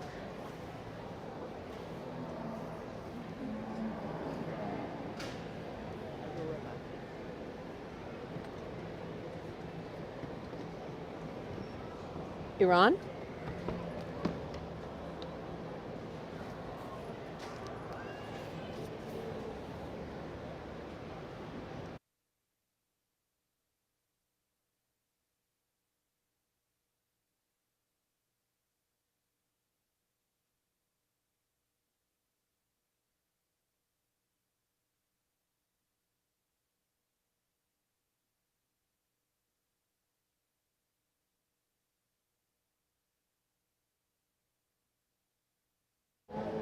Alrighty, we have 4G is still in the ring. We have Annie Gutierrez in the arena. I was wearing my 4G cap earlier today. She's right up there at the top. Oh, she is showing, she's showing her heifer that we did an interview with her yesterday. Yeah. But it's Boom Shaka something. Ask her dad when you walk by. Get the name. Oh, wait, I've got I can tell you. I know what I'm doing. Every now and then, guys, sometimes I get completely lost. She's showing a BRC. Let's go see what she's showing. We are in class 7, guys. Class 7 of the gray show. Class 7 of the gray show.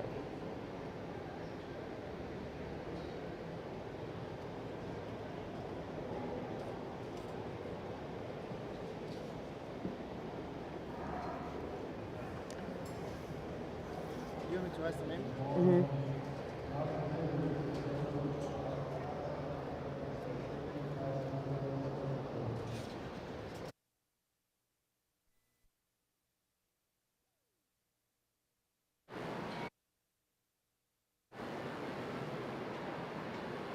Alrighty, so number 7, class number 7, and I might have the wrong female that Anna's showing,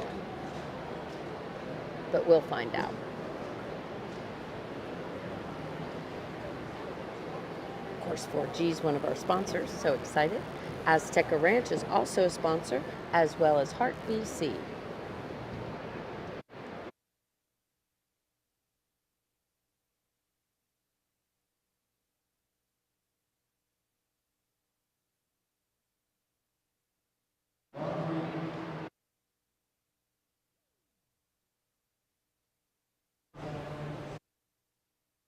Alrighty then. So yeah, Boom Shaka is in the next class.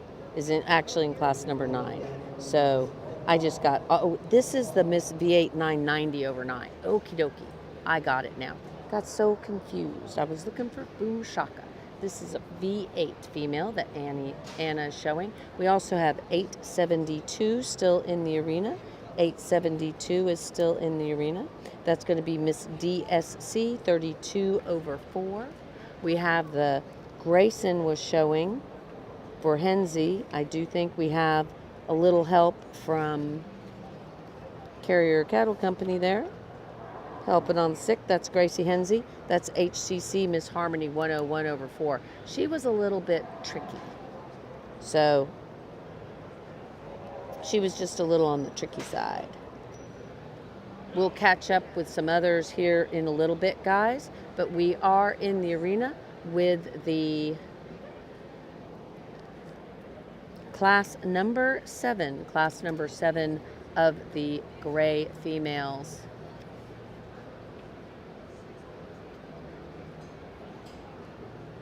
It looks like... Ooh, okie doke.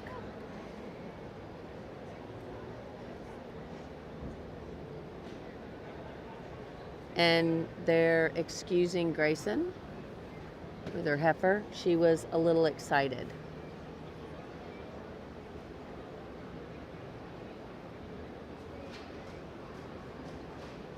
Looks like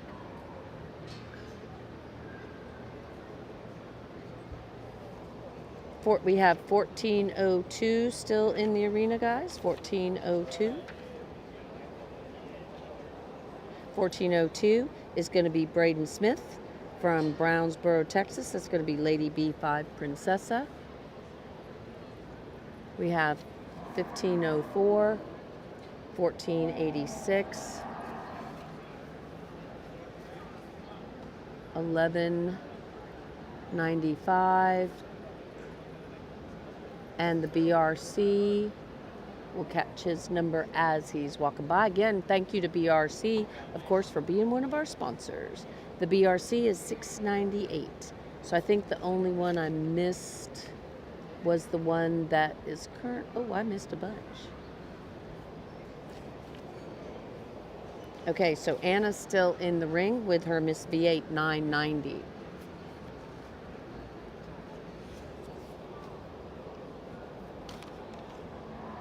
We have the 872, I do believe.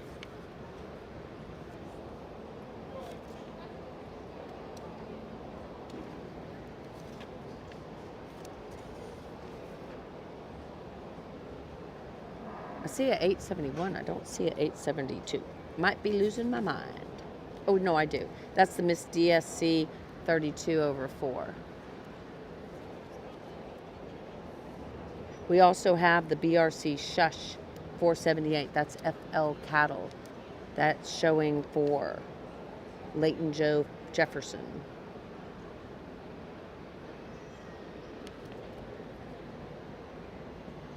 Anna got pulled,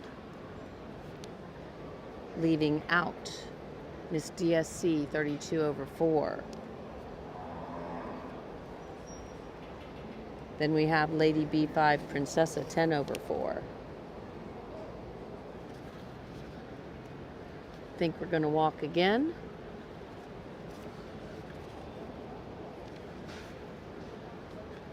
And in fourth we have 1379.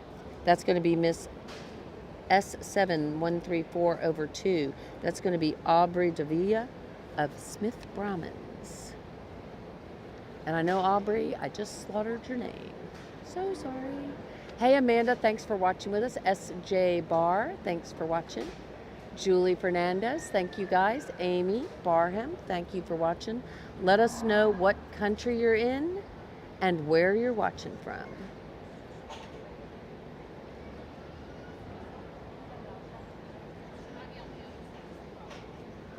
Alrighty, guys, we're back to the top four here in our second of 4 classes in the junior yearlings. We're in our second of 4 classes. We're in class number 7.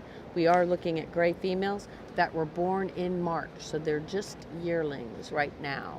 So this is the junior yearling. We're down to the top two.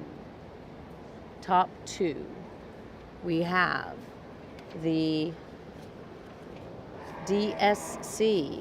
Okay, so it'll be Miss DSC 32/4 or Miss S7 134/2 who is polled.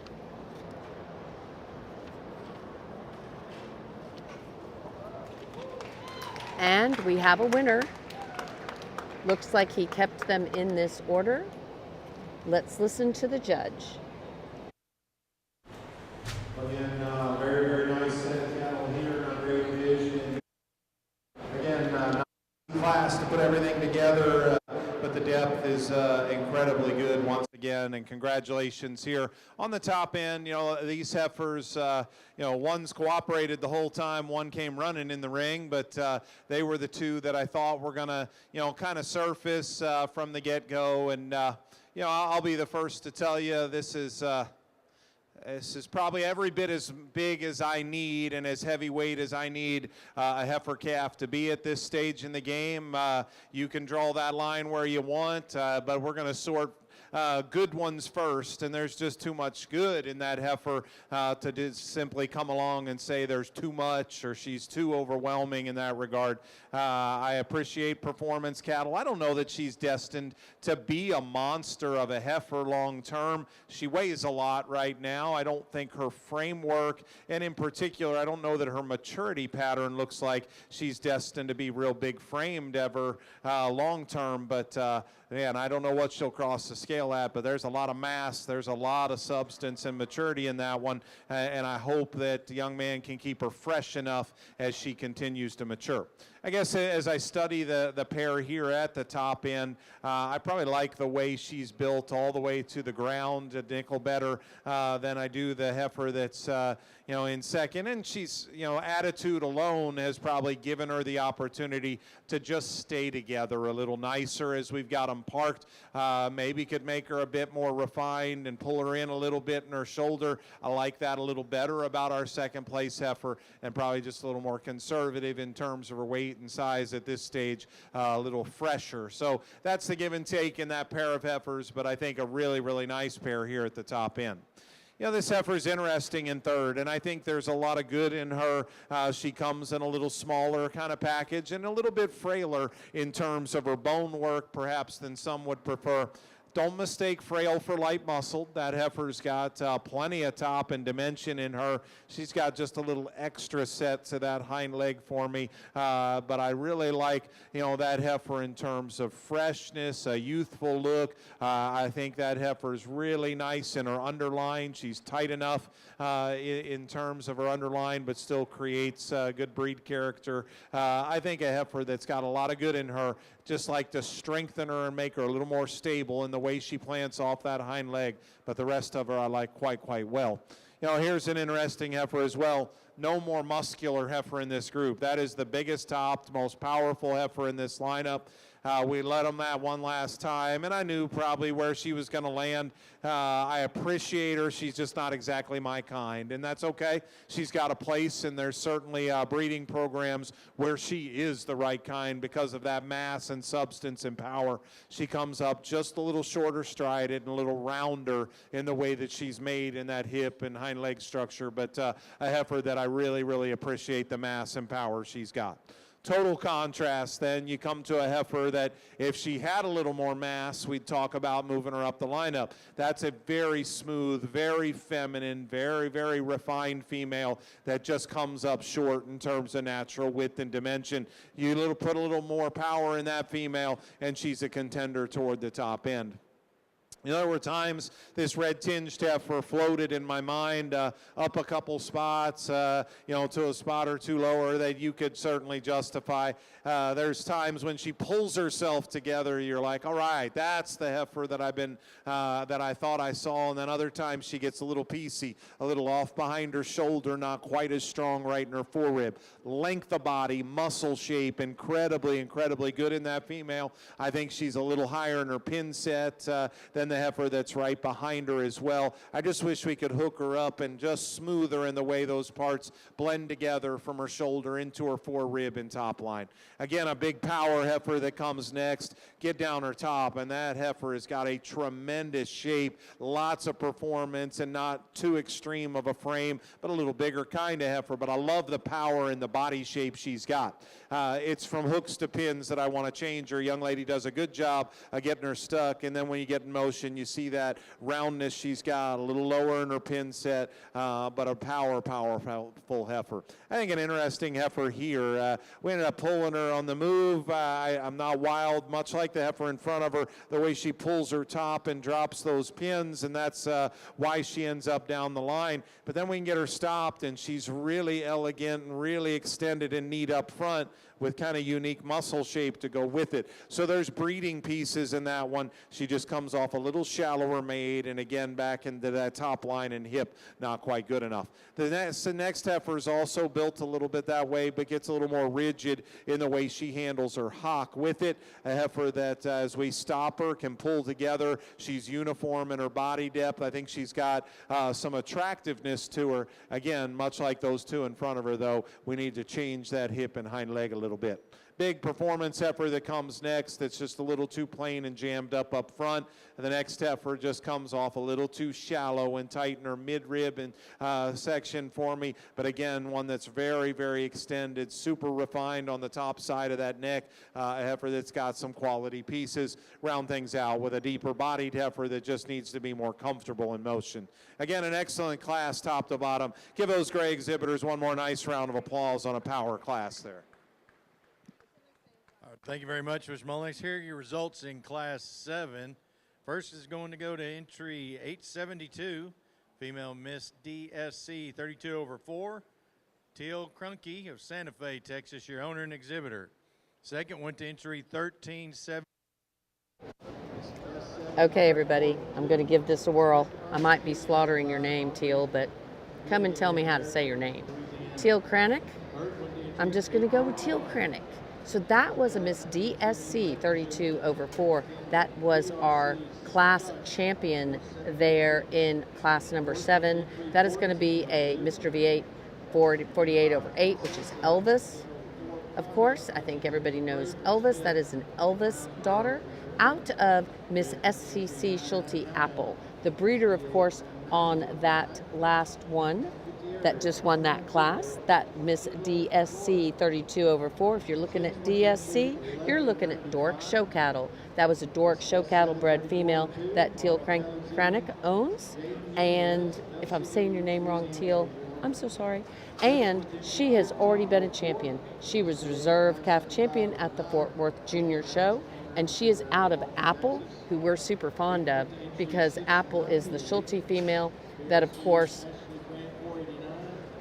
the Apple female that, of course, we sold in one of our best cattle sales. So again, very, very cool. Very cool there. So we are excited for them, and we have some people saying good, and we also have Clay Linda is saying, Garner is saying, good luck to my granddaughter in Class 8 grade coming up. She is in this class, and we're wishing her good luck too, and she is from Wharton, Texas. So exactly, we are excited for her. Let's see how she does. And in second, we had another great female. And that is going to be in second place in class number 7. It's going to be Miss S7 134 over 2. That's going to be a Mr. V8 279 over 7 daughter out of Miss S7 81 over 2. Aubrey Fort DeVere.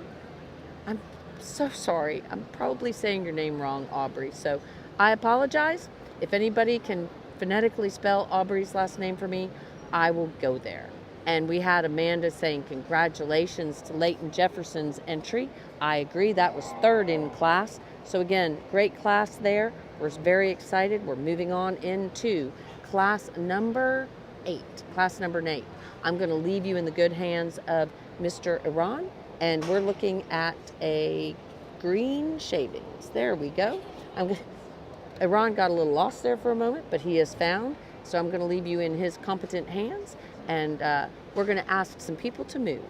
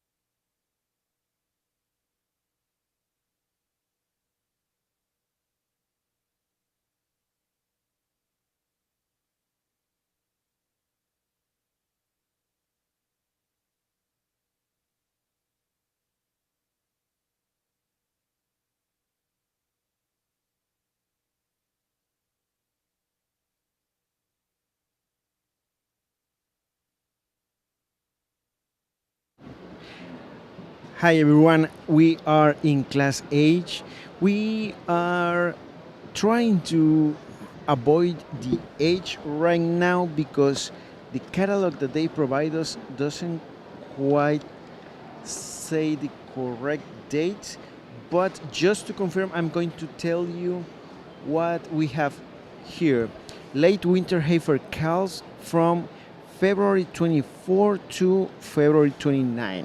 So we catch some dates wrong earlier, so we are trying to not putting them on screen to not show them something wrong. But I'm mentioning what we have in the catalog in case you need it. David Rank is checking from Hebronville. Thank you all. Thank you, David. And as we were saying earlier, we are in Class A, Class 8.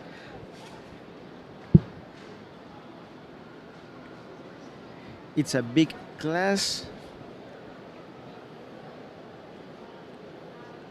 After this one, we just have one more, Class 9, and then we are going to have the Yearling Junior Gray Female Division Drive.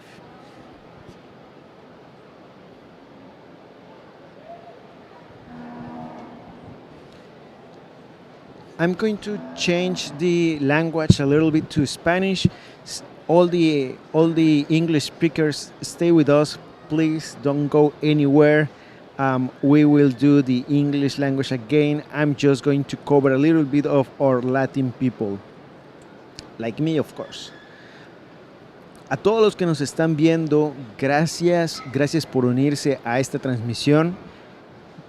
Hay muchas personas viéndonos de varias partes del mundo. Esta mañana nos estaban viendo desde Pakistán y Tailandia, creo que siguen por ahí, solo que se va haciendo más tarde y pues la diferencia de horas se entiende perfectamente. Por favor, coméntenos desde dónde nos están viendo, qué les parece esta transmisión, qué les parece el ganado que están viendo y por supuesto, mientras van viendo en las pantallas qué animales hay, menciónenos cuál es su favorito, a quién apoyan, qué les gusta de alguno de los animales, si están pendientes de alguno y ven su número, díganos y con mucho gusto les comentamos más al respecto. Y por supuesto, gracias a nuestros patrocinadores. Amigos, estar en esta transmisión, a poder hacerla más que nada, es cosa de muchos y de muchas cosas también. Estamos aquí todo el equipo de la revista Brahman Journal y por supuesto también estamos transmitiendo desde el Houston Livestock Show and Rodeo, lo cual implica los costos de producción, los costos de preproducción, el cual incluye el internet y ese es el que más nos rinde, que sin esto no se podría hacer, pero también es el que más nos cuesta. Así que, por supuesto, tenemos estamos muy agradecidos con aquellos patrocinadores que nos apoyan, porque gracias a ellos es que se puede hacer esta transmisión. Star B Brahmans,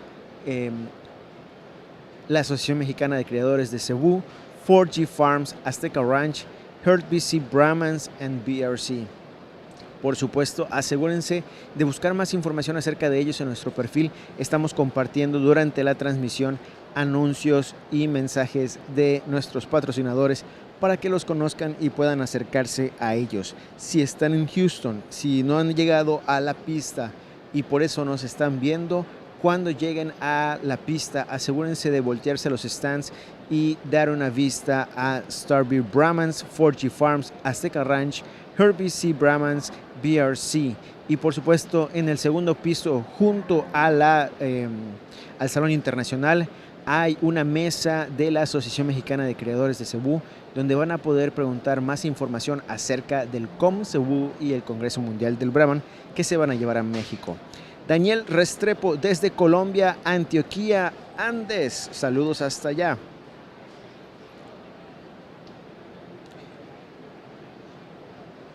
Y ya para regresar al inglés, por favor, no se olviden de suscribirse. Estamos transmitiendo en vivo y en directo desde Facebook y YouTube. Así que, y también si visitan brahmanjournal.com, ahí van a poder ver la incrustada, la transmisión. Luis González, saludos desde Panamá. Luis González, la próxima semana, no, dentro de 15 días, el equipo de la Brahman Journal va a estar en Panamá. Vamos a estar transmitiendo ahí el juzgamiento de ganado Brahman. Asegúrate de ver la transmisión, o si estás por allá, de pasar y saludar al equipo de la Brahman Journal. Síganos también en nuestras redes sociales: Facebook, Instagram, Twitter, X, antes Twitter. Ya estamos en TikTok también. Estamos subiendo más contenido por ahí, por todas estas redes sociales, así que no se lo pierdan. Vayan y síganos, denos like y comenten en todas nuestras publicaciones. Tenemos una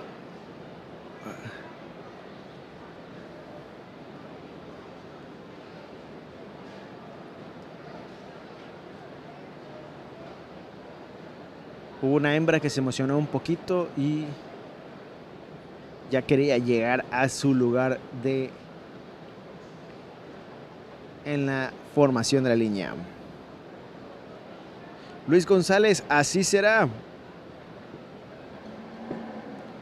Vamos a ver si les cambio aquí la toma como para ver un poquito más de toda la línea de ganado que hay hasta ahora, porque todavía no se ha terminado de separar en los últimos 4. And of course, all the people that is watching us, make sure to follow us everywhere. We are live streaming now in Facebook and on Facebook and YouTube. And also, if you go to the brahmanjournal.com, just in case you don't have Facebook or you don't have YouTube, you can also watch our live stream there. It's embedded in the top of the website.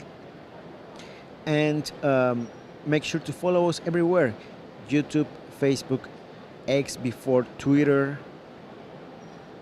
formerly Twitter, and TikTok. We are uploading content there, very unique, very different, and don't forget to like all our posts, comment.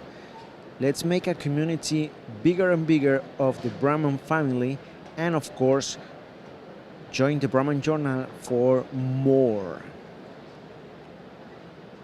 Luis González está esperando ver competir a Miss HC Queen 180/3. Luis González, ¿sabes en qué clase va a entrar para que podamos estar al pendiente y avisarte también cuando la veamos?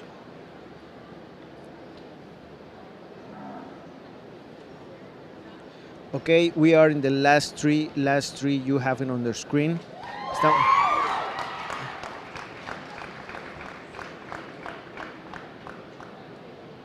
Let's hear the judge.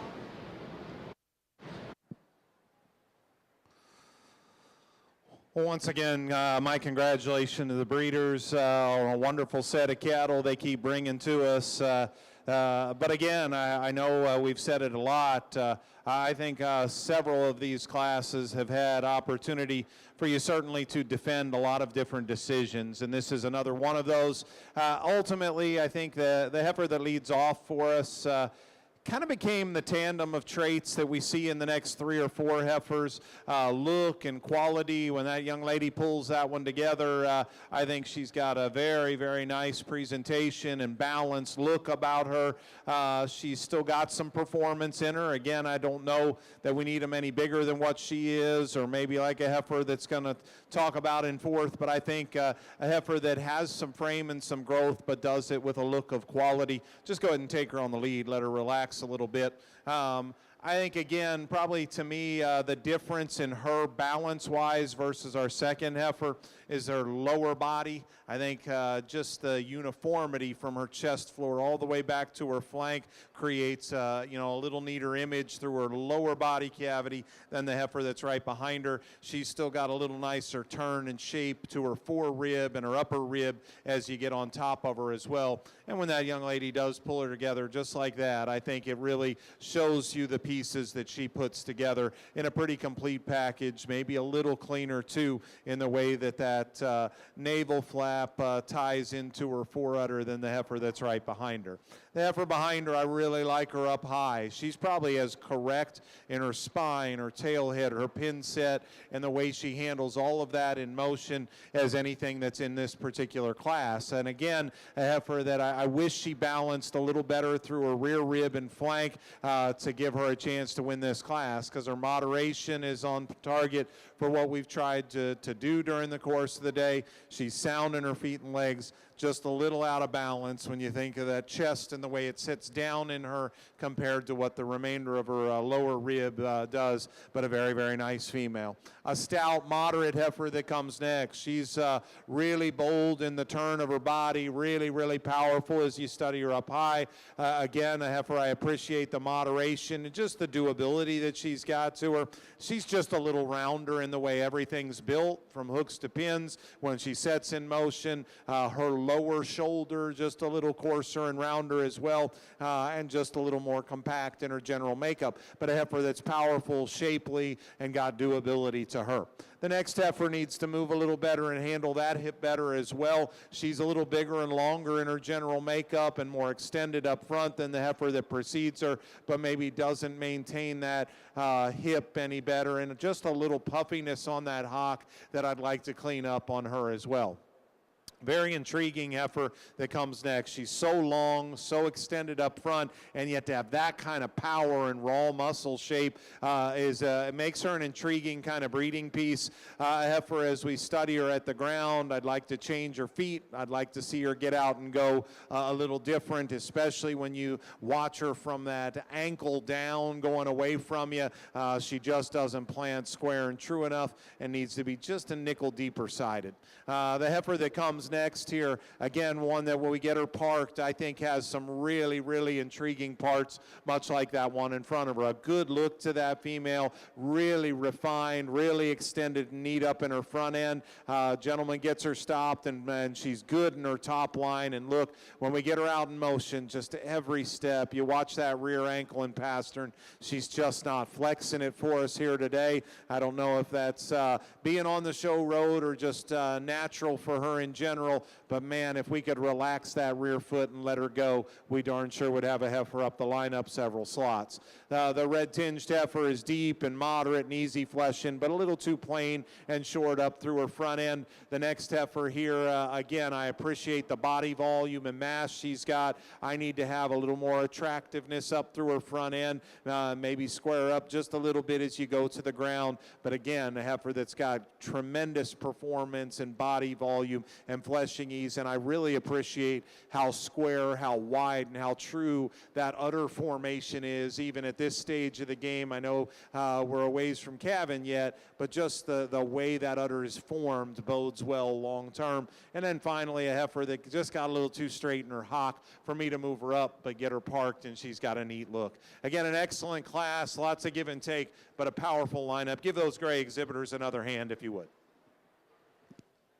All right, thank you very much. And here are your results in Class 8. First is going to go to entry 1211 with LWCC Lady Manso Ladybug 102, Madison Parker, your owner out of Liberty, Texas. Second went to entry 848, female HSD Dolly 76 over 4, Deckert Cattle exhibiting for owner Lydia White of Angleton, Texas. Third went to entry 835. Lady H. Mariah Manso, 786 over 4, Heritage Cattle Company of Hungerford, Texas. Fourth went to entry 1186 with Merino Miss Lady Kudos, 362 over 4. Merino Ranch is exhibiting, owned by Madison Roberts of Riesel. Fifth went to entry 1540, Miss 5H Josie, 5 over 4. Walters Livestock exhibiting, owned by 5H Cattle Company of Brenham, Texas. All right, guys, so our class champion there was none other than Beth Lambert on the stick for Madison Parker with that LWCC Lady Manso Ladybug. That was Schulte's Mr. David sired female out of LWCC Lady Manso 2. So big congratulations there. And of course, that female is no slouch, and she has seen the winner's circle before. She was our class number 2 reserve champion, at the 2024 ABBA National Brahman Show. We're now moving into class number 9. We know that Ana Gutierrez is in class number 9, and she's already been pulled to the safe side of the arena, more or less. So we'll be seeing her. Class 26, it's not going to compete until much later, Luis. We're only in class number 9 right now. We're in class number 9. This is going to be the last class of the gray females. These are the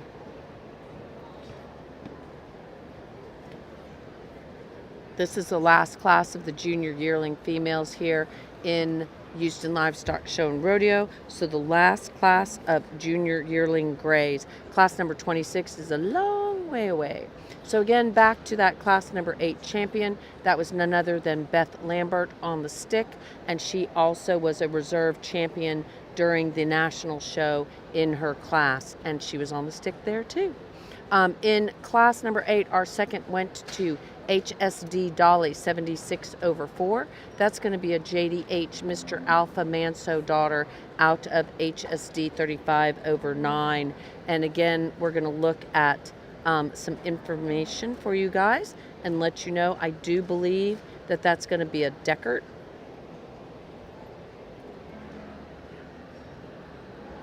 Yeah, Hollis Deckert is the breeder.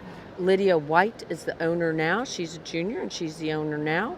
And so that is going to be a JDH Mr. Alpha Manso daughter out of HSD 35/9. So we're having some great cattle showing here. We are under the judgment of Chris Mullinex, and so we're very excited about that. We're in the arena all day today with him and excited to bring you the show today. So trying to get you guys some information on sires and dams, and of course the 2025. And if you want to go see some of the photos, get up close and personal, you could have certainly seen it. Okay, Luis Gonzalez is waiting for the competition of Miss H.C. Quinn 180/3. And that's in class 26. So that is going to be a little while. We are going to see that here in just a little bit. So again, that's going to be just a little bit for us to see that. But that, and she's going to be, yeah, she's in the grays. So she's going to be in that.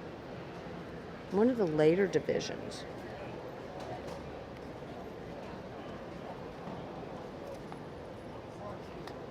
Because I don't think she's in the intermediate anymore. Or, I mean, she's probably in the junior.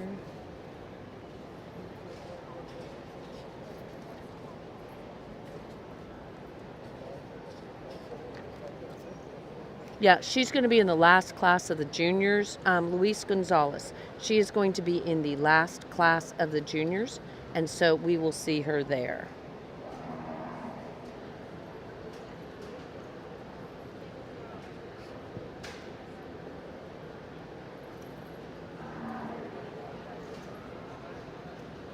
We're in the arena now, walking through.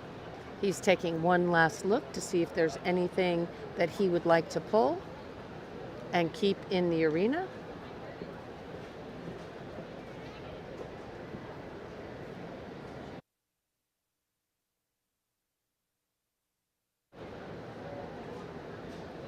Think these guys are going to get excused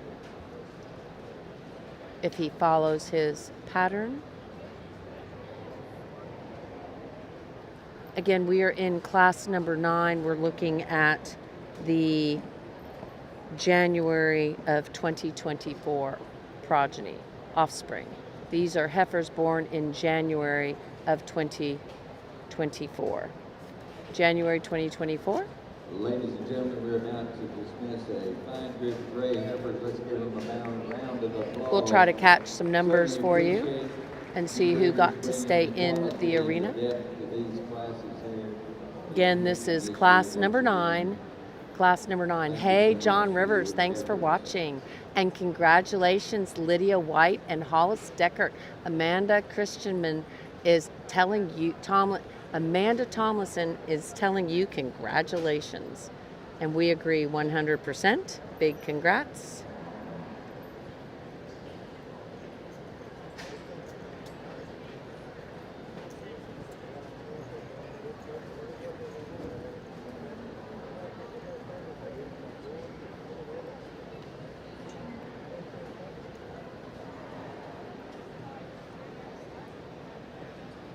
Thanks for watching with us. Will Dietering, boy, did you have a good day yesterday and doing well so far too. You made it into, you had that second in class champion, which is a really big deal here at Houston Livestock Show and Rodeo. Chad Phillips is watching with us. Glenn Cox, glad to see you're watching with us, jumping back in with us. We're in the Gray Show, guys. We have a BRC, we have Anna Gutierrez. She is showing her Shake Your Boom Boom. Is it Shake Your Boom Boom or Shack? Shack Your Boom Boom, I think. That's going to be Shack Your Boom Boom. Yeah, I think so. We have some Team Heritage. We also have Rafter T. We have Josh Duhan with a 007. I'm sorry, Isaac Duhan with a 007. We'll get you guys some numbers. We have quite a few. This is a large class. It was 23. We have 1136 BRC, Don't Look Ethel.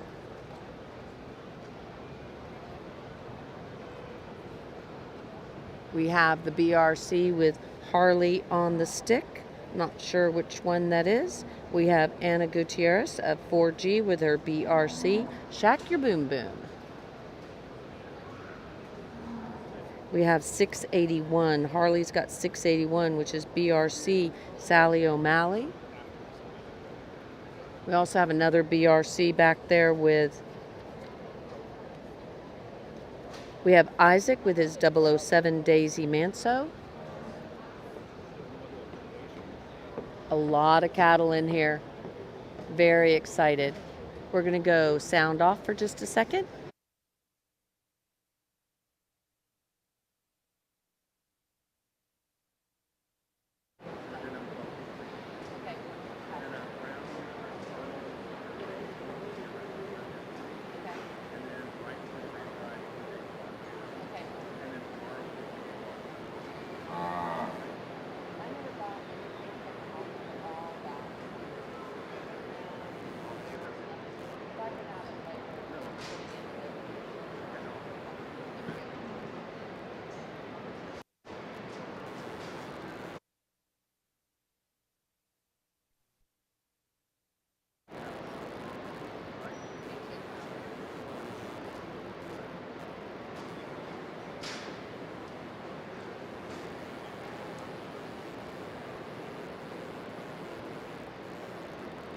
Alrighty, guys.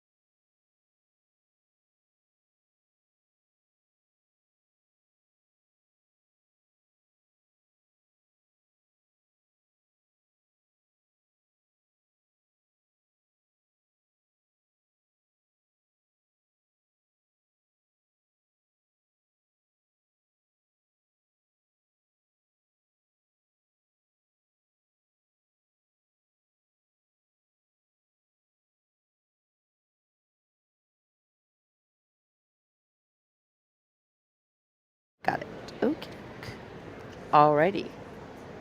I am back. Had a little headset change there. Hey, Amber, thanks for watching with us. Dusty Dickerson Barbie, thanks for watching.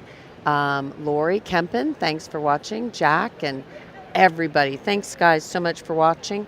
We are in class number 9 and we are whittling it down. Whittling it down just a little bit.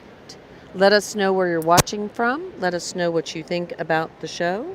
And I just heard that, Mr. Iran, so I think we want to be a little careful there.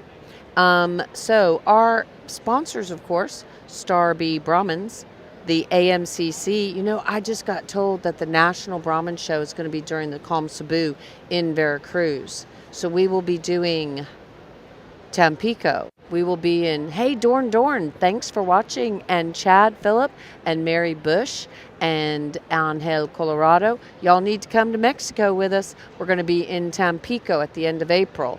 We will be in Tuxpan in the middle of August. We will be in Veracruz for the Calm Cebu as well as the National Brahman Show in Veracruz. We are ready to rock and roll and go. Oh, and we will be doing the Cebu Muestra also in Villahermosa there at the end of August. So we've got 4 shows that will be going to Mexico. We need to get a hold of somebody in Colombia because I think you want us in your national show in Pareda in November. And Susan Dorick, oh my goodness. Just saying. You are so welcome for us airing, and I am so excited that you were able to watch that. Not sure where you're watching from, but, and saludos desde Brazil. We love Brazil. We would love to be there in Brazil. We did get invited to the Expo Cebu, but it didn't quite work out, so invite us again. Hello from Turlock, California. Great show. Thank you so much. Really appreciate you guys watching. And best regards. Thank you guys. I really appreciate it. We just love being here. And Victoria is watching it, like I said, from Turlock, California. So hopefully I'm saying everything right, because sometimes I don't say it exactly correct. All right, we are down to getting kind of figuring out where we're going.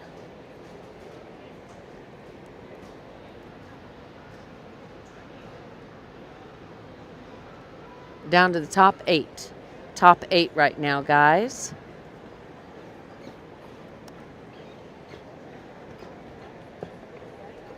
Top 8 here in class number 9. This is the last class of the junior yearling in the Gray Show. We will be moving into the, actually we're going to move into the Show Cow Awards.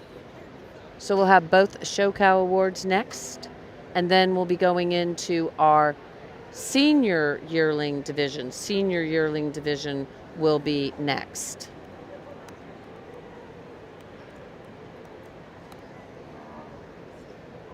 And Costa Rica, Christian P.S. from Costa Rica. We were really hoping to be in Costa Rica at the national show. So hoping to be there. And so glad you guys are watching with us. We really do love what we do and love being able to show you all these great cattle.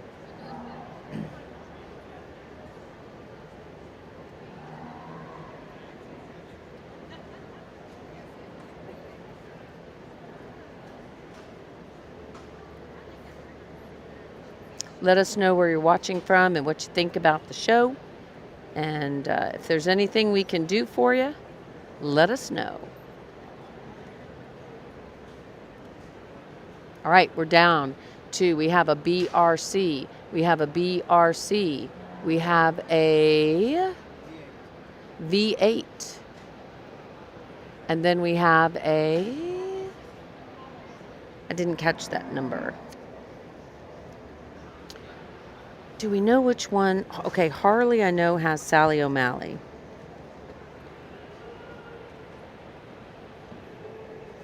We have something with a 504.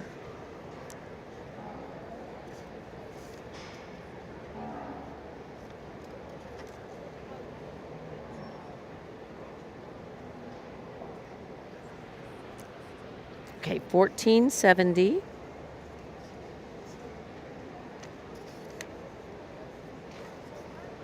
Is going to be Miss V8 961. Okay, so we're down to the top 4. We have 681. And what is Adrian? God, I mean, okay, 729. Oh, Midland, Texas. A short 8 hours west. Hang tight, cowboy.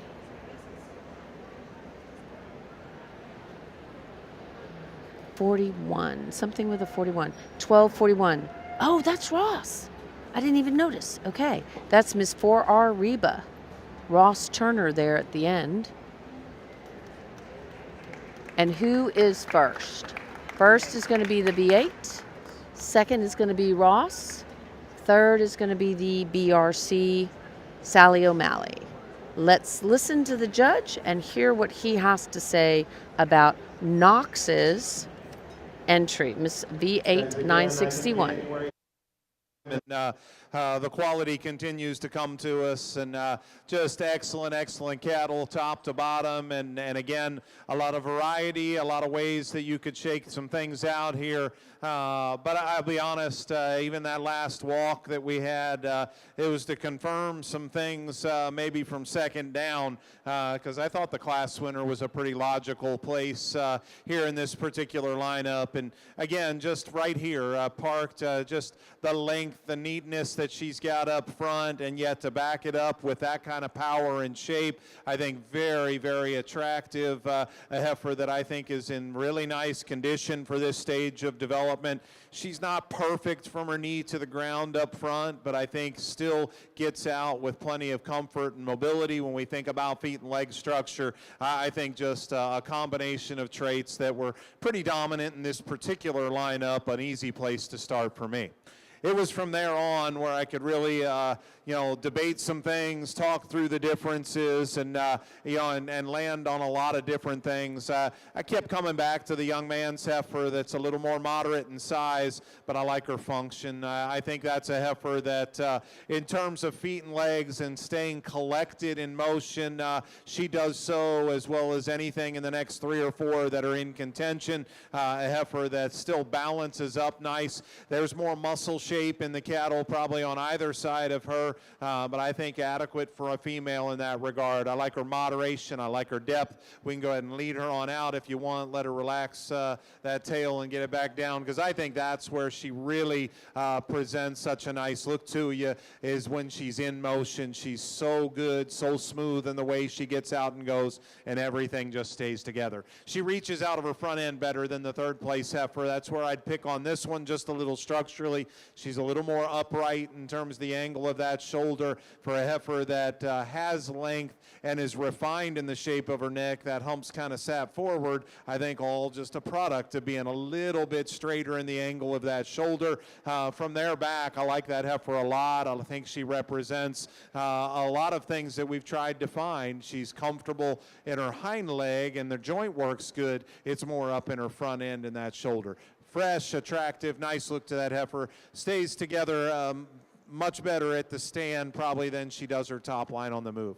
I think it is that balance that gives her a nod over the next heifer. I think both of those two a little more conservative in their frame size than the heifer that's going to come behind them. This is a heifer, though, that gets a little too round. I know she's ornery and not helping us much, but just a little too round in that hip structure to stay as balanced as the cattle in front of her. This is a big, powerful heifer that comes next, and I appreciate that about her. There's a ton of substance. She's as heavy structured as anything, but she also gets a little coarser in her joint work, and she's just a little too tight in the way she handles that hock when she gets out in motion. Maybe pushing the limits of frame score for me personally, but it's more the way she's building that hock. The same holds true for the next heifer. She needs to relax her hock and just get out and flex a little better as she goes off of her hind leg. That's a long-bodied, very muscular heifer. Up on top, again, a heifer that's very impressive in terms of the dimension, the shape she's got, and unique in the fact that she's got length of front end and some extension to go with it.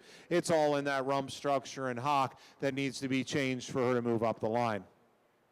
compliments this young lady. She just stuck with it, and we kept moving up the lineup. And, she's so good in her feet and legs that I had to continue to find another hole up the lineup. She breaks behind her shoulder. She runs downhill a little bit too much for me, and maybe just a little flat in her forerib. But at the ground, that heifer is exceptionally good, and we've put enough emphasis on structure all day that I couldn't have her any lower than where we ended up. But a lot of good in that female, just a little off in the way she's made in that top line and forerib.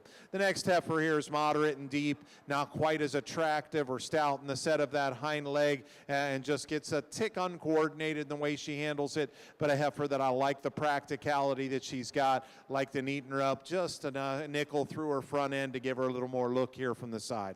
The next heifer is one that, again, has some muscle shape and power when you get up high, just not quite good enough. A bigger hock joint in that heifer, and not quite good enough in the way she plants and goes off of her rear skeleton for me to move her up. Next heifer is deep, but a little too plain and not quite the muscle shape of the one in front of her. The next heifer gets a little jammed up in her front end. Both of those two heifers that round out things for us are deep and moderate in their type, so they've got fleshing ease, just not quite as attractive as they need to be in this good of a class. Excellent lineup top to bottom. Congratulations again to those exhibitors. And we thank you for your overview of the placings in Class 9 and taking that blue ribbon first place. Entry 1470. The female known as Miss V8, 961 over 9. So excited for our friends at Heart BC. So, Carrie Clay, I hope you're watching, because if you are, you need to know we're excited that you just produced a class champion for Knox Newmeyer. That Miss V8 961 over 9, she is a red man daughter. So that is going to be a red man. This is the sire, and you can buy semen. All you have to do is contact Manuel Amperon or contact Carrie Clay. We've been running videos. They have conventional semen.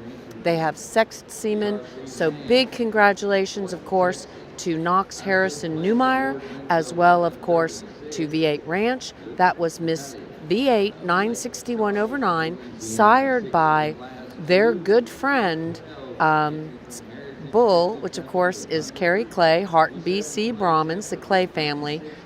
Just such a great family. And then out of the JDH Lady Manso 187 female. Our second class went to our second in class. Of course, that's another photo of the Mr. V8 195 over 8 red man. So again, siring both gray and red champions. We're going to go back into the arena and watch while we talk about our second in class in that last class, Class 9. That was Miss WCC 594. That is going to be a JDH King of Club Manso daughter out of Miss WCC Euphoria. We're going to talk now about what we're seeing. We're seeing the championship going on in the ring. These are our yearling female class champions. This is Butler Little Debbie.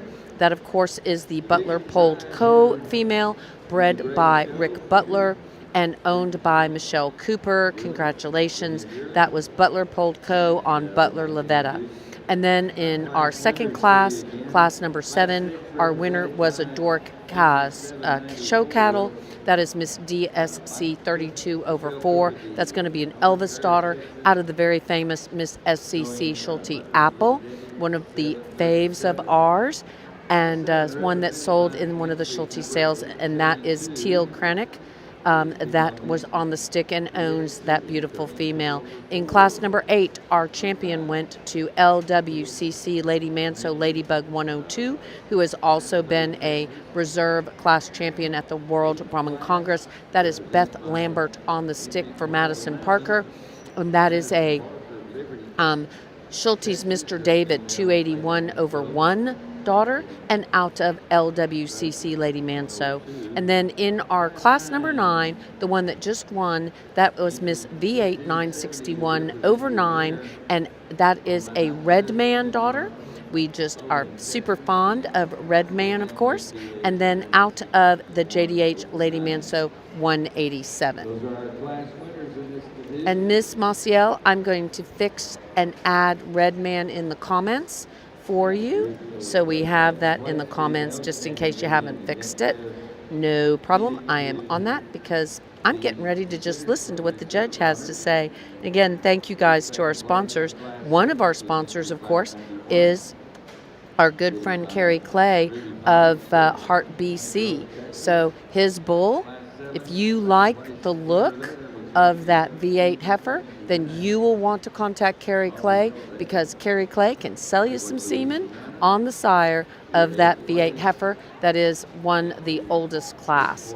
So again, we are working our way through this. Hey, Bryn Harris, where are you, girl? I don't think I've seen you in the barns yet.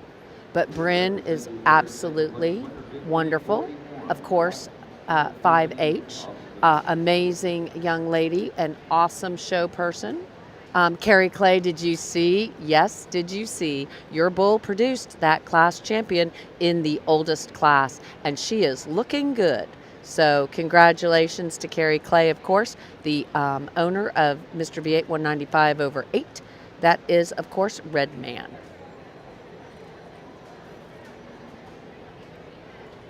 We're going to listen to the judge. He's going to be giving his reasons here shortly.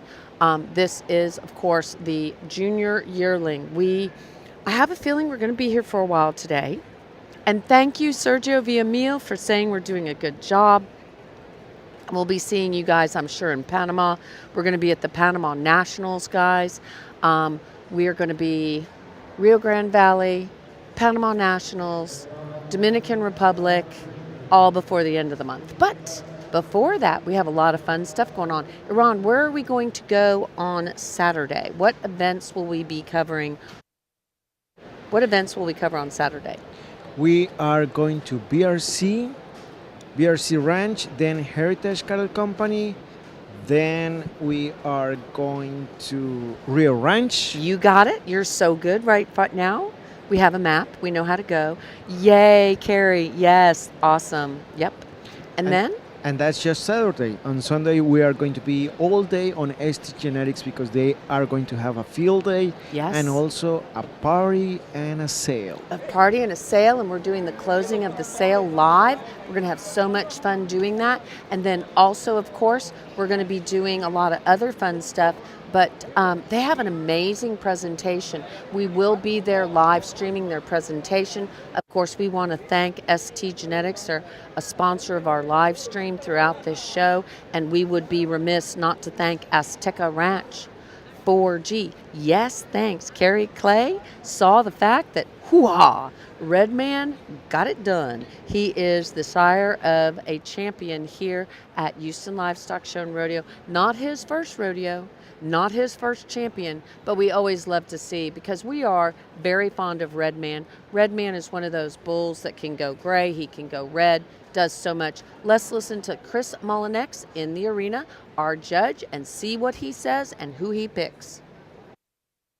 Wonderful division again, and no surprise. We just have had awesome numbers, but spectacular quality here, and going to end up with a pair of heifers so deserving of champion honors, and that I hope these exhibitors are proud of, and look forward to seeing what they can continue to accomplish as these cattle mature and stay not only on the show road, but go back and contribute to breeding programs. I think this is a powerful lineup. Give these exhibitors one more big round of applause, if you would.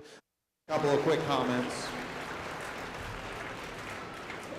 There's probably a trio of heifers out here in contention for 2 slots for me, and I think it's important. I hope exhibitors appreciate it. Somebody ends up out of the money as you select a champion in reserve, but I do think the 3 of them need to be really discussed. So I'll just start up front here. One of the trio is this heifer up front. I really, really like her moderation, her body type. I think she's in beautiful condition for a heifer that has that much fleshing ability and body and doability in her. And although she's not the longest or maybe the most striking heifer out here, I think her pieces fit together, with proportionality.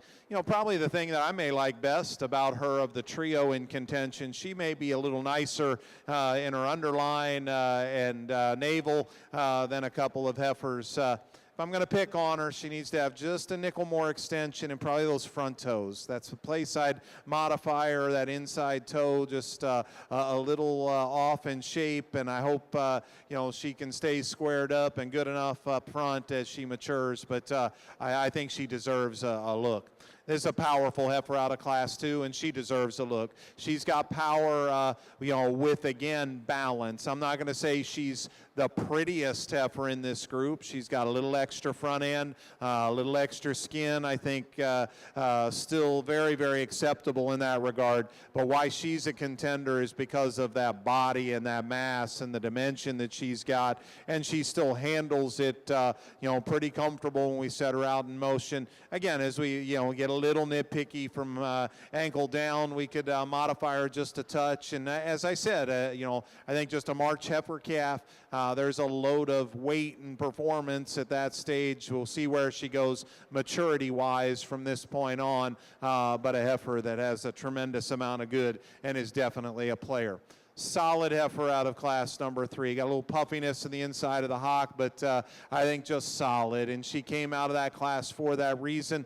I don't know that she has the overwhelming pieces to be with that trio that are contenders for me in here, but just a good entry there out of class 3. And then this heifer that won our final class. I think a pretty unique combination of elegance and a striking look. To me, that is her advantage in this lineup, is the length, the extra extension she's got up front. She's very, very refined in the shape of her head and neck, and yet you get behind her and she's still powerful. Tremendous dimension, big top, thick-ended female that I think is in really, really nice condition at this stage of the game. We mentioned in her class maybe could change her just a little bit from her knee down to the ground up front, but I think a very unique combination of traits in that female. She still moves, she still handles herself good in motion. We've talked about a couple little things in all 3 of those heifers in contention that we maybe could tweak just a touch at the ground, but all of them are still sound cattle. Guys, this is phenomenal. Give your exhibitors one more hand if you would. Great set of females. That's how I see them, the 3 of them in contention. This young lady out of our 4th class is going to have your divisional champion. Congratulations to her. And that gentleman out of class number 2 is going to have your reserve. Congratulations. And ladies and gentlemen, championship honors here in the division, going to entry number 1470 from class 9. That's female known as Ms. V8, 961/9, Knox Newmar. Bowling, Texas, the exhibitor for the championship, and the reserve honors going to the winner of class 7. That's entry 872. And that female known as Miss DES, 32/4, owned and exhibited by Teal Carnarvik of Santa Fe, Texas.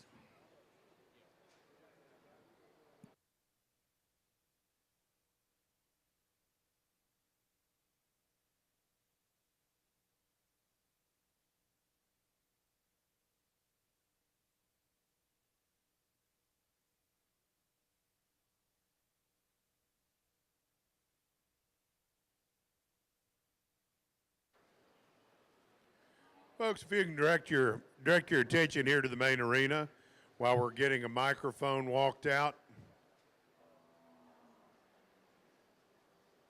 While we're getting a microphone walked out.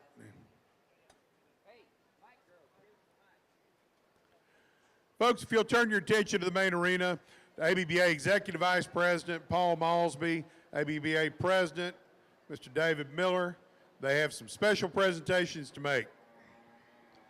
Hola, buenas tardes, bienvenido. Welcome to the Houston Livestock Show and Rodeo. We are very honored to recognize our show cow of the year, both in our red and gray division.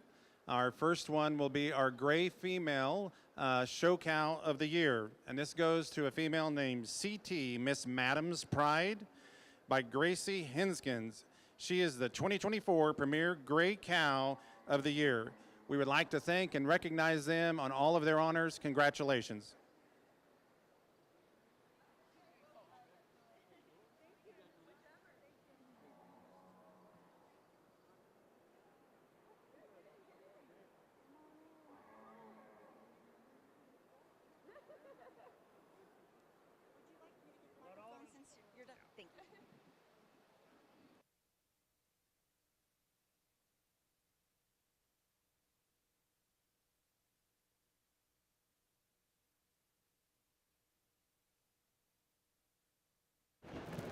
All righty, I can tell we're live. All right, I snaggled our reserve champion in the junior yearling division, Teal Cronky. Yes, ma'am. Learned how to say his name. I'll never forget it. Teal, was that exciting? Yes, ma'am, it was. That's a real goal for me. A goal? Yes, I would ma'am. think so. I mean, like, people don't do that. That's amazing. So, first in class, reserve champion here at Houston. Yes, Was ma'am. that just the best feeling? Yes, ma'am, it was real exciting. I was real nervous out there, but we got it done. You did get it done. Tell me about your heifer. So I went and picked her up from Raymond, and I knew from first sight that she was the one, and ever since then she's been real consistent in each show I brought her to and been real successful. Yeah, you have been real successful. And of course, Doric Show Cattle. Let's pass the microphone off. See if you can tell us a little bit about her. So that female, she's an Elvis daughter out of Apple that the Rushing family showed for us. Really, really nice female. Man, when she was born, she was just different. And I mean, I know a lot of people say that about a lot of different cattle, but she was a standout kind of from day one. Within the first week, I knew I was like, I've got to get this one in a good junior's hands or, something like that. So we got partnered up with Teal, and man, he works his behind off, and just an awesome kid, awesome female, and we're really excited for him. Well, whoops, let's see. There we go. I'm excited too, so much. And Teal, tell us, what are you going to do later tonight? Are you going to just look at the trophy? Yes, ma'am, and then actually later tonight I'm actually headed to Mason, Texas to go pick up steers, so got a real eventful night.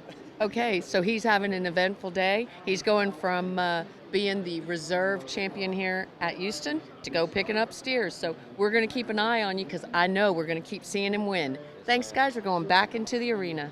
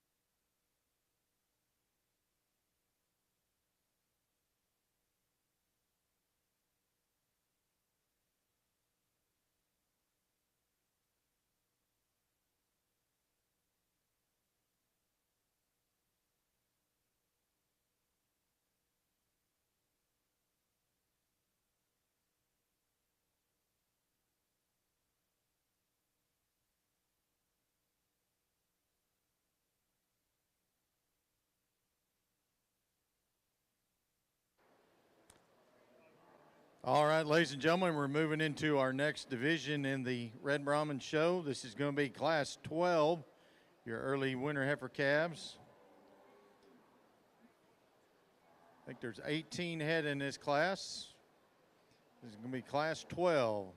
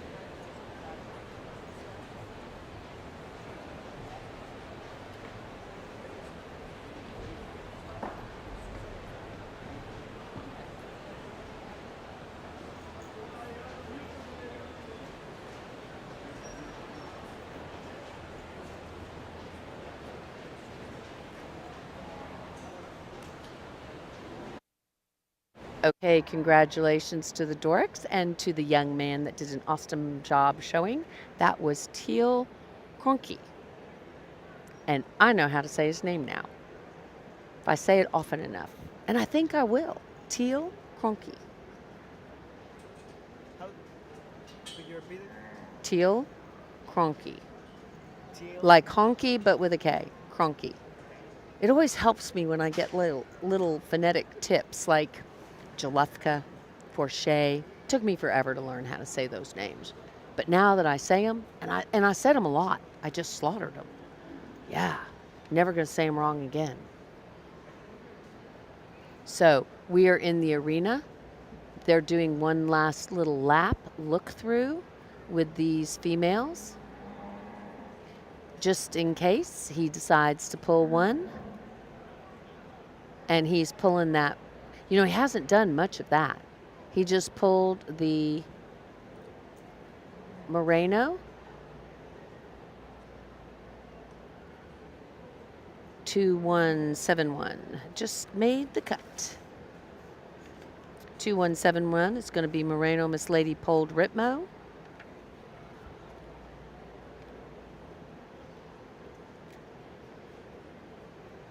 So I think the rest are going to get excused. I do believe. We're going to see.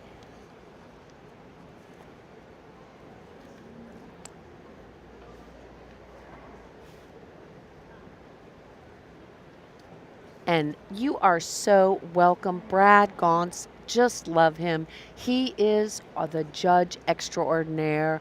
Would love to go with him internationally. So if anybody's listening internationally that puts on shows and wants the Brahman Journal there, I'm just going to say highest regards, of course, to Brad Gauntz for judging. He does judge in blue suede shoes in Memphis, just saying. The future is looking so bright for Castlereagh Ranch.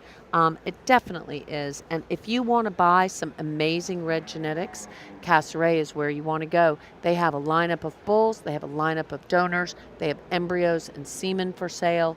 I mean, really, there are so many animals that are in the arena that, oh, okie dokie, I understand now.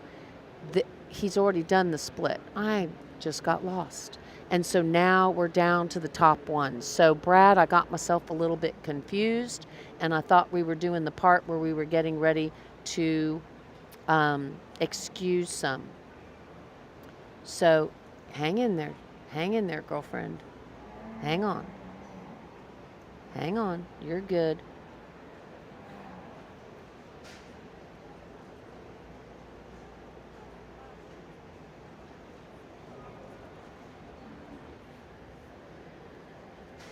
So 1625, Trenton Garrett, but that's not Trenton, that's still. Okay, so we have 3 left in here, guys. We have Brandy on the stick. Who is in the very first spot? Can you tell me a back number? What is that? 2062. 2062 is going to be FC Miss LF 113. That is Bailey Malone from Arkansas. And then we have SCC Smokin' Birdie. I'm going to bet, yep, SCC Miss Smokin' Birdie. And then we also have the Miss LPC 262. So these 3 are going to walk again, guys. So we're down to the top 3. We're going to pull the ST Genetics off and go straight into the arena so we can catch these.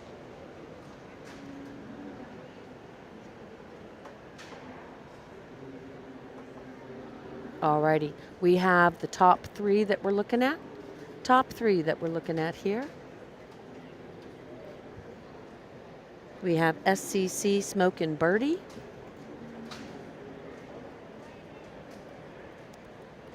With Brandy Barnes on the stick. That, of course, is going to be a Scanlon Cattle Company entry with the beautiful Brandy Barnes on the stick there. Then we have the FC Miss LF 113/3 with Bailey Malone. And we're also going to have Miss LPC 262.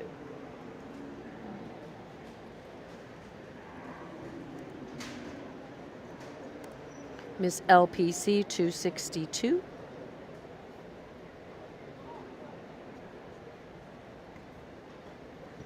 So these three females are battling it out. We have Bailey Malone. Hey Haley, thanks for watching. Glenn Cox, so glad you're watching. Let's go Bailey Malone and Borchet Cattle Company.